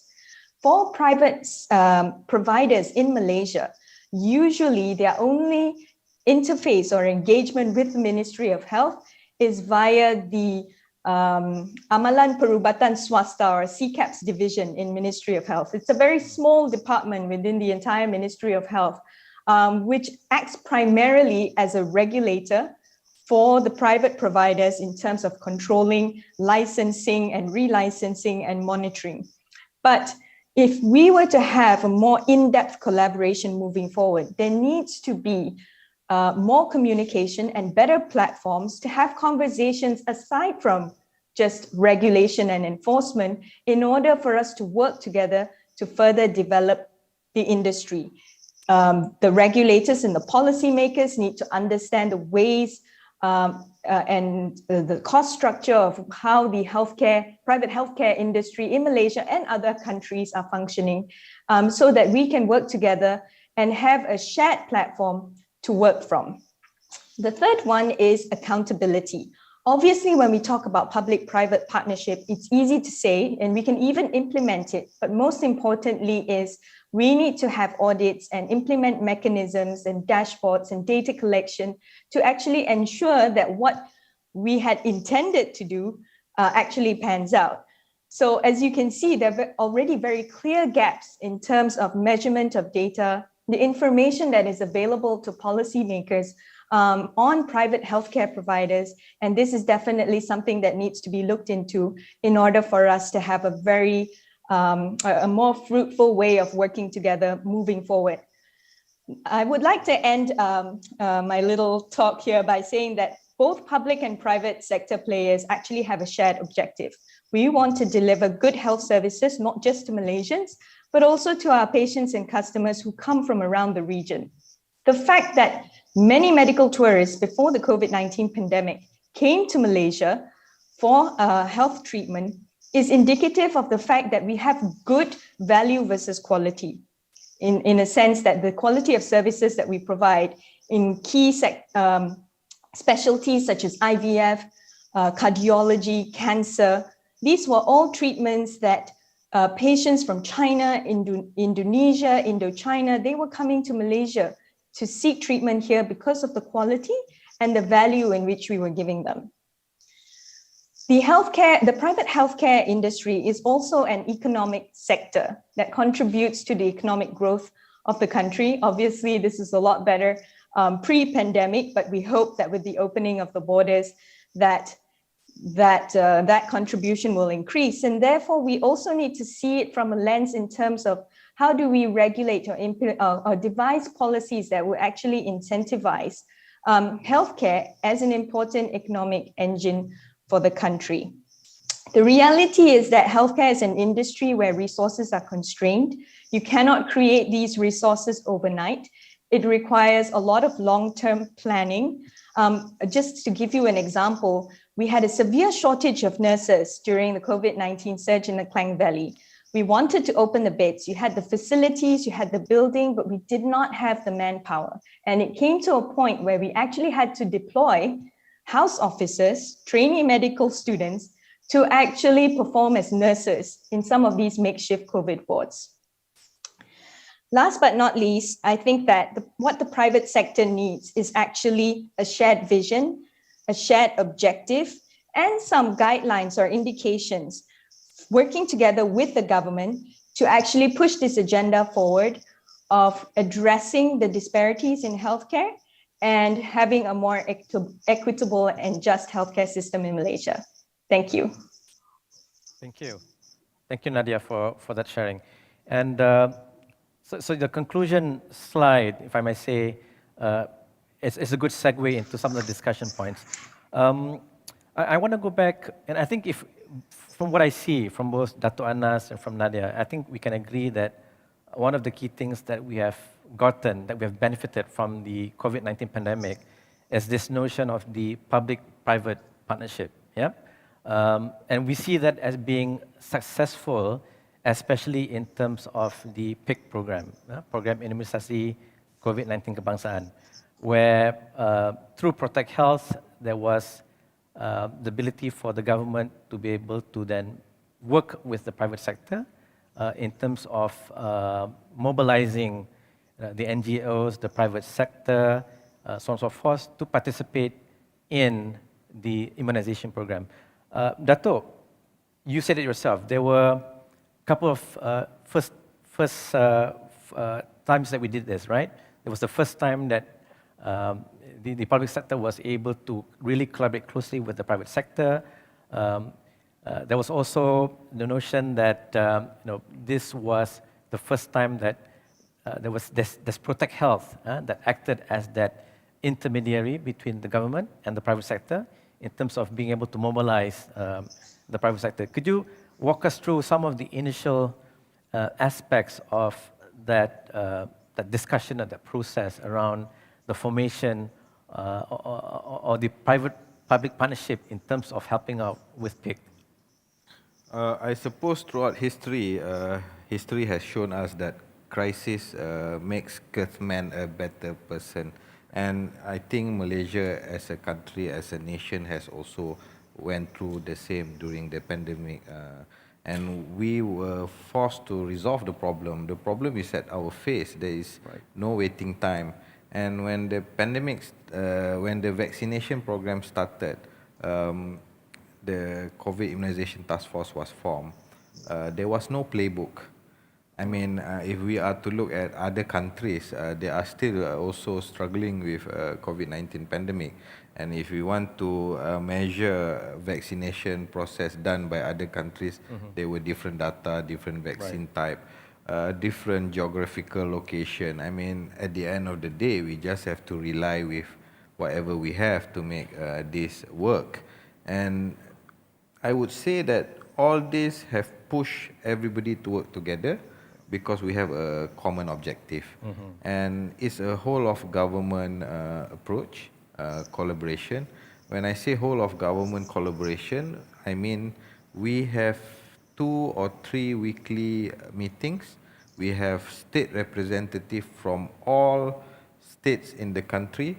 We have the state secretaries, we have parliamentarians from both federal and state. We have everyone, every government agency, every government ministries, and of course the private sector too. And the only reason we are able to be number 9 in the world in terms of fully vaccination today is because it's a whole of government approach. Right. Nobody is excluded.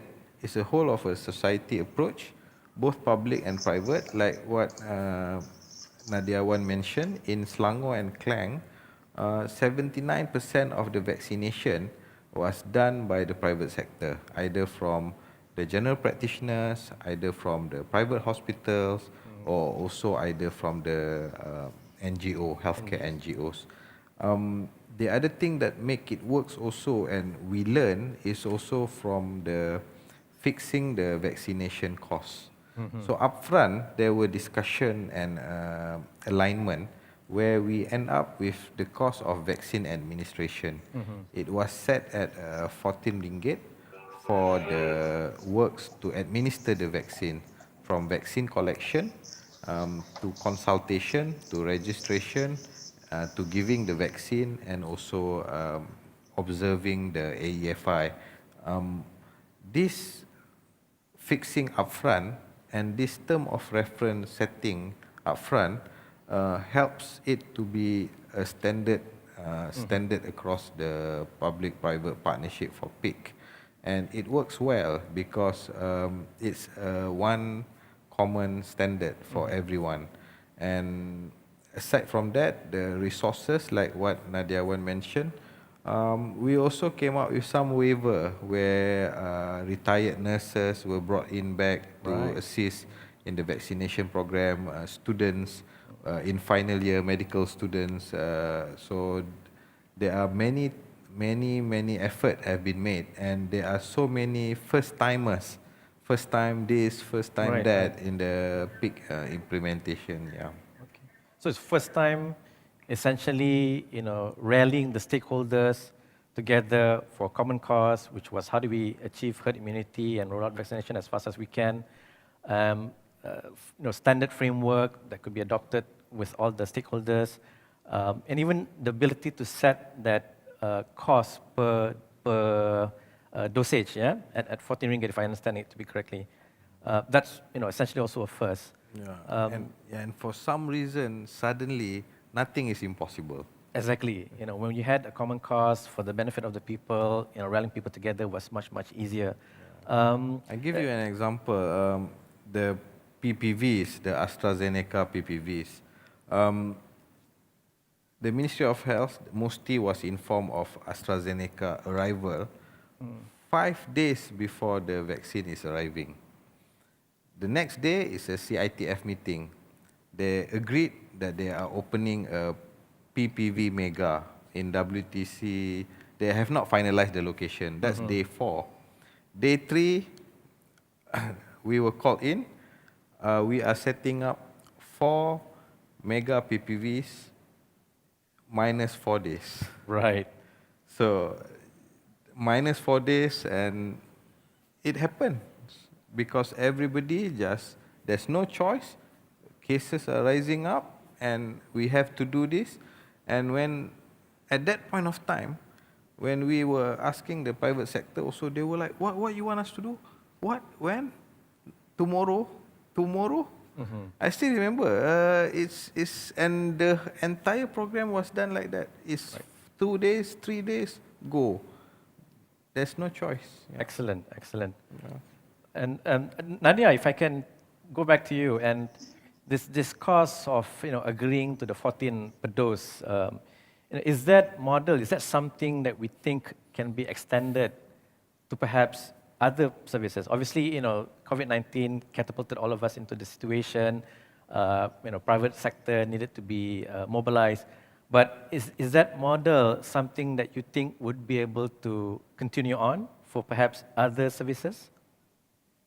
Yeah, I think that basically that's an example of a concept of what we call in healthcare value-based care. And in a value-based healthcare model, compensation is actually paid out based on the outcome of the patient. just to put it in contrast, what we have in Malaysia right now is a fee-for-service model.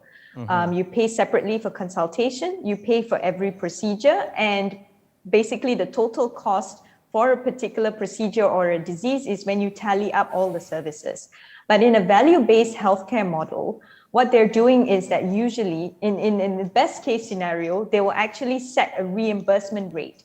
For example, for a diabetic patient of this and this age profile with this and this complication, this is the amount that we will reimburse to you. Right. Now, in order to do that, there are two important things that we need, right? First of all is information and data, because you need to analyze the information from thousands of patients in Malaysia.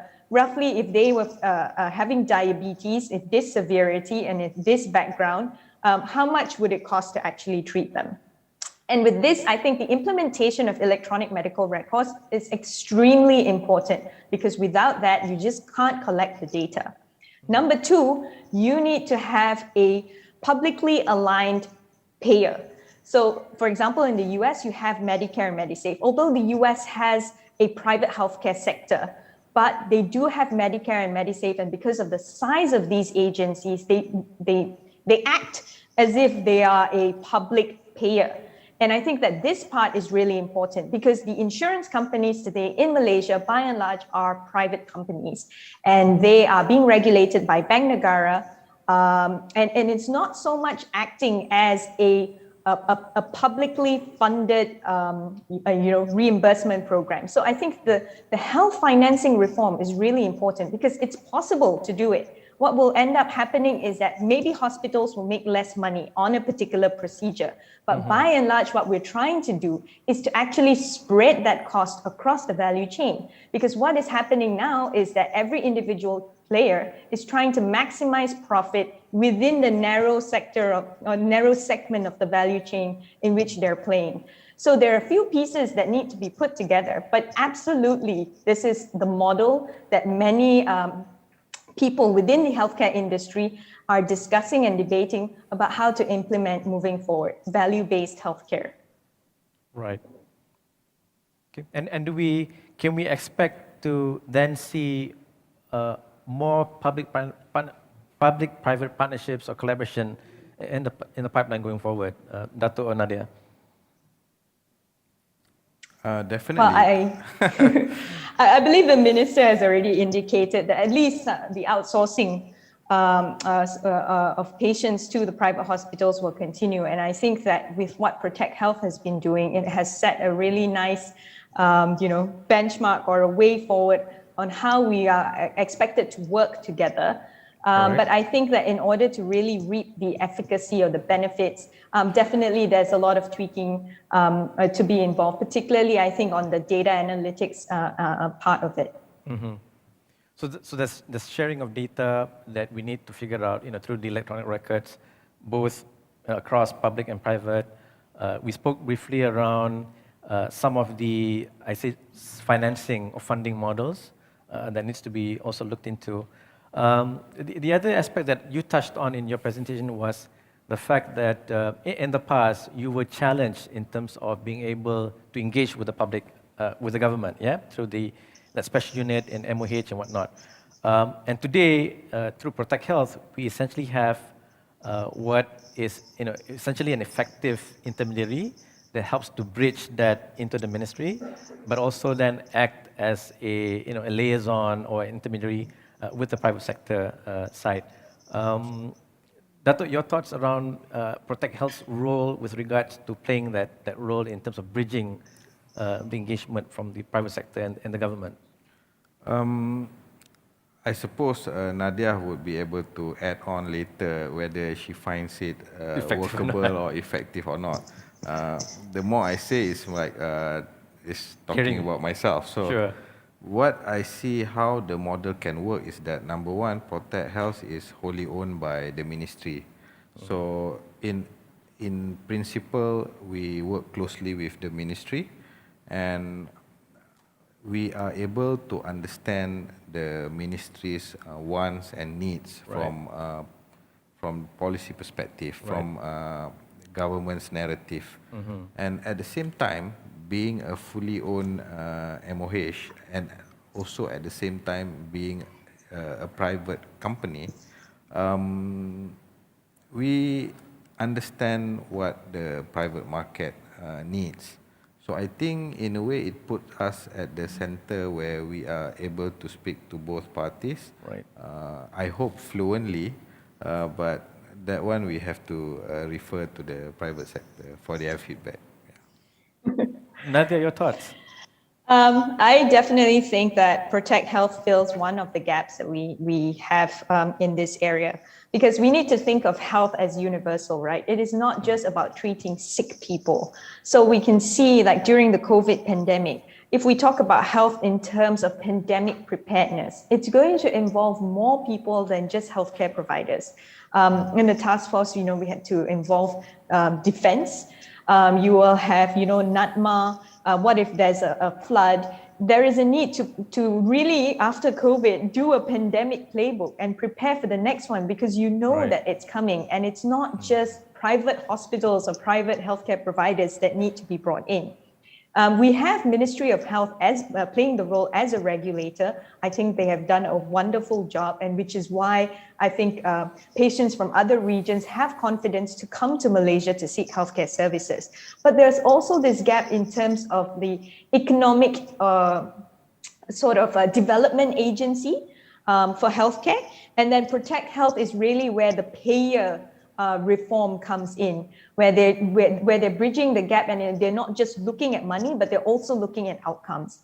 So I think that there is still some gaps where the government can play a role in terms of wanting to develop healthcare holistically, and there needs to be different parties looking at this, because I think it is unfair for the Ministry of Health to actually shoulder all that burden by themselves, and they should not be, because health is actually the responsibility of more than the Ministry of Health. Right. So I think we also have quite a fair bit of questions that we're getting in from our attendees. But before I head to the questions, maybe one last question for the panel, and that's essentially around. We know for a fact that healthcare costs continues to rise. Malaysia itself, we're looking at being an aged nation soon, and obviously driving further increases in healthcare costs for the government. What can be done to further reduce or optimize healthcare costs?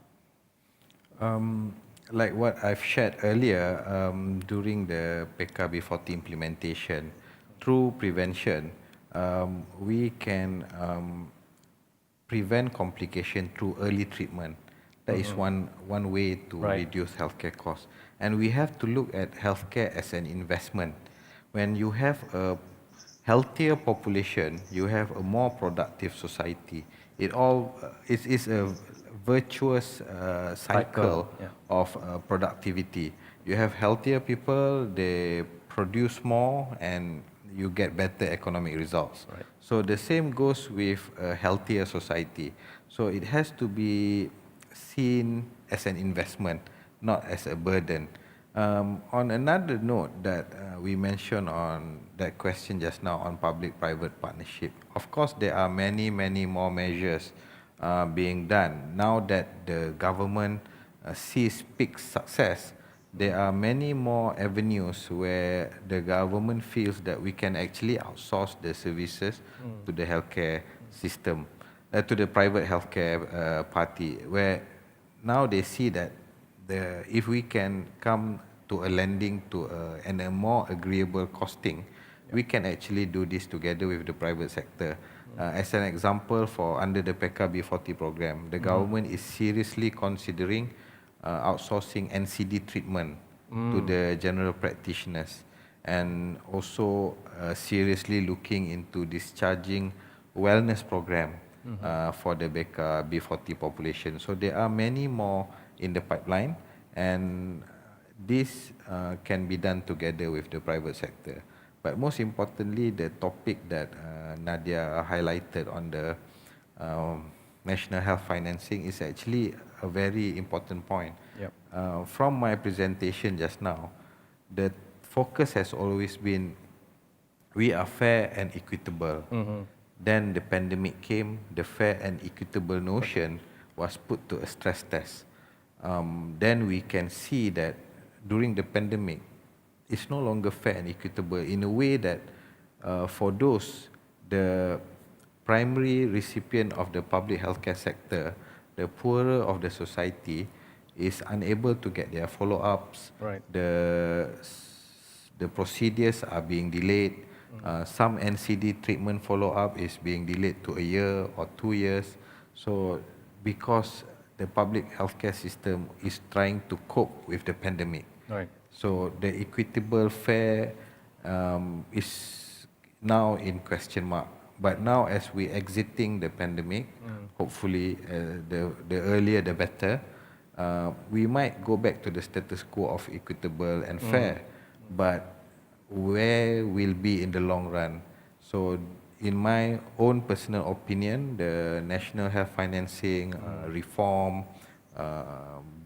voluntary health insurance, national health insurance, we have to come to find a way to do the financing better. So while we've got PERCA B40, which wanted to cater for the needy group, around B40 and give them accessible access to healthcare. Obviously, with the COVID situation, they had to be put aside because the priority then shifted, right, to COVID-19 efforts. But I agree with you. I think the fact that we've got to figure out how do we get this public-private partnerships going on to be able to support the national health agenda and then look at the financing aspect of that in the long term through healthcare insurance and whatnot. Nadia, your thoughts, if you wanted to add anything? I totally agree that screening and, as I said, having accountability for our own health is important for sustainability because the cost dramatically drops, the earlier you have access to care. And I just remember this so vividly when I was studying in London, and part of the perks of studying in the London School of Hygiene is that you walk through the British Museum to get to class. And there was this exhibit there that showed the amount of medication that is being consumed by an average person in the UK. And the majority of those medications, they had this exhibit of all the pills lined up in a straight line. It was massive installation. And most of it happens in the last few years of our life.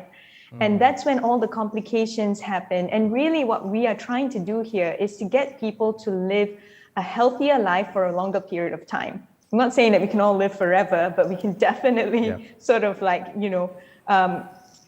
make sure that people have a better quality of life for longer. So that part on screening and primary care and having more accountability, health awareness, health information is really important. The second part is, I think, localizing supply. And this really came out during the COVID-19 pandemic, when you had countries who suddenly realized that these healthcare supplies are actually matters of national importance, and they stopped exports.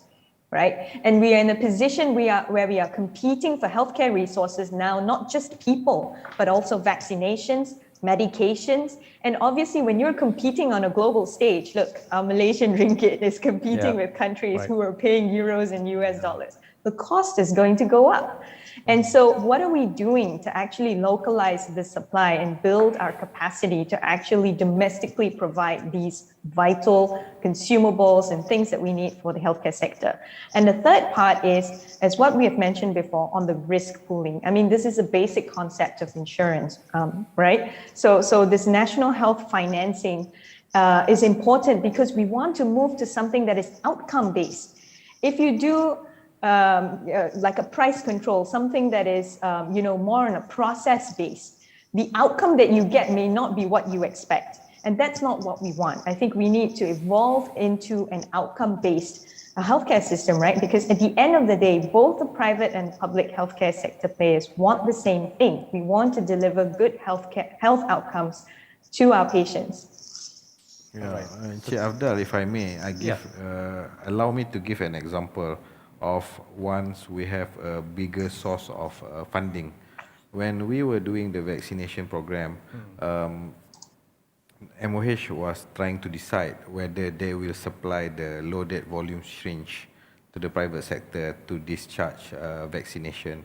So we were pushing very hard to make sure that the government supply the LDV syringe. Okay. Reason being because if we ask the hospital or the smaller clinics to buy the LDV syringe, no way they will be able to buy LDV syringe at that point of time where resources are scarce. So we managed to get the government to buy big volume of low debt volume syringe, and when the private medical practitioner collect the vaccine from the pusat simpanan vaccine, it is given together with the vaccine, the low debt volume syringe. Imagine if we do not have that purchasing power, we will not be able to execute it. Yeah. Right. So Nadia, take good care of yourself in terms of your health, being aware.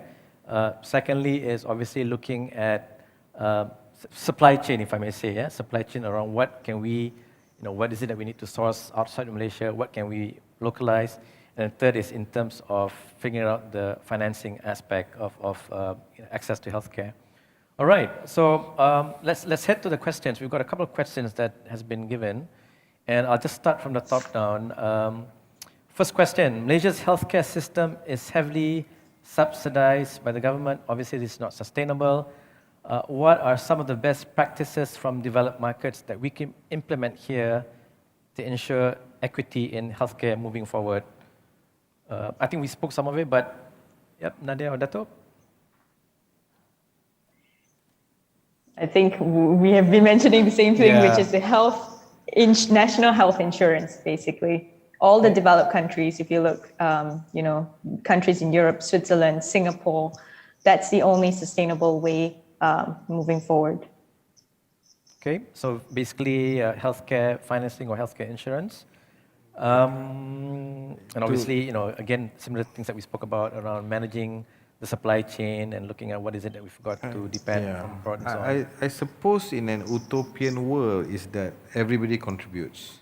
Right. So if everybody shares the risk, the financing is more, the purchasing power is more, then we can purchase the services. Right. So that's in essence in view of either it's national health insurance, either it's voluntary health insurance, but how the only way we can make it sustainable is to get everyone to come together and finance the cost of healthcare in a way. Okay. Second question from Suhaimi Ilyas. UK-style national health services in Malaysia, is it time for a similar model? Or do we think that the existing systems are sufficient? I think it's the same question like before. It's heading towards finding a different mode of healthcare financing. So obviously the need to slowly think about how do you move away from a public sector government fully funded model to one that's more contributed by everybody. Yep. Risk distribution. Yeah. Okay. All right. I'm supposed to skip the third question. And so under Foreign Worker Hospitalization and Insurance Scheme, MOH requires employers of foreign workers to take out insurance for their employees. Why did Protect Health not collect the migrant workers' insurance themselves as opposed to private insurance? Perhaps a question for you, Dato'? It's a good question. So this is under the. So for us to do that, Protect Health has first must comply with Islamic Services Financial Act 2013. So at the moment, Protect Health is not an insurance company. Okay. So obviously this is just a matter of leveraging the current, takaful and insurance operators. I have a feeling this is a leading question to asking if Protect Health would pursue a path to become a voluntary health insurance provider. Next. Okay, I'll go to number 8. All right. Women make up almost 70% of the health frontliner workforce and play a critical role in the COVID-19 response. They also shoulder much of the additional burden engendered by school and childcare. How could we better promote gender equity in the management of human resources, I guess, for the health sector? Okay, maybe I'll take that. It's very true that women sort of bore the majority of the burdens, I believe, during this COVID pandemic, not just because many of them, as you say, form the majority of the workforce, but also shouldering additional burdens outside the workplace in terms of taking care of the children who were being homeschooled, sometimes also taking care of the parents and parents-in-law and all the other things. In terms of gender equality, I think that by and large, in terms of management, representation of women, it's definitely there. But this is an issue where actually it's outside of healthcare, right? We need to look at affordable childcare. So many of us employees in the private sector, we try to address this issue by setting up our own daycares. But in general, I think that if we wanted to address it as a larger problem, there needs to be basically affordable care. There needs to be something where you can offload the burdens of women in terms of being the caretakers at home, or at least compensating them for being the caretakers at home. So this is actually a larger policy issue about how we address the unequal burdens, particularly outside the workplace, that women have to bear. So, and I think that this goes beyond the Ministry of Health. It has to involve different ministries. For example, during the COVID pandemic, I think one of the saddest things that I had to witness was we had many children who were sort of, I could say, abandoned because, their mothers were being either hospitalized or had passed away from COVID. Some of them, the fathers just said that they could not take care of the child, or the other parent was themselves being hospitalized. And we just did not have like sufficient support, infrastructure to actually care for these kids. And we ended up setting somewhat of like a daycare in the MIAPs to take care of these children, but we could only take up to 20 kids at one time, and there were way more children who were in this situation. So obviously building up of these like structures to support family life, I think the social support network is really important, and it's affecting not just healthcare workers, but also, just other Malaysians who are living in this country.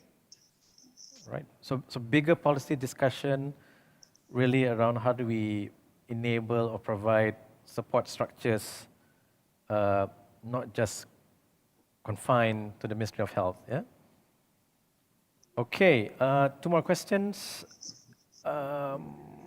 Apart from healthcare costs, the cost of health insurance itself is increasing year by year, and obviously taking a good chunk of income, especially if you're in the B40 or lower N40. Should this be more regulated? Should there be ceiling prices set for health insurance? Okay, I'm not a fan of obviously more free market than not of instituting price ceilings, but I do believe that the regulation of health insurance definitely needs to be improved. Currently, I believe that they are under the purview of Bank Negara Malaysia, but obviously as a predominantly financial regulator, they're just looking at the abilities of this company to finance their liabilities, right? Which is not actually a healthcare question.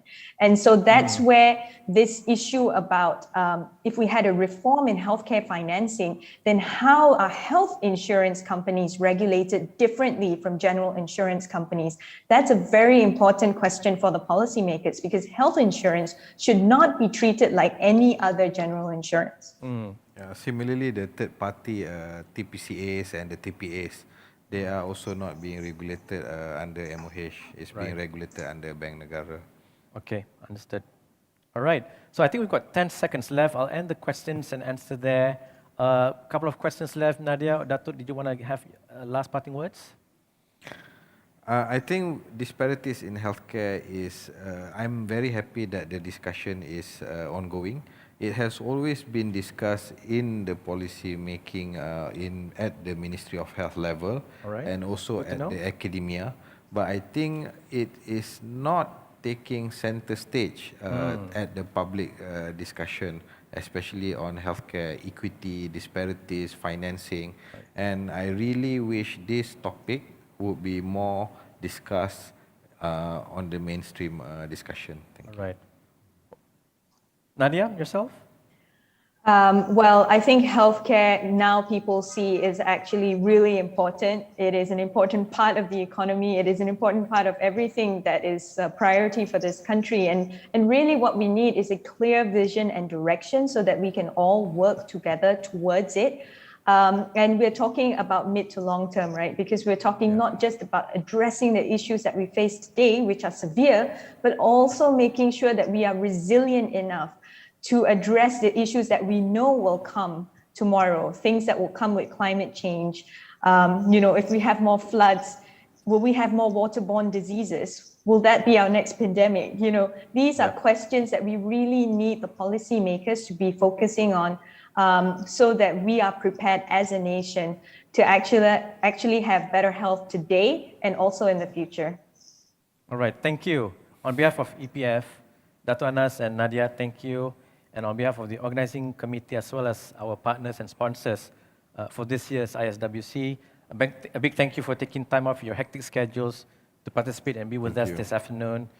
We look forward to your continued support and participation in future events, and we hope that the matters that have been discussed today are also taken note by the respective stakeholders, and we'll certainly champion as much as we can. Thank you, Nadia. Thank you, Dato'. Thank you.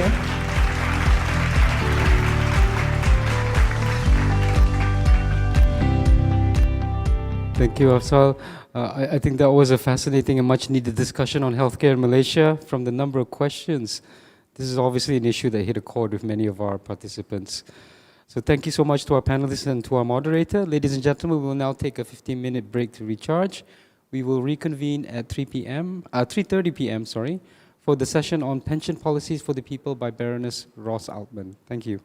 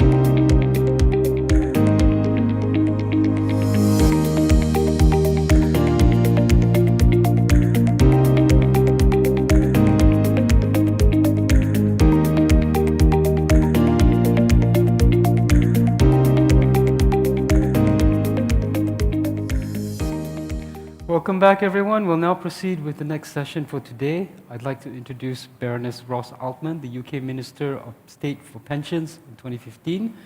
She is an expert in later life issues, including pensions and retirement policy, investment, savings, annuities, and social care funding. Baroness Altman has devoted much of her career to highlighting financial injustice, helping ordinary members of the public pro bono. She's here with us to discuss pension policies and explore a more holistic retirement landscape which cares for all members of society. Please welcome Baroness Ross Altman.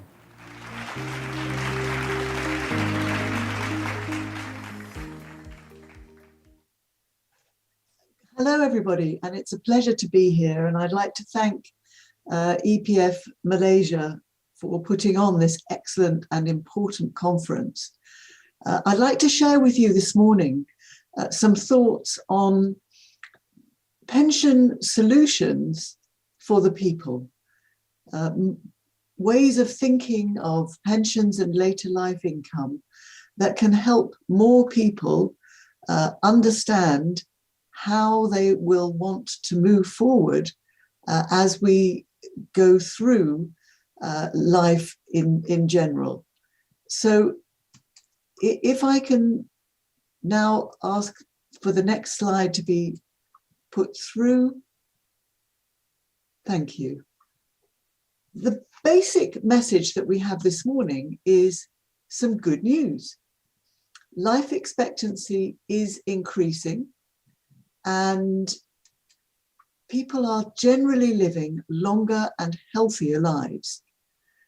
That is a result of huge medical advances, which have given extra years of life. Life expectancy in Malaysia, for example, has increased significantly from 1950 by about 12 years. And that is the case across most of the developed and even developing worlds now. In Malaysia, from age 60, life expectancy has risen to 17 years for men and 20 years for women. And that was the figures a couple of years ago, which have probably increased further until today. So if you're 60, as a woman, you can expect to live to age 80 and nearly that age as a man. Well, again, this is great news. And it gives an opportunity for a much better quality of later life too, because people are staying healthier for longer. However, the aging population obviously does involve a number of important changes. And the changes need careful planning. Western developed countries have learned this quite painfully in some cases,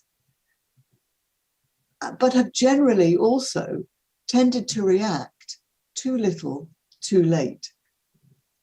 Like other countries, as they develop and as infant mortality falls, Malaysia too, and the rest of Southeast Asia have tended to have sharp falls in their fertility rate. So in 2000, the fertility rate was around 3. So each couple would have around 3 children. However, by 2013, which is the latest figures I've seen, the fertility rate has fallen to below 2.1%, which is generally considered to be the rate needed to reproduce at least the existing population. So we are into the phase of what's called population decline. And as we go forward, Malaysia, like other countries, will have a rising proportion of older people in future relative to the younger cohorts. That tends to mean that there'll be more people not working relative to the number of people in work. And of course, this requires adjustments in pension thinking. What I believe is that in many ways, Malaysia is better prepared than other Southeast Asian countries and indeed other countries across the globe, because it has moved ahead of other areas. For example, the EPF itself started for private sector workers to provide pensions in 1951. And it has had many decades of building defined contribution pension funds for Malaysian people, which is a big advantage because of the size of the funds and the experience that Malaysia has had. Also, mandatory retirement ages in Malaysia have increased now to age 60, and pension contributions have also gradually been increased. All of these are very sensible measures and much better than the experience in many Western developing nations since World War II, where a fast-growing younger population encouraged governments to think about early retirement for the older cohorts as a relatively cheap way of industrial restructuring. Often, particularly, for example, in the UK, newly formed defined benefit pension schemes were used to help people fund their retirement by offering them an early pension. Now, using the pension scheme to fund those costs seemed fine at the time, but unfortunately it set up unreasonable expectations that people should aspire to retire at an age at which they were gradually becoming much healthier and didn't need to stop work at all. However, socially, it was considered that this is something that is the mark of a progressive nation and a better, wealthier nation. But it was absolutely the wrong time demographically to drive social aspirations towards stopping work sooner. So meeting these demographic challenges still requires ongoing reforms.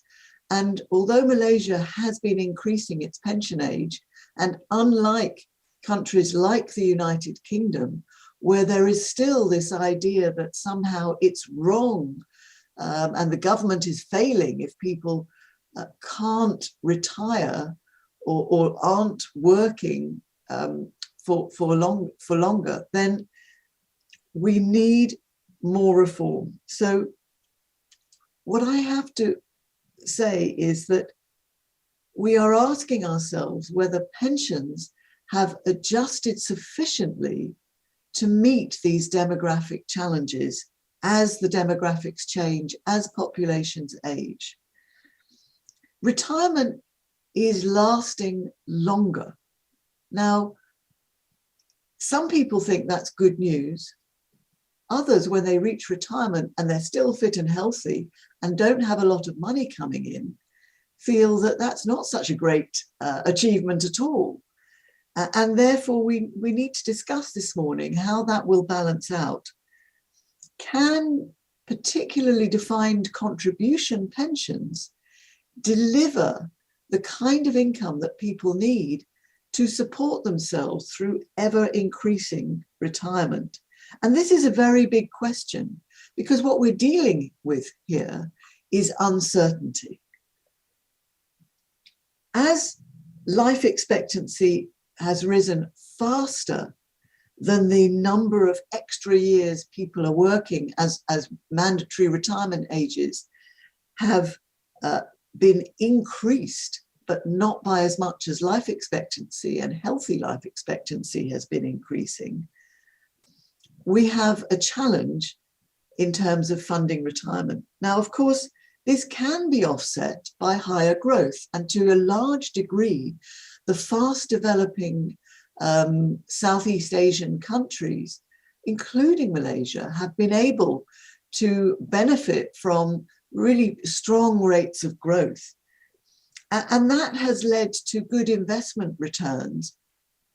But if pension schemes are focusing on using fixed income, particularly, let's say, government bonds, to provide the investment returns for a defined contribution pension fund, one has to ask whether those returns are enough, especially in the environment we have today of exceptionally low bond yields, driven partly by policies that reacted to the financial crisis in 2008 and the ongoing printing of money, quantitative easing, expansionary policies, as they are often called, by central banks.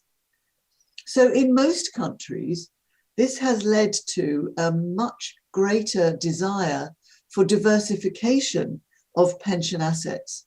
Both defined contribution and defined benefit pension assets in the United Kingdom have started to look for ways to generate better returns than fixed income assets. And that includes using equity markets, but also into alternative assets such as infrastructure, real estate, and of course, diversifying internationally away from the domestic base to other countries that may be growing even faster than the domestic country. So seeking alternative sources of expected return to try to make pensions last longer.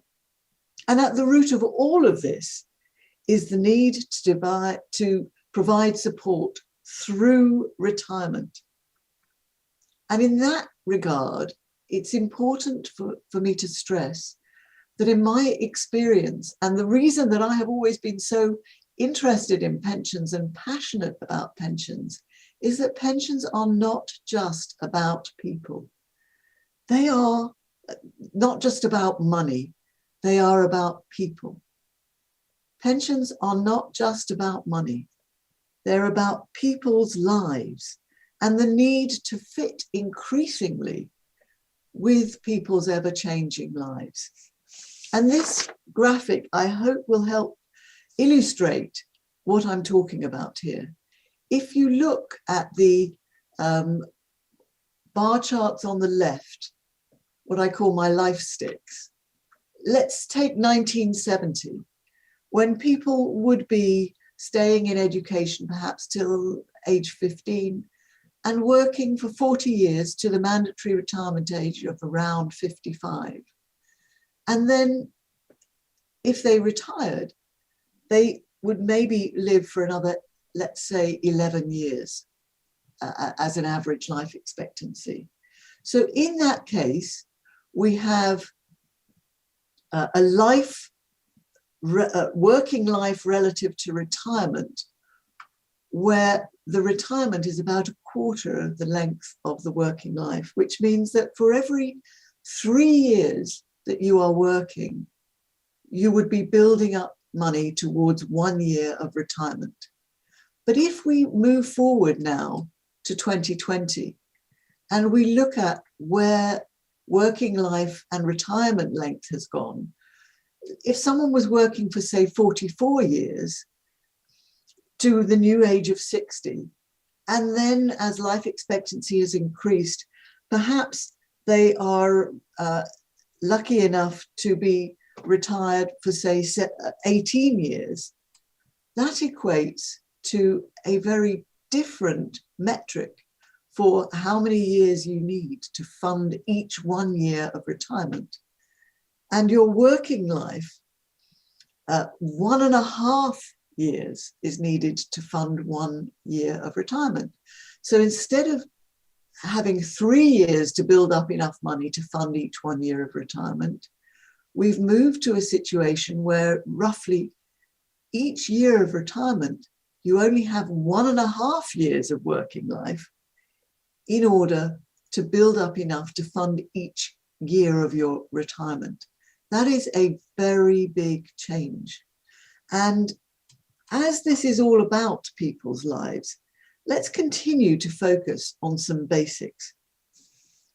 What is a pension?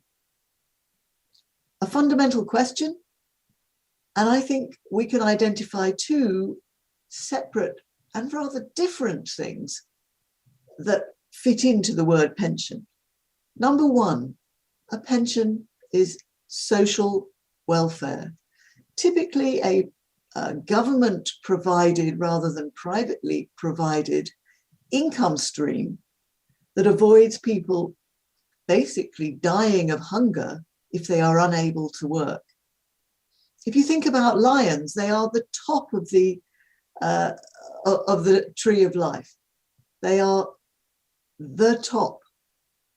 What do lions die of then if they're not under attack from other animals? Well, if we exclude humans for the moment, lions will die when they lose their teeth and they can't eat anymore. The same thing with a social welfare income stream. If you can't work and you've got no other money to fall back on, you need an income stream to live on in retirement. Number two, though, is basically a long-term savings vehicle, which is what a pension fund is. It's a fund of assets that you can call on to support yourself through retirement. And in this regard, public sector workers with defined benefit pension schemes in Malaysia will have help with both those aspects. Defined contribution pension schemes share the costs, though, between employers and workers.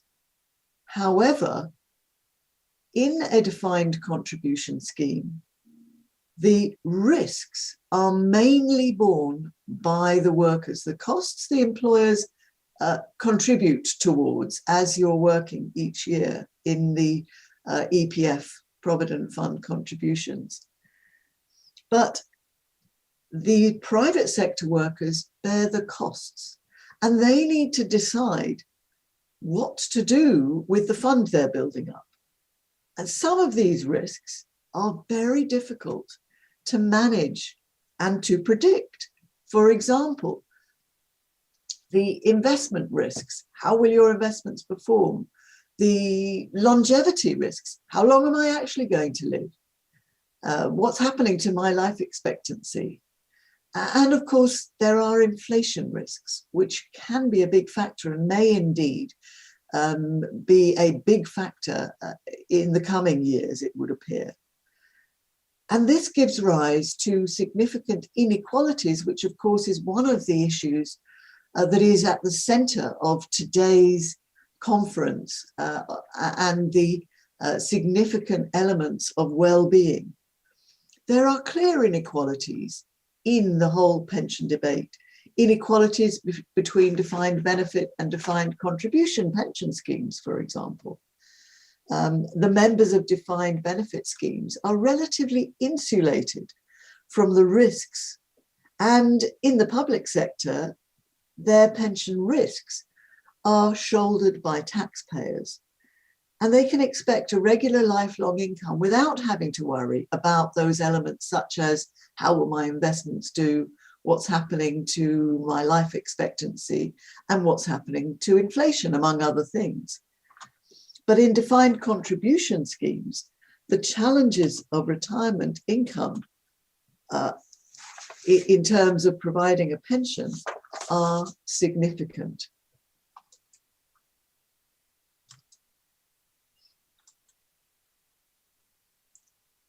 In effect, what we are saying is that a defined contribution scheme provides a pension fund, but that is not actually a pension. Because although the defined contribution pension scheme members build up a fund of assets, they still then need to tackle the challenge of delivering retirement income to support their later lives. And as life expectancy increases, pensions therefore have to last, obviously, for more years. And can investment returns match the rise in longevity? This is a big question. And what about the inflation risks? And of course, the risks for providing a pension for a dependent.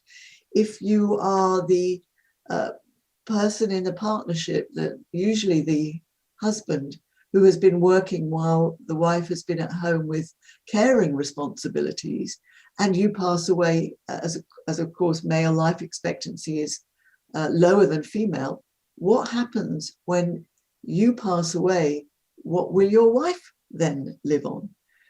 So the funds are built up, but if they are withdrawn straight away, all in one go, a defined contribution pension scheme doesn't actually provide a pension at all. And that is a big challenge. In some countries, they've tried using annuities, forcing people to buy insurance products that will take your pension fund and convert it into a promised income for life. But in the United Kingdom, certainly, and in other countries, that has proved not to be a sustainable or indeed necessarily equitable answer. It gives rise to significant inequalities depending on people's health and depending on what happens around them as they get older. Because an annuity is extremely inflexible, especially if you've bought it at a relatively young age, straight after you stop work or even before you stop work.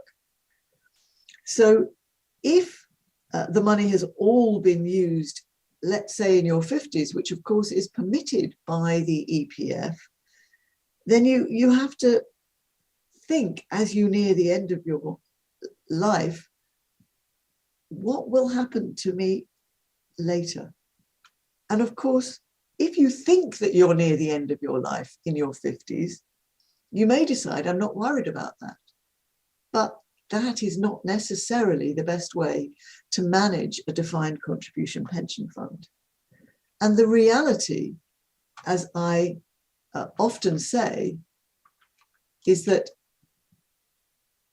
a pension itself can't grow.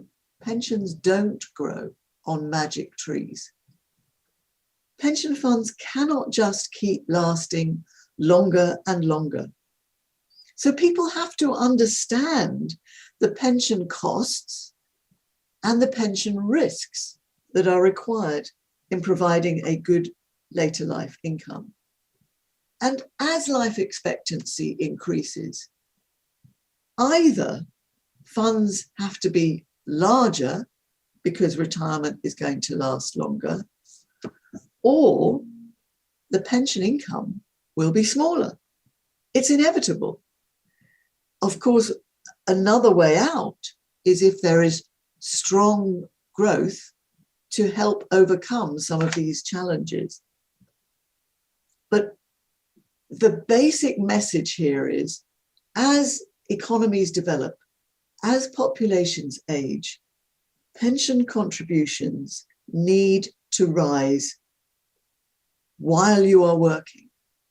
If you've got only 1.5 years to provide for each year of retirement, you're going to have a lot more in your pension fund each year to keep going through retirement than the previous period where every 3 years was giving you an opportunity to build up to 1 year of retirement.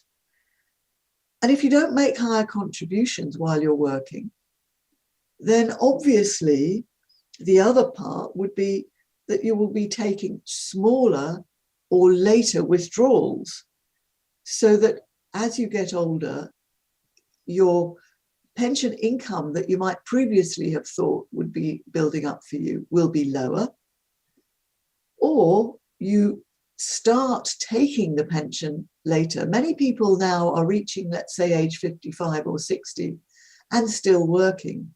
If you take all your pension money at that stage, you've reduced your opportunity. If you take half your pension fund money at that stage, you will still reduce your opportunity for a better later life. And if there is ongoing and rapid and accelerating growth, such as we have seen in recent years, some of the pressure on pensions is reduced for a time. But as developed countries are all in a position where the populations are aging, this itself implies a risk to growth. The risk is that growth is going to be lower rather than higher. And that particularly applies, again, in Malaysia, because 1/3 of the population is not actually covered by the EPF pension scheme. For example, the self-employed have less chance of employer help. Although they can pay into the EPF, they will not necessarily have as much going in for them. Women who have been working but also caring during their lifetimes are also more at risk of later life poverty, and they live longer, and that's half the population, because they will have had less opportunity with lower lifetime earnings to build up the same pension as a man of their age. So the demographics imply that a higher proportion of the population will not be working as we go forward in future. They will have passed the age where they will either be able to work or choose to work, but they'll have less money to spend. Now, if more of the population is living on lower incomes, obviously that's going to reduce economic activity, both in terms of the economic output, because your workforce is smaller. As I said, the fertility rate has fallen, so the younger cohorts are smaller in number. There'll be fewer people producing in the economy. And of course, these growing proportion of the population will have less money to spend than has been spent when they were younger and had higher incomes. All developed countries are grappling with this. So what are the policy options that can help alleviate the looming risks facing aging populations in the coming decades? Well, one policy option, obviously, is to increase your contributions to pensions while working. Both employee and employer contributions probably need to rise as we look forward. Another policy that's important is encouraging more women and more self-employed people to contribute to the EPF pension scheme while either they are working and or a partner is working. If a partner maybe be able to pay in for the woman, that itself will reduce some of the gender inequalities in pensions, which we see across the world. Increasing pension ages further is another option, at least for people in good health. And this is a problem we have in the United Kingdom. We've been steadily increasing the state pension age, although there have been some increases in the age at which you can withdraw private pensions. It's not as stark as the state pension age. But for those people who don't have any private pension or very little, if they are in poor health, there's no flexibility for them to be able to take any of their accumulated pension money or state pension benefits earlier than the ever-rising pension age. And this is a problem because although average life expectancy is increasing, it's not the case that everybody's life expectancy is increasing, and particularly lower income groups and those who end up in poor health or who are suffering disabilities, they can be really struggling, even though they've got money in a pension fund, because they can't yet take any of it out and they can't work. So that does need to be considered. And I think some flexibility in pension ages, perhaps dependent upon health, is something that should be considered by policymakers. Expanding social insurance is obviously a potential way forward, and also government help towards inflation protection and protection for survivors by maybe helping with widows or widowers' benefits in cases where people don't have other money, and perhaps issuing inflation-linked securities for pension funds to invest in would be another area. I think it is going to be really important as a policy option to curtail the ability for full withdrawal of pension assets at relatively young ages. If people have no other pension provision and they have money in the EPF and they take it all out as soon as they can, rather than facilitating regular income payouts, then you are almost saying that the pension fund was never actually going to provide a pension. In the UK, we allow people to take 1/4 of the fund as soon as they reach the minimum age. And even that is considered to be rather an anomaly. And often people take the money because it's a tax-free lump sum they can take. But they haven't decided what to do with it. They're usually still working. And instead of using the money to build up better investment returns or even to continue to pay more into their pension scheme, they put it in a bank account earning very little, or they spend it on a car or some other consumer good that won't actually necessarily benefit them as they reach much later life. I think the other area for policy consideration is something that the EPF is already looking at, which is diversifying the assets in which the schemes are invested for higher expected return securities, so that you try to boost expected returns and broaden diversification, which itself may reduce some of the risks entailed in putting, if you like, all your eggs in one basket and relying on one area of investment. But what we really need is to ensure that pensions fit better and adapt to the changes in people's lives. Because, as I say, pensions are not just about money. They are about people and people's lives. Structuring, for example, products that can help people draw down their pension as they reach ever increasing ages. Annual sums that they can live on as the fund grows. Discourage too much withdrawal at too early an age. Lump sum withdrawals at 55 obviously mean nothing left in later life if everything has been spent.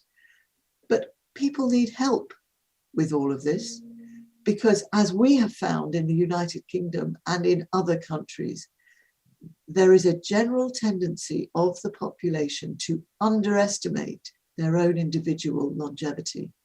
Even if you see that newspapers tell you average life expectancy is increasing, research shows that people don't expect they will live to a much later age. But many people will. And that means you need help with predicting and forecasting how your money is going to last. And also, it's increasingly important to recognize that as retirement itself changes, later life itself changes, and people stay fitter and healthier for longer, there is not a need directly for a level income in retirement, which is the traditional way that people think about pensions. Actually, income needs in retirement can often be U-shaped rather than a level, regular income, not linear, but U-shaped.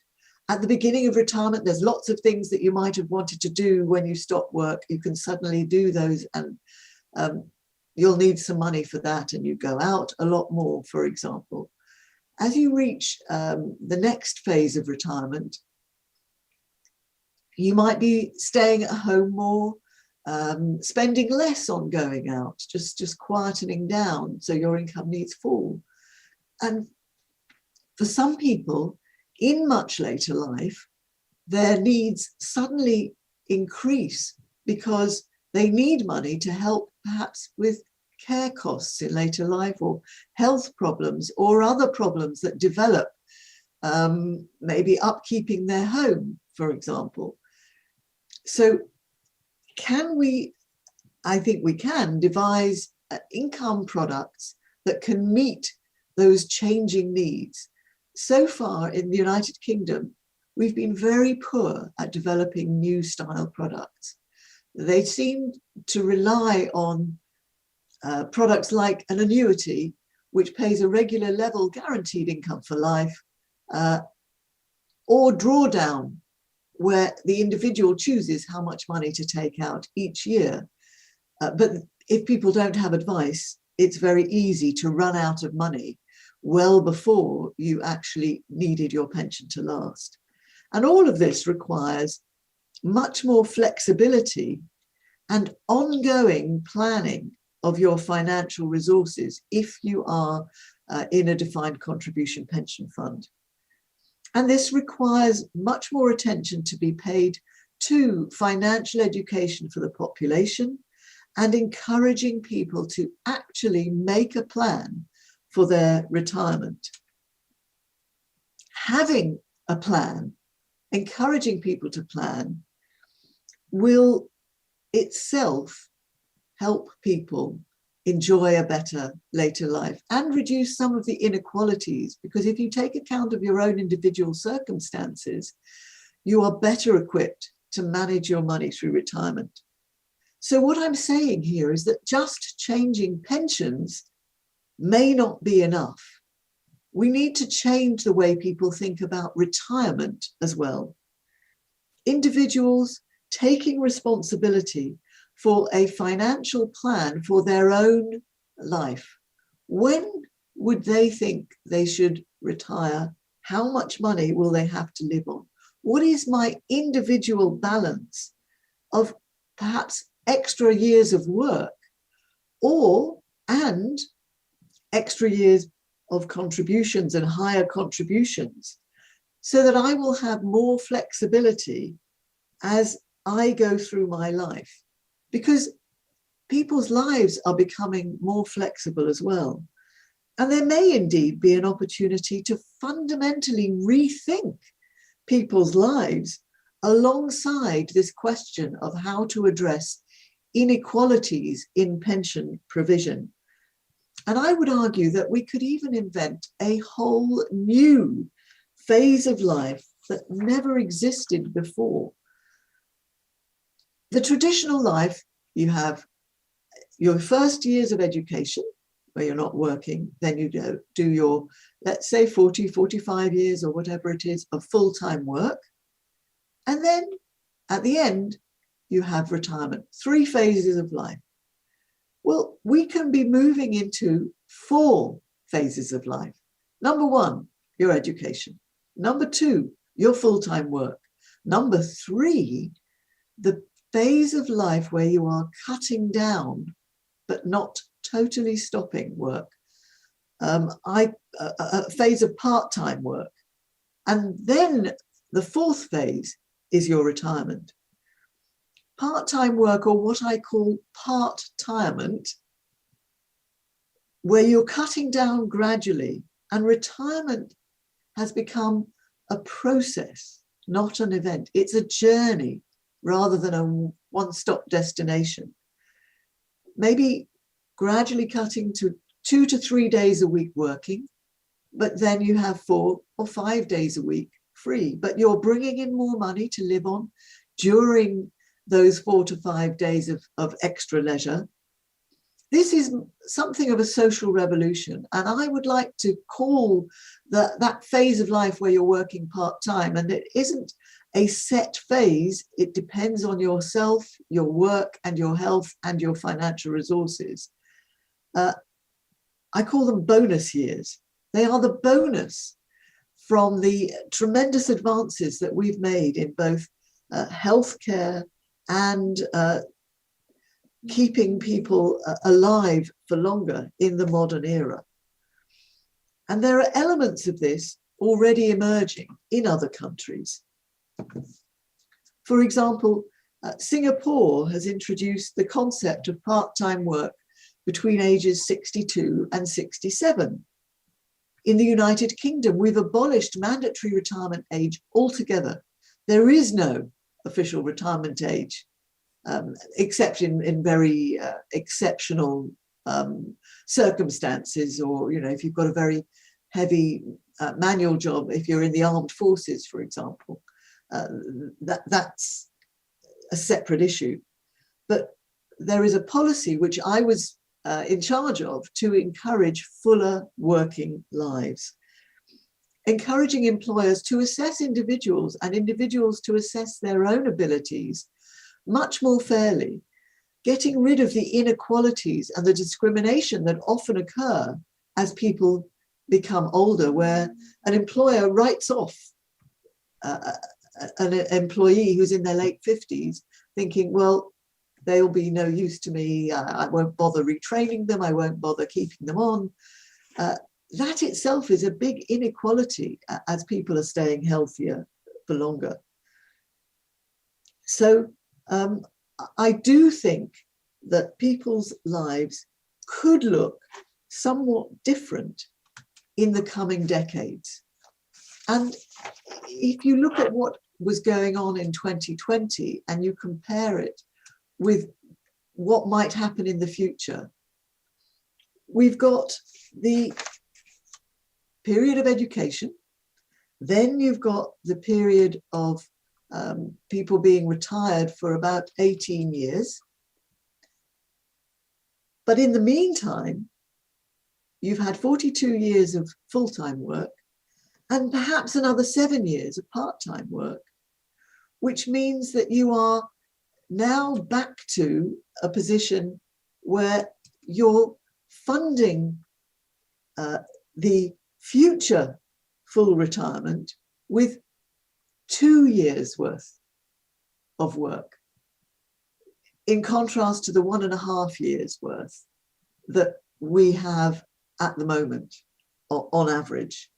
So we've got a position where people can build up more pension over longer time periods and earn more while they're working. That's something that I think is really important for us. And I call it a win-win-win.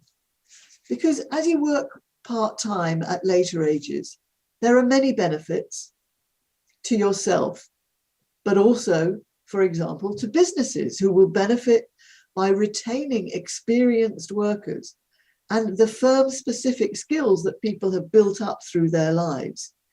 Older workers can be brilliant mentors for younger people, and we found that in UK employment, with firms really enjoying the benefits of older workforces. Individuals can gain from increased income and better pensions as they go through life. Society itself benefits because there is better social and intergenerational cohesion as ageism is less prevalent. And overall, the economy will benefit because it will produce higher output, better growth, and better well-being for its population. This is the golden scenario. And of course, given the rise in the number of older people relative to younger people, it is a really positive potential way forward. But of course, the theme of this excellent conference is about inequalities. And I have to say that these many inequalities certainly remain, and they pose a danger. There are many facets to inequality. For example, between defined benefit and defined contribution pensions, with the people who are not covered at all by any type of pension. These will give rise to later life inequalities. The self-employed, even if they're in the EPF, don't have a separate employer contribution, they're their own employer. So they'll have perhaps an ability to build less. There is a big gender inequality with women losing out in pensions.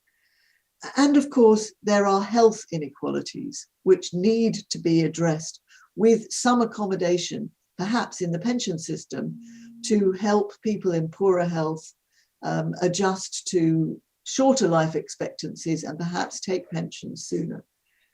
Given all these inequalities, what can a large national pension scheme like the EPF do to help address them? Well, the EPF obviously can encourage higher contributions, encourage people to pay in for longer, improve the coverage, deterring full withdrawals, unless, as I say, for health reasons, is really important.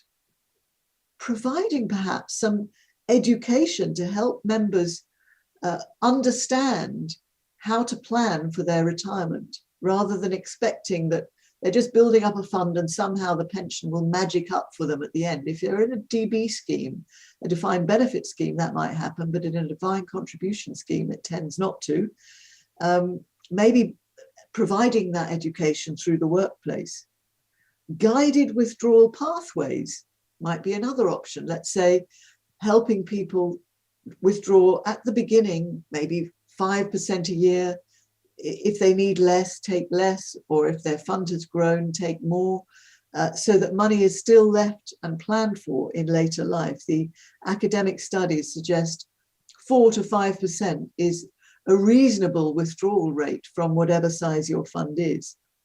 Obviously, on investments, improving risk-adjusted investment returns can help both build up a better fund while you're working and continue to build a fund through retirement, which means diversifying into growth projects that will benefit, for example, local and global economic development, building up new and exciting growth opportunities using pension fund assets to help through retirement. I like to think that we can help make people proud of their defined contribution EPF pension. If you understand what pensions are doing, all this is part of the task for the future of what I call changing the narrative, where you've got people who are thinking less about the challenges of retirement and more about the opportunities of pensions to help people's lives. This will provide better pensions, better growth, more money to spend on leisure, and less inequality. It gives a broader use of investment opportunities so that the EPF can demonstrate the good projects that it is helping, but also changing attitudes to people's own lives in terms of how they think about the word retirement, to foster new thinking and encourage what is effectively a social revolution to deliver a richer later life.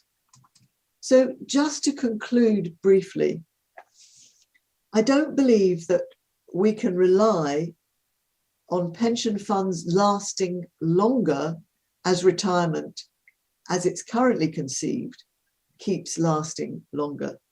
There are no guarantees in a defined contribution scheme, so we need to help individuals plan for their own circumstances and their own future and have flexibility to address inequalities.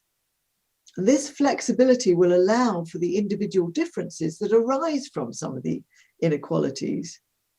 But more pensions and savings are only a part of the solution. Rethinking retirement is also a great opportunity as we move forward through time. So I think I would like to conclude there and see if there are questions from the audience. Thank you very much, Baroness. We have, I think, time for only a couple of questions, unfortunately, but I'll try to pick ones that are quite interesting.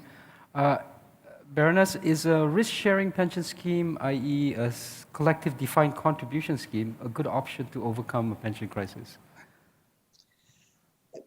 Very good question. Collective defined contribution schemes are becoming much more talked about in the UK. However, I think there are big caveats in that one needs to be able to help people understand what the risks in a collective scheme are and the expectations of members will be particularly important. I think that a collective defined contribution scheme can be particularly helpful at later lives as long as withdrawals happen later. If the withdrawals are happening at too young an age, I think there is a big risk of intergenerational inequalities where we've seen in countries like Holland, for example, the older members are used to expecting a level of pension withdrawal which is funded by younger people ongoing paying in to the scheme during the older person's retirement. If the investment returns are not delivered sustainably through time, you usually find that the pensions paid out to the older generations turned out to be too generous, but you only know that with hindsight. So I think there is a big risk that you want to be sure there is enough flexibility and people know that their collective pension may fall in future. It's not guaranteed at any particular level. Providing there is that, and perhaps with later withdrawals, that is an option. Another option is to build up a defined contribution scheme, have withdrawals at earlier ages, and then when you reach an age of, say, 70 or 75, at that point, maybe convert into an annuity where you have more certainty on how your later life is going. Right. Thank you, Baroness. From Hui Ming Lim, could you share some examples from the UK on how behavioral science and insights have been used to overcome heuristics and cognitive biases in retirement savings behavior and increasing retirement savings? Another great question. I mean, in the UK, we have introduced a policy of automatic enrolment where every employer, like in Malaysia, has to contribute to a pension for their workforce, but it isn't mandatory. It relies on behavioral science to encourage people to stay in by taking advantage of the inertia that behavioral science predicts. So what we've done is we've introduced a policy where every employer must automatically put the worker into their employer's choice of pension scheme, but the worker has the choice to opt out. Right. So it's not compulsory. However, what we've found is that very few workers bother to choose to opt out. They will stay in the scheme once it's automatically happening for them. Whereas in the past, when an employer offered a pension scheme and the worker had to opt in, maybe only half of the staff would actually pay in. Now, participation rates are around 90% or more. So very few have chosen to opt out. And that, I think, is a proof that behavioral nudges really do work.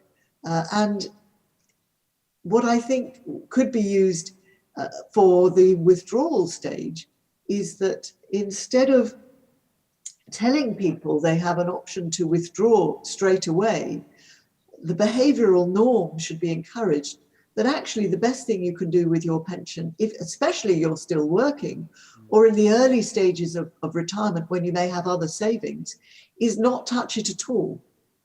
So the inertia would drive people to leave the money and grow further for when they really need it in much later life.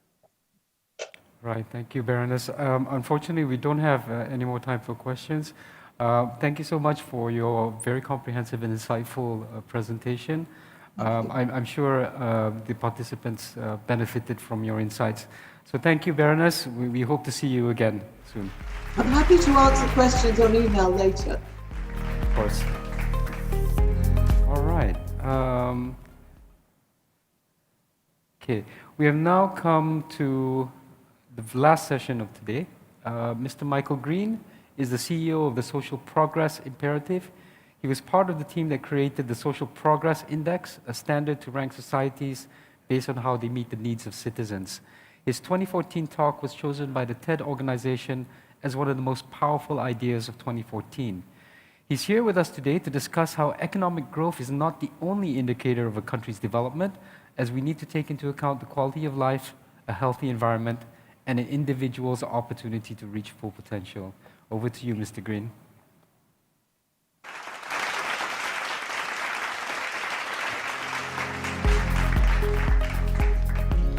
That is great. Thank you so much. And it's a great pleasure to be with you at the end of the day for you. Greetings from London. It's morning here in London, but afternoon for you. And I'm sure you've had a productive day, and I'll try and give you some insight and stimulation to help the conversation forward. So we live at a time when the world is at a big decision point.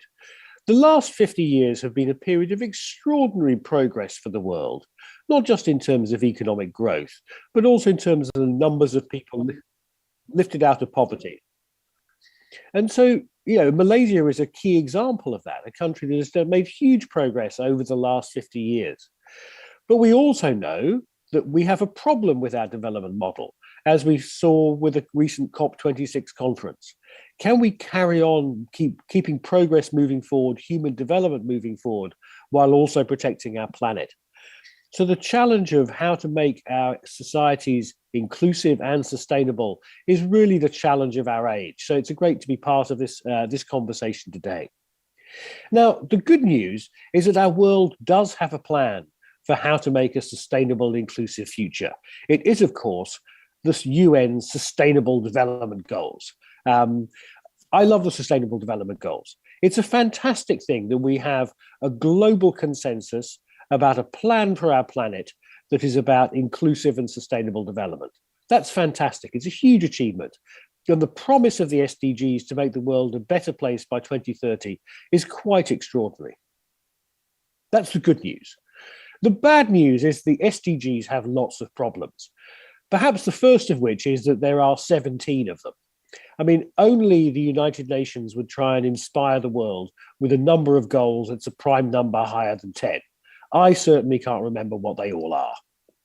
There's also a problem in that the SDGs are very much a kind of political compromise. So they are, to be honest, a little bit of a mess. There's not really a coherence about the goals. And also there's a lot of problems in measuring them.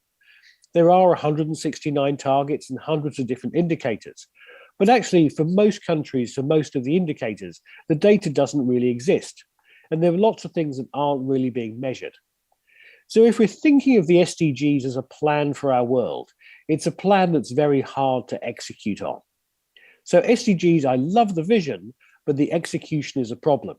And it's a really critical issue since the challenge of our age is around sustainable and inclusive development.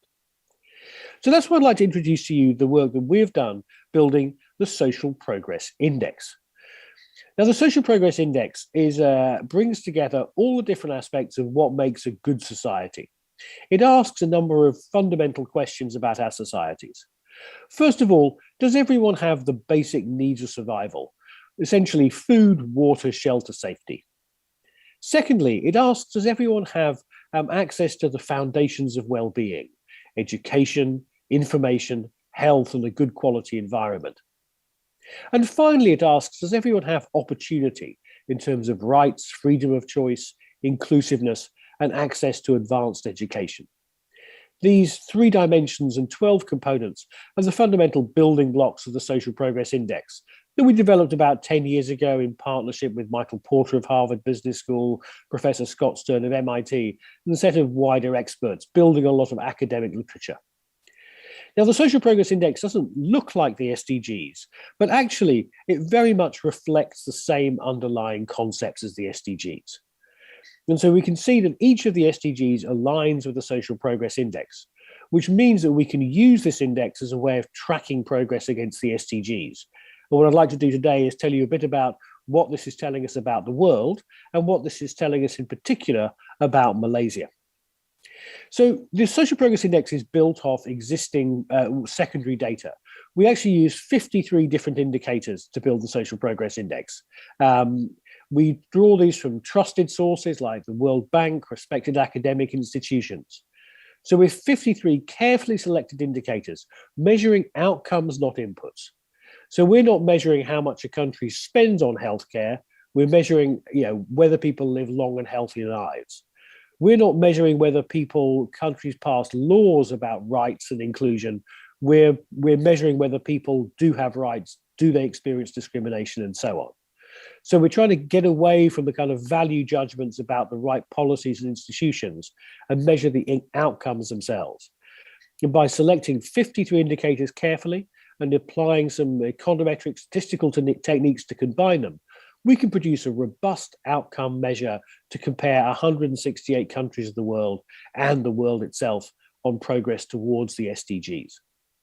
I should say there's all the details about the Social Progress Index are on our website, socialprogress.org. You'll find the full methodology and all the underlying data. We have full transparency about how the Social Progress Index works, and we also love feedback. So if you've got any reactions, thoughts, feedback, do let us know about how to build this. We've been doing this now for about 7 or 8 years, and it gets stronger all the time because of the feedback from people like you. So what do we find in the Social Progress Index data? Well, maybe let's start by looking at the world as a whole. So we've measured 168 countries. We've got data since 2011. So we know how the majority of the world's population is doing. And the good news is that the world in the last decade has got somewhat better. The world has improved by 4.63 points on the social progress scale.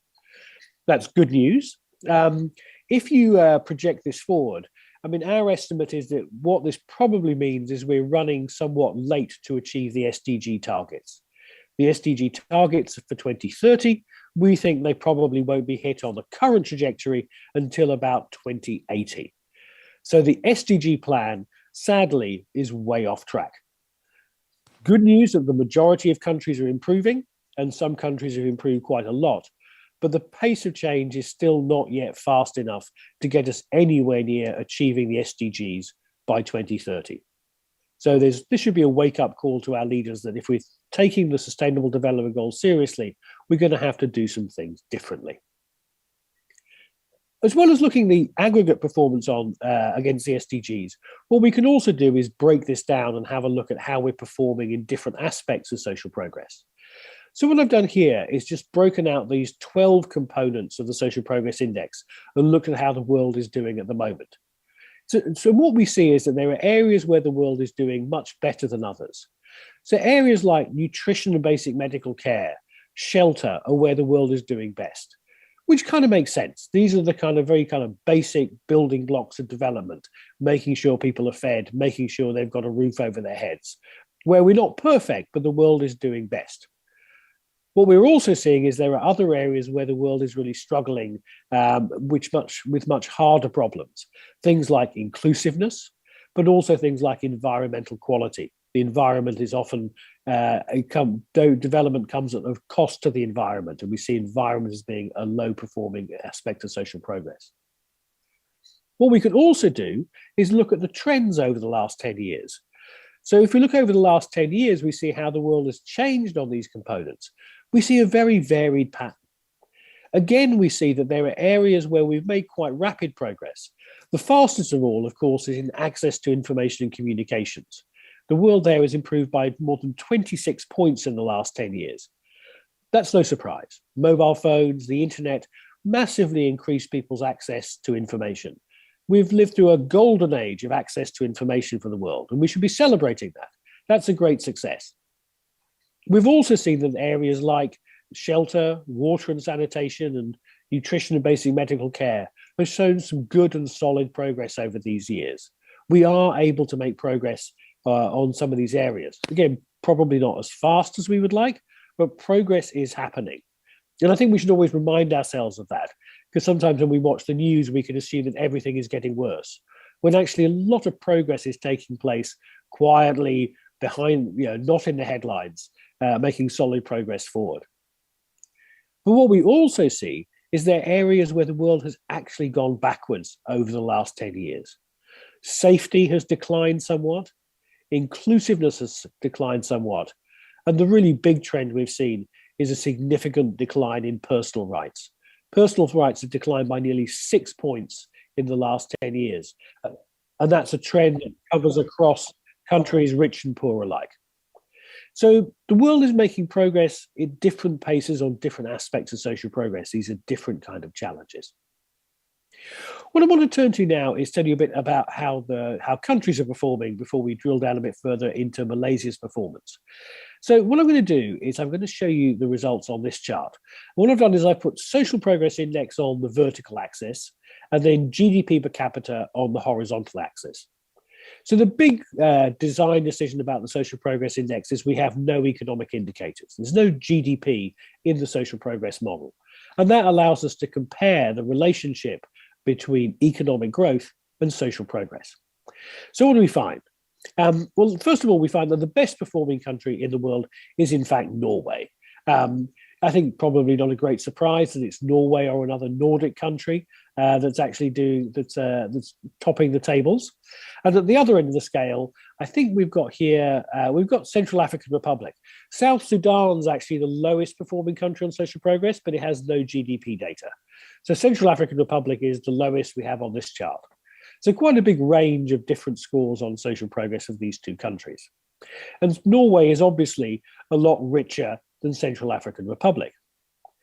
But look at these countries. Here, for example, is the United States.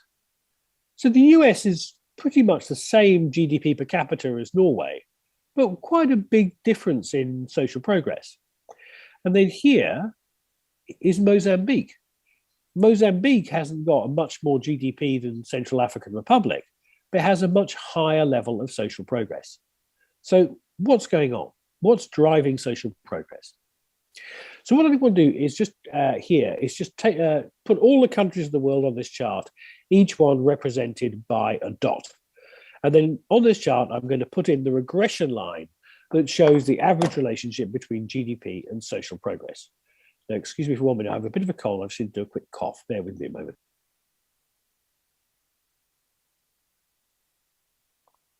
Sorry about that.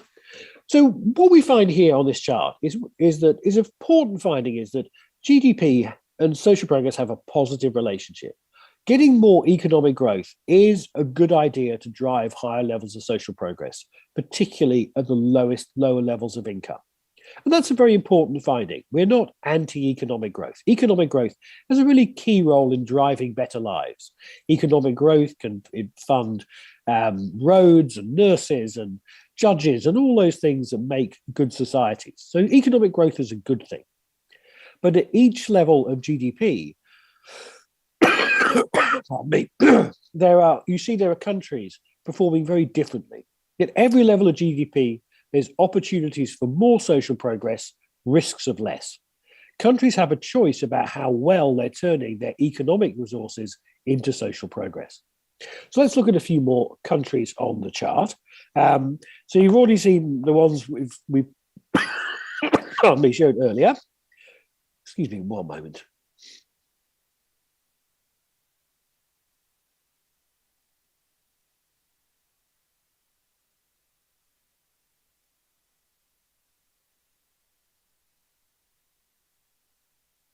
Sorry about that. It's cold season here in London.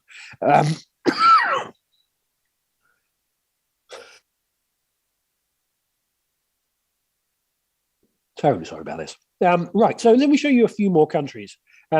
just looking at the kind of richer countries of the world, we see that Germany is doing better than the US on social progress. The UK and France, I think, are pretty close together, a bit behind Germany. The UK is just ahead of France. And then looking at the emerging economies, here's Brazil. So there's Brazil actually doing as well on social progress as Russia, which has a pretty similar GDP per capita, and better on social progress than China, which has a pretty similar GDP per capita. So Brazil's got a lower GDP than Russia and the same level of social progress, same GDP as China, and actually a higher level of social progress. And then finally, so there's India. So India's a bit lower down on both GDP and social progress. And then Malaysia is right here. So slightly better than Russia and Brazil on social progress, and slightly higher than Russia and Brazil, certainly Brazil on GDP per capita. So obviously all the data on all the countries is available on our website. So how is Malaysia doing? What is this telling us about Malaysia's performance? So what we can do with the Social Progress Index is, because we don't have GDP in the model, it allows us to look at a country's performance relative to its GDP. So rather than saying, well, Malaysia is not as good as Norway, we can say, how does Malaysia compare to a set of countries of similar wealth? So this is a standard tool that we use to compare each country to its peer group of countries with similar GDP per capita. So in Malaysia's case, this is Chile, Croatia, etc., as listed on the screen. And these may not be the countries you usually compare yourself to, but what it gives us is a standard benchmark. With the same economic resources, are you doing as good a job as your peer countries, or a better job, or a worse job? And that's what we can do on this thing here, our Social Progress Scorecard. Now, this all looks terribly complicated, but don't be scared. I'm going to walk you all through it.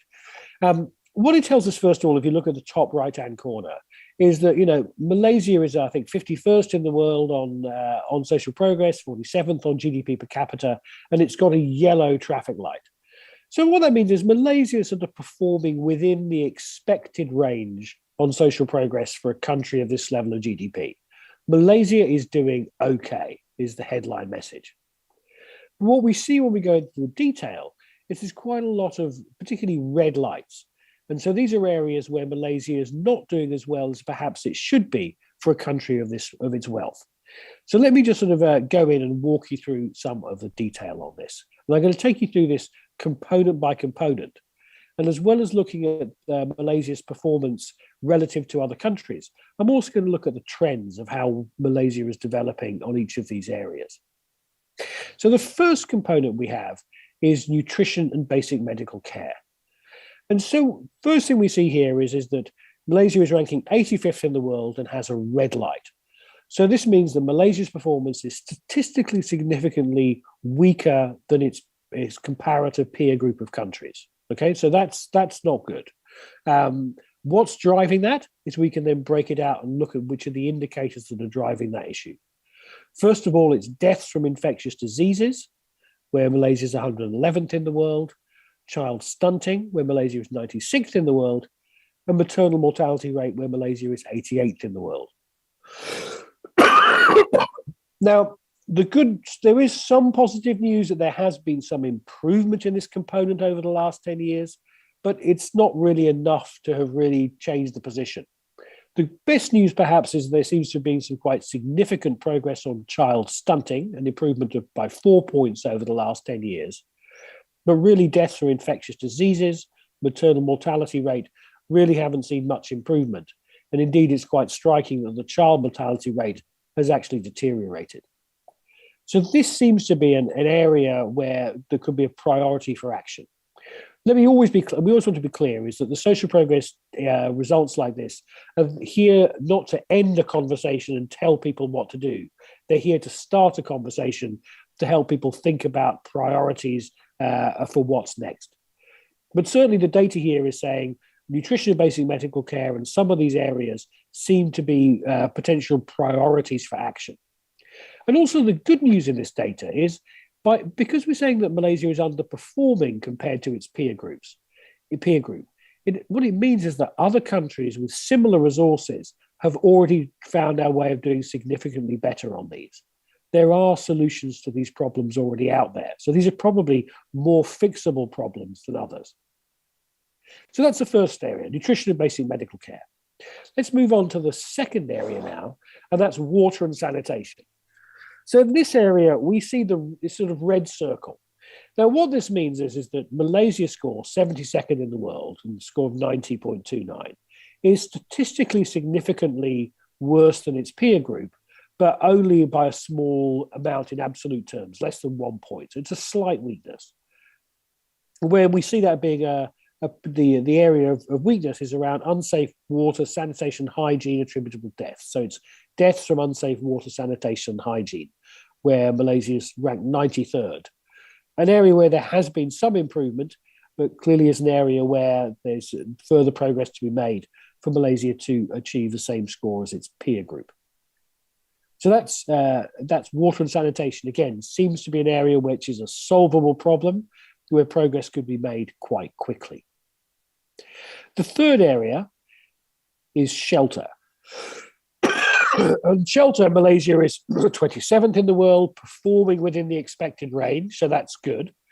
There is one red traffic light around usage of clean fuels and technology for cooking.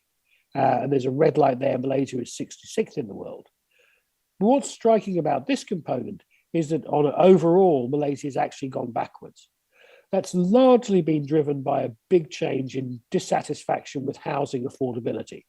So clearly something has happened about the affordability of housing over the last 10 years. But it is also notable that there's been only small improvements in a couple of the other indicators. And the usage of clean fuels and technology for cooking, the area of weakness, has actually got worse.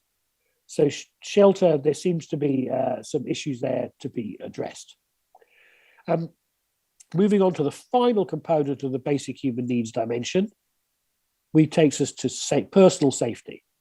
So here is one where, again, Malaysia is 48th in the world, performing within the expected range for countries of this GDP. But interestingly, one where there's quite a mixed performance. In terms of perceptions of crime, one of the best in the world, 8th in the world, and with a blue light. In the world of social progress, traffic lights are red, yellow, and blue, because that's actually easier for people like me who are colorblind. So that's a good thing. Malaysia is performing better than expected on perception of crime. We've also seen some quite big improvements in deaths from interpersonal violence, political killings, and torture. But interestingly, that Malaysia is still scoring very low on transportation-related fatalities. Some improvement, but still a very low score in this area. So again, but this is actually a very fixable problem and a very avoidable cause of death. So there's an easy win, you could perhaps say, by reducing road traffic deaths in Malaysia to actually improve the score on personal safety. Moving into the foundations of well-being dimension, we can then start by looking at access to basic knowledge, schools. And here we see, again, 52nd in the world, performing within the expected range, and actually some quite significant improvements, especially around equal access to quality education, secondary school attainment, and even actually in some of the areas of underperformance on women with no schooling, 90th in the world, and gender parity in secondary attainment, 66th in the world. In both of those areas, we see some improvement, which is good news. Notable, of course, the two indicators where Malaysia is underperforming are around gender issues, gender equity in schooling. So doing okay, but some areas for improvement, but the trajectory seems to be very positive around access to basic knowledge for Malaysia. The next component after that is access to information and communications. And here, 38th in the world, performing within the expected range. Mobile telephone subscriptions. Basically, every country in the world that has more than 100 telephones per people is ranked number one. So Malaysia is one of about 40 or 50 countries that are all ranked number one in this indicator. There's nowhere further to go. There's also been some quite positive trends around other indicators around access to information and communications. That's good news. But media censorship remains the area of weakness on access to information and communications. People have got a lot of access to information, but there is an issue of merging the data around censorship. Next component is health and wellness. So this is looking at things like life expectancy and access to health services. And again, a mixed bag here, 66th in the world, doing okay. There has been some improvement over the last 10 years, but two areas of weakness.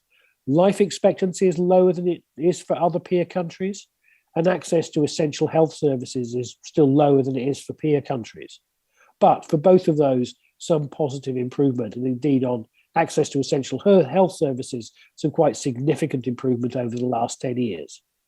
Interesting, maybe something to look at is how equal access to quality healthcare has declined a bit in the last 10 years, but isn't an area of weakness yet.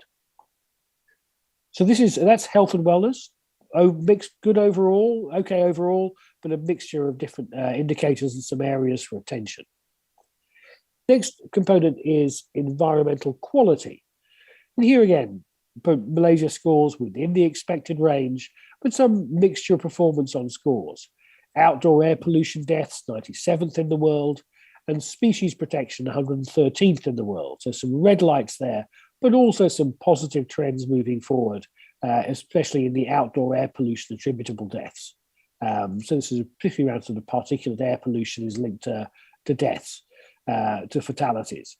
So some positive progress there, but some way further to go to move to a score within the expected range. So that's the foundations of well-being component. And then the third one is around opportunity. And opportunity begins with personal rights. Now, here is an area where Malaysia currently ranks 103rd in the world, and we see red lights across most of the indicators. Access to justice is within the expected range and has seen actually quite a dramatic improvement over the last 10 years, which is good news. And actually, although it's interesting that Malaysia does have red lights on the other indicators, they've all shown a positive trend forwards, and indeed on personal rights as a whole, Malaysia's score has improved. And if you contrast that with the world average in most countries, Malaysia is actually bucking the global trend in having made positive progress on personal rights, whereas most of the world has actually gone backwards on this area. So clearly work to be done, but it is an interesting story that Malaysia has seen improvement in this area when most countries haven't. So that's personal rights. Next is personal freedom and choice. Again, here is a range of different indicators. Vulnerable employment. So this is looking at whether people don't just have jobs, but they have good quality jobs. They have jobs that give them vulnerability in their lives. That's actually deteriorated, which is interesting. We have seen there's a red light for satisfied demand for contraception, but one where there has been improvement. And some quite big gains as well in young people not in education, employment or training. So some positive progress on personal freedom and choice over the last 10 years. Now, inclusiveness is we see as quite a challenging component. It's the area where the world performs worst overall, and where the world as a whole has not made much progress over the last 10 years, and indeed has gone backwards a bit. So again, interesting and I think important to note that Malaysia is scoring within the expected range for inclusiveness and actually has seen some quite positive progress over the last 10 years, unlike the rest of the world. Red light for acceptance of gays and lesbians, 111th in the world, but we do see there's some positive progress in that area of weakness. Discrimination and violence against minorities, equality of political power by gender have all improved. Where we see there's perhaps not been any improvement and where there's a red light is equality of political power by social group. So inclusiveness is an interesting story for Malaysia. Not the highest of scores, but within the expected range. And unlike most countries, actually seeing some positive progress forward in some critical areas. And then finally, the final component is on access to advanced education. And this is one where Malaysia's score is, again, it's this red circle. So statistically significantly weaker than its peer group, but not by much in absolute terms.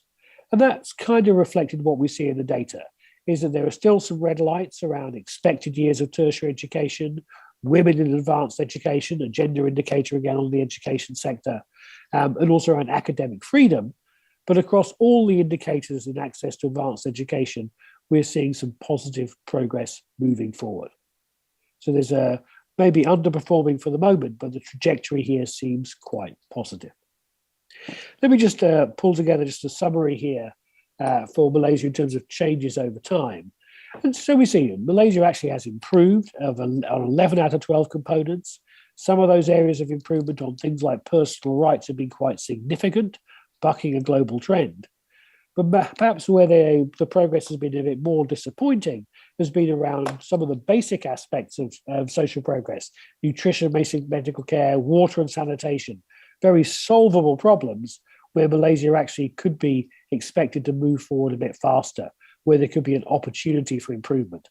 And the one area going backwards is shelter, which is really driven around the issue of affordable housing.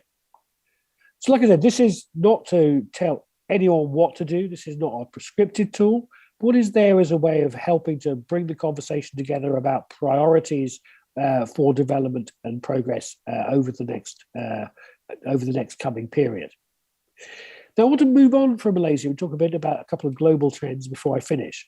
But let me just pause for a moment and just quickly step away. I'll be back in 1 second.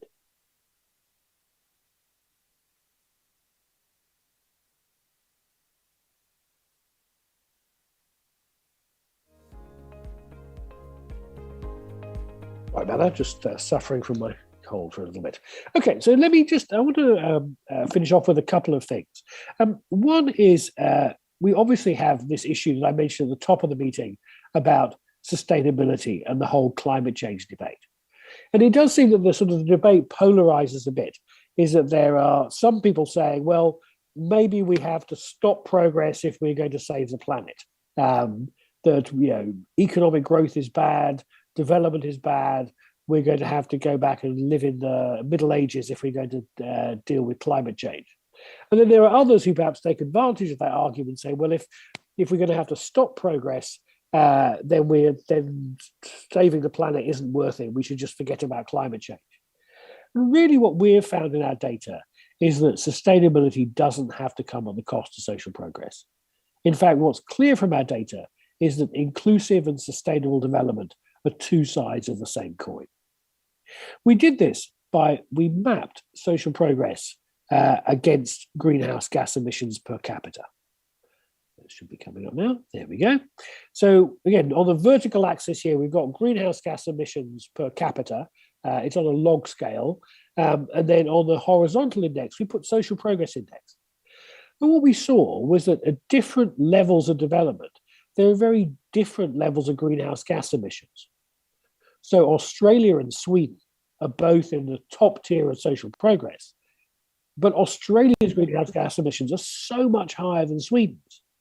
Similarly, the US and Costa Rica are actually at the same level of social progress, but the US is achieving that with a much higher level of greenhouse gas emissions. In the third tier of social progress, where Malaysia is, we see there's a huge divergence between what Kuwait is producing and what Jamaica is producing.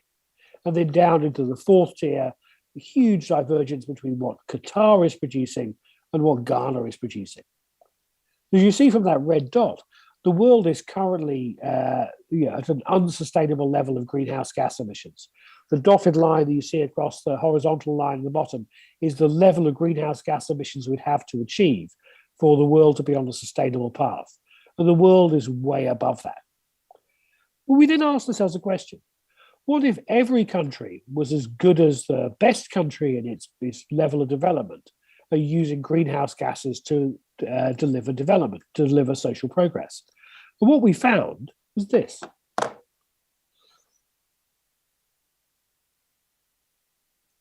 What we found was that if every country was as good as the best in class in each level of development, the world actually could achieve a level of sustainable greenhouse gas emissions without sacrificing social progress. Indeed, the world could actually move forward on social progress without exceeding that level. Now, obviously, this is a sort of hypothetical exercise. What it shows us is it's our choices about how we develop our societies that's driving the climate change problem, and that we can have progress without creating a climate crisis. And one of the ways of doing that is by focusing on inclusive and sustainable growth. And indeed, what we also find is that countries that are better at turning their GDP into social progress tend to be ones that are better at actually reducing their greenhouse gas emissions. But on this chart, what I've done is we divide the countries on social progress into 6 tiers. And what we've done is shown here the relationship between greenhouse gas emissions and social progress in 2011 and 2021. And what we see, if you start on the left-hand side, is that the countries in tier 6, these really are the kind of least developed countries that are failed states or have big governance problems. There's really no relationship between greenhouse gas emissions and social progress because they've got such fundamental problems. But the moment countries move into the next tier, tier 5, you see that greenhouse gas emissions increase quite rapidly with social progress. And indeed, looking at that chart, you see how the blue line is steeper than the red line. Actually, that is accelerating. So the consumption of greenhouse gases to actually drive social progress has been accelerating over the last 10 years. The same is true in the 3rd tier of development, where we see that accelerating process. And then in the 4th tier, we start to see a different pattern. In this 4th tier of development, where Malaysia is, you see that actually the blue line is a bit flatter than the red line. This means the relationship between greenhouse gas emissions and social progress isn't as strong as it was in tier 3 and has weakened in 2011, 2010. And Malaysia is actually a very good example. Malaysia's achieved quite a significant increase in social progress without having a big increase in greenhouse gas emissions per capita. But as we then move on to tiers 2 and tiers 1, we see how that blue curve flattens even further. And indeed in tier 1, we actually see that higher social progress is associated with lower levels of greenhouse gas emissions. So the debate is often set up as you've got to have greenhouse gas emissions to make progress. Well, actually, that isn't the case. We've got to make choices about how we develop. And there are ways that we can develop, that we can do this, actually reducing the rate of increase of greenhouse gas emissions, or for the most advanced countries, actually reducing greenhouse gas emissions in absolute terms. There really is a win-win here between inclusive and sustainable development. I want to finish with one other thing I want to flag to you, is that we've looked at social progress index data for the world and for the countries of the world and had a deep dive into Malaysia. Well, our experience over the last 7 or 8 years has been really using the social progress at a localized level and really the power of disaggregating the data. And I think for a country of the scale and diversity of Malaysia, this is going to be a really important part of the story. And what I've presented to you for the Malaysia scorecard reflects the national average. But of course, beneath that, there will be lots of different stories for different regions of the country and also for different demographic groups. So something we've done is disaggregating social progress index data to highly localized levels. Here's just one example that we've done in Orange County in California, by disaggregating social progress index down to the level of not just zip codes, but what they call census tracts, communities of about 5,000 people. We've really been able to unpick the inequities in that society, help the government bodies identify how they better interventions they can make, and indeed actually really help them in their COVID response by understanding the communities better. So I think always important, I want to emphasize, is that the country data is useful, but the more you can dig in at a granular level for localized data, the more powerful your tools will be, the better your priority setting will be. And the other one in terms of disaggregation, I think, is also breaking out by different demographic groups. Another disaggregation that we've done has been a global youth progress index. So specifically looking at the progress of young people under 30. And that shows that there's actually different challenges for different ages, different demographic groups. We also did one for South Africa. And South Africa obviously has a huge issues around youth and youth unemployment. But what we found for South Africa was that the country itself was moving forward somewhat, but youth progress was actually going backwards. So disaggregating for geographically matters, but also disaggregating in terms of different demographic groups. That could be young people, that could be women, that could be children, that could be older people. But disaggregating in this way really helps to understand what's going on in your society, where are the priorities for action. Because resources will always be finite. And therefore, we've got to get our resources targeted in the way they can make the biggest difference and build the strongest collaborations between government and business and civil society organizations to deliver the solutions. I'm an optimist. I believe that we can put the SDGs back on track because I can see in our data there are so many missed opportunities to accelerate progress. And there are so many solved problems where we just haven't scaled the solutions globally. And this is where I think the data provides us with an opportunity to find those priority areas for action and also to see where the solutions are that can help drive us to faster progress and towards achieving the SDGs. Thank you very much.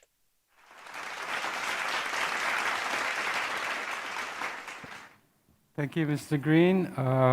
We have a few questions on the board. Let me begin with the most interesting one. From Suhaida, where do you see Malaysia in the next 5 years with regard to its position in the Social Progress Index? Well, I think that's from Malaysia to decide where it's going to be. But let me say what I think I can see in the data is I can see a huge opportunity for Malaysia. Malaysia's got some really solvable problems that they could address very quickly. Those indicators around nutrition and basic medical care, water and sanitation. Those seem to be very fundamental problems where the solutions already exist, where other countries are doing better, which shows that it can be solved. So you could actually make some very rapid progress in those areas, I think would be a great opportunity. And then I think there are also some very positive trajectories we see around rights, inclusiveness and access to advanced education, that if they can continue, could really move Malaysia forward. And finally, I think, I'm not an expert on this, but I was very struck about how Malaysia has seen significant social progress improvement over the last 10 years without seeing significant increase in greenhouse gas emissions per capita. That's a very positive trend that I think should hopefully be continued. Fantastic. Second question, how could the average person use the Social Progress Index to enact change in their spheres of influence? Yeah, so I think what we see the Social Progress Index as being is a way of creating a language for conversations across sectors about priorities. Because one of the big problems in the social sector is you have the education lobby, the health lobby, the environment lobby, the rights lobby. My background's in government. And one of the hardest things about being in government is everyone's lobbying you for things. How do you make choices? And indeed, we worked with the mayor of San Jose, California, Sam Liccardo. And one of the things he said he wanted to do with the Social Progress Index was change the conversation. So the resources weren't going to those who shout loudest, but to where there's the greatest need. So I think what Social Progress Index can do is offer a foundational sort of description of our societies around which we can talk about priorities. And then we can talk about choices and trade-offs. And we've really found that applied at a local level, it can be really powerful in actually sort of identifying needs that haven't been recognized and driving action. And that could, therefore could be a way of empowering citizens to have that conversation about what they want from their governments, but also what they want from their businesses. And also a conversation about how governments and businesses collaborate better. Right, which leads us to the next question. What would be the best advice to leaders and authorities with regards to changing the perception that economic growth and wealth does not mean that everyone is growing together? Yeah, I mean, it's the whole economic growth story is a fascinating one. I mean, the person who really sort of founded the statistics we use to base GDP on, Simon Kuznets, created the tool in 1934. And when he released his report to Congress, the one thing he said is, don't use this as a measure of well-being. This is a macroeconomic tool. It's not a measure of the well-being of our societies. But he was kind of ignored. Why was he ignored? I think because GDP is very simple and it actually works quite well. I mean, economic growth has delivered a lot for us. You know, as Bill Clinton famously said in the 1992 election campaign, it's the economy, stupid. So I think there's a bit about we mustn't be anti-economic growth, anti the economy. What we can do is say it's incomplete. So this is why we've always very clearly positioned Social Progress Index, not as a replacement for GDP, but as a complement for GDP. And that way we can check, is our economic growth actually are we doing a good job of turning our economic growth into social progress? And I think also what we've tried to do with Social Progress Index is keep it simple. So we can say, how has Malaysia done over the last 10 years? Got better by 7 points. Because that's one of the things, the brilliance of GDP, is it's very simple. Our economy has grown by 5% this year, we have done well. Our economy by 5% this year, this is very bad. And you've got to have that kind of simplicity for it to be used as part of a public policy conversation. Right. Last question, I think, unless we have somebody else coming in. A bit more specific to Malaysia. What should be the big leap initiative that Malaysia can refer to in terms of addressing affordable housing? It's very specific. That's a very specific question. And I have no idea what the answer is. What I would say is have a look at the data and see which countries are doing better than Malaysia with similar GDP on that indicator. And that may tell us something. Because obviously housing affordability tells us a lot about the structure of the economy, the structure of the housing sector, a whole bunch of different things coming together. But I think looking within the data, say, which of the countries are actually doing a particularly good job on housing affordability, and is there something that we can learn from them? And this is why I always say, like, the red lights on a scorecard are actually a great thing to see, because actually what they show you is that something has been solved somewhere else, and so the solution is out there. And so it's very easy to kind of look and see what lessons can be learned. Right, there's no copyright on policy. With that, Exactly. I think we've come to the end of the questions. Thank you so much, Mr. Green, for your fantastic presentation. I hope that it's of benefit to all our participants, and we hope to see you again. And we hope you get better.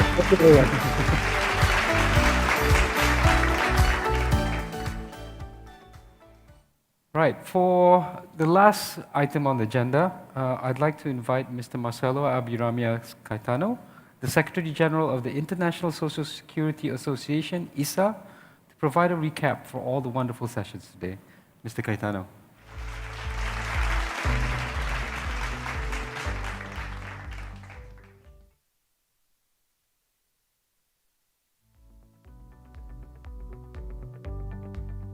Sorry, let me unmute myself. Okay, first. Okay, so thank you all for this applause, and also thank you very much, Mr. Nurishan Hussain. Ladies and gentlemen, good evening to you all. On behalf of the International Social Security Association, or ISA, I would like to give my thanks and appreciation to the Secretariat of the International Social Wellbeing Conference for organizing such an interesting event. Today, as we find ourselves nearly 2 years from the first recorded case of COVID-19, it is undeniable that the world has changed a great deal. Certainly, if not for COVID, we would be meeting each other in person rather than virtually. It is important to highlight that inequality between countries has meant that many nations experience this pandemic very differently, condemning billions of vulnerable persons to unequal access to the resources required to overcome COVID-19. This is made even more evident when looking at access to COVID-19 vaccines, where high-income or upper-middle-income countries have administered many more doses of COVID vaccines proportionally compared to low-income countries.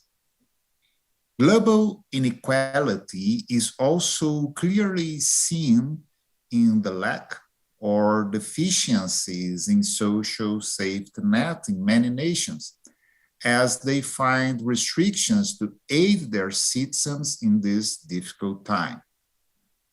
Whereas countries with robust social protection are able to provide financial assistance to their people, other nations struggle to even provide limited benefits.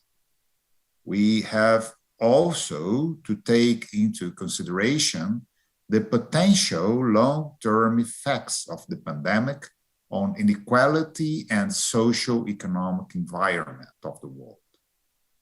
Nonetheless, globally, social security organizations have had to respond to the needs of many who had to rely upon social safety nets in order to deal with the health and economic crisis.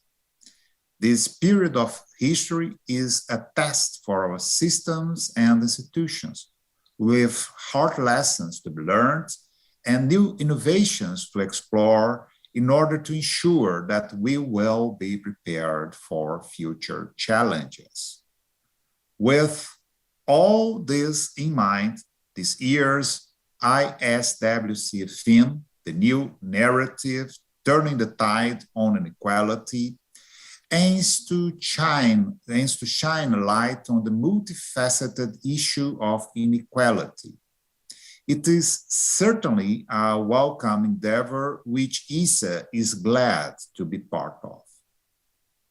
The keynote by Professor Stiglitz was crystal clear in the work we have to do to deal with the structural nature of inequality, identify the patterns of inequality and craft the appropriate policies to address and dampen its pernicious impacts across the world. What is needed is a dynamic approach in tackling inequality.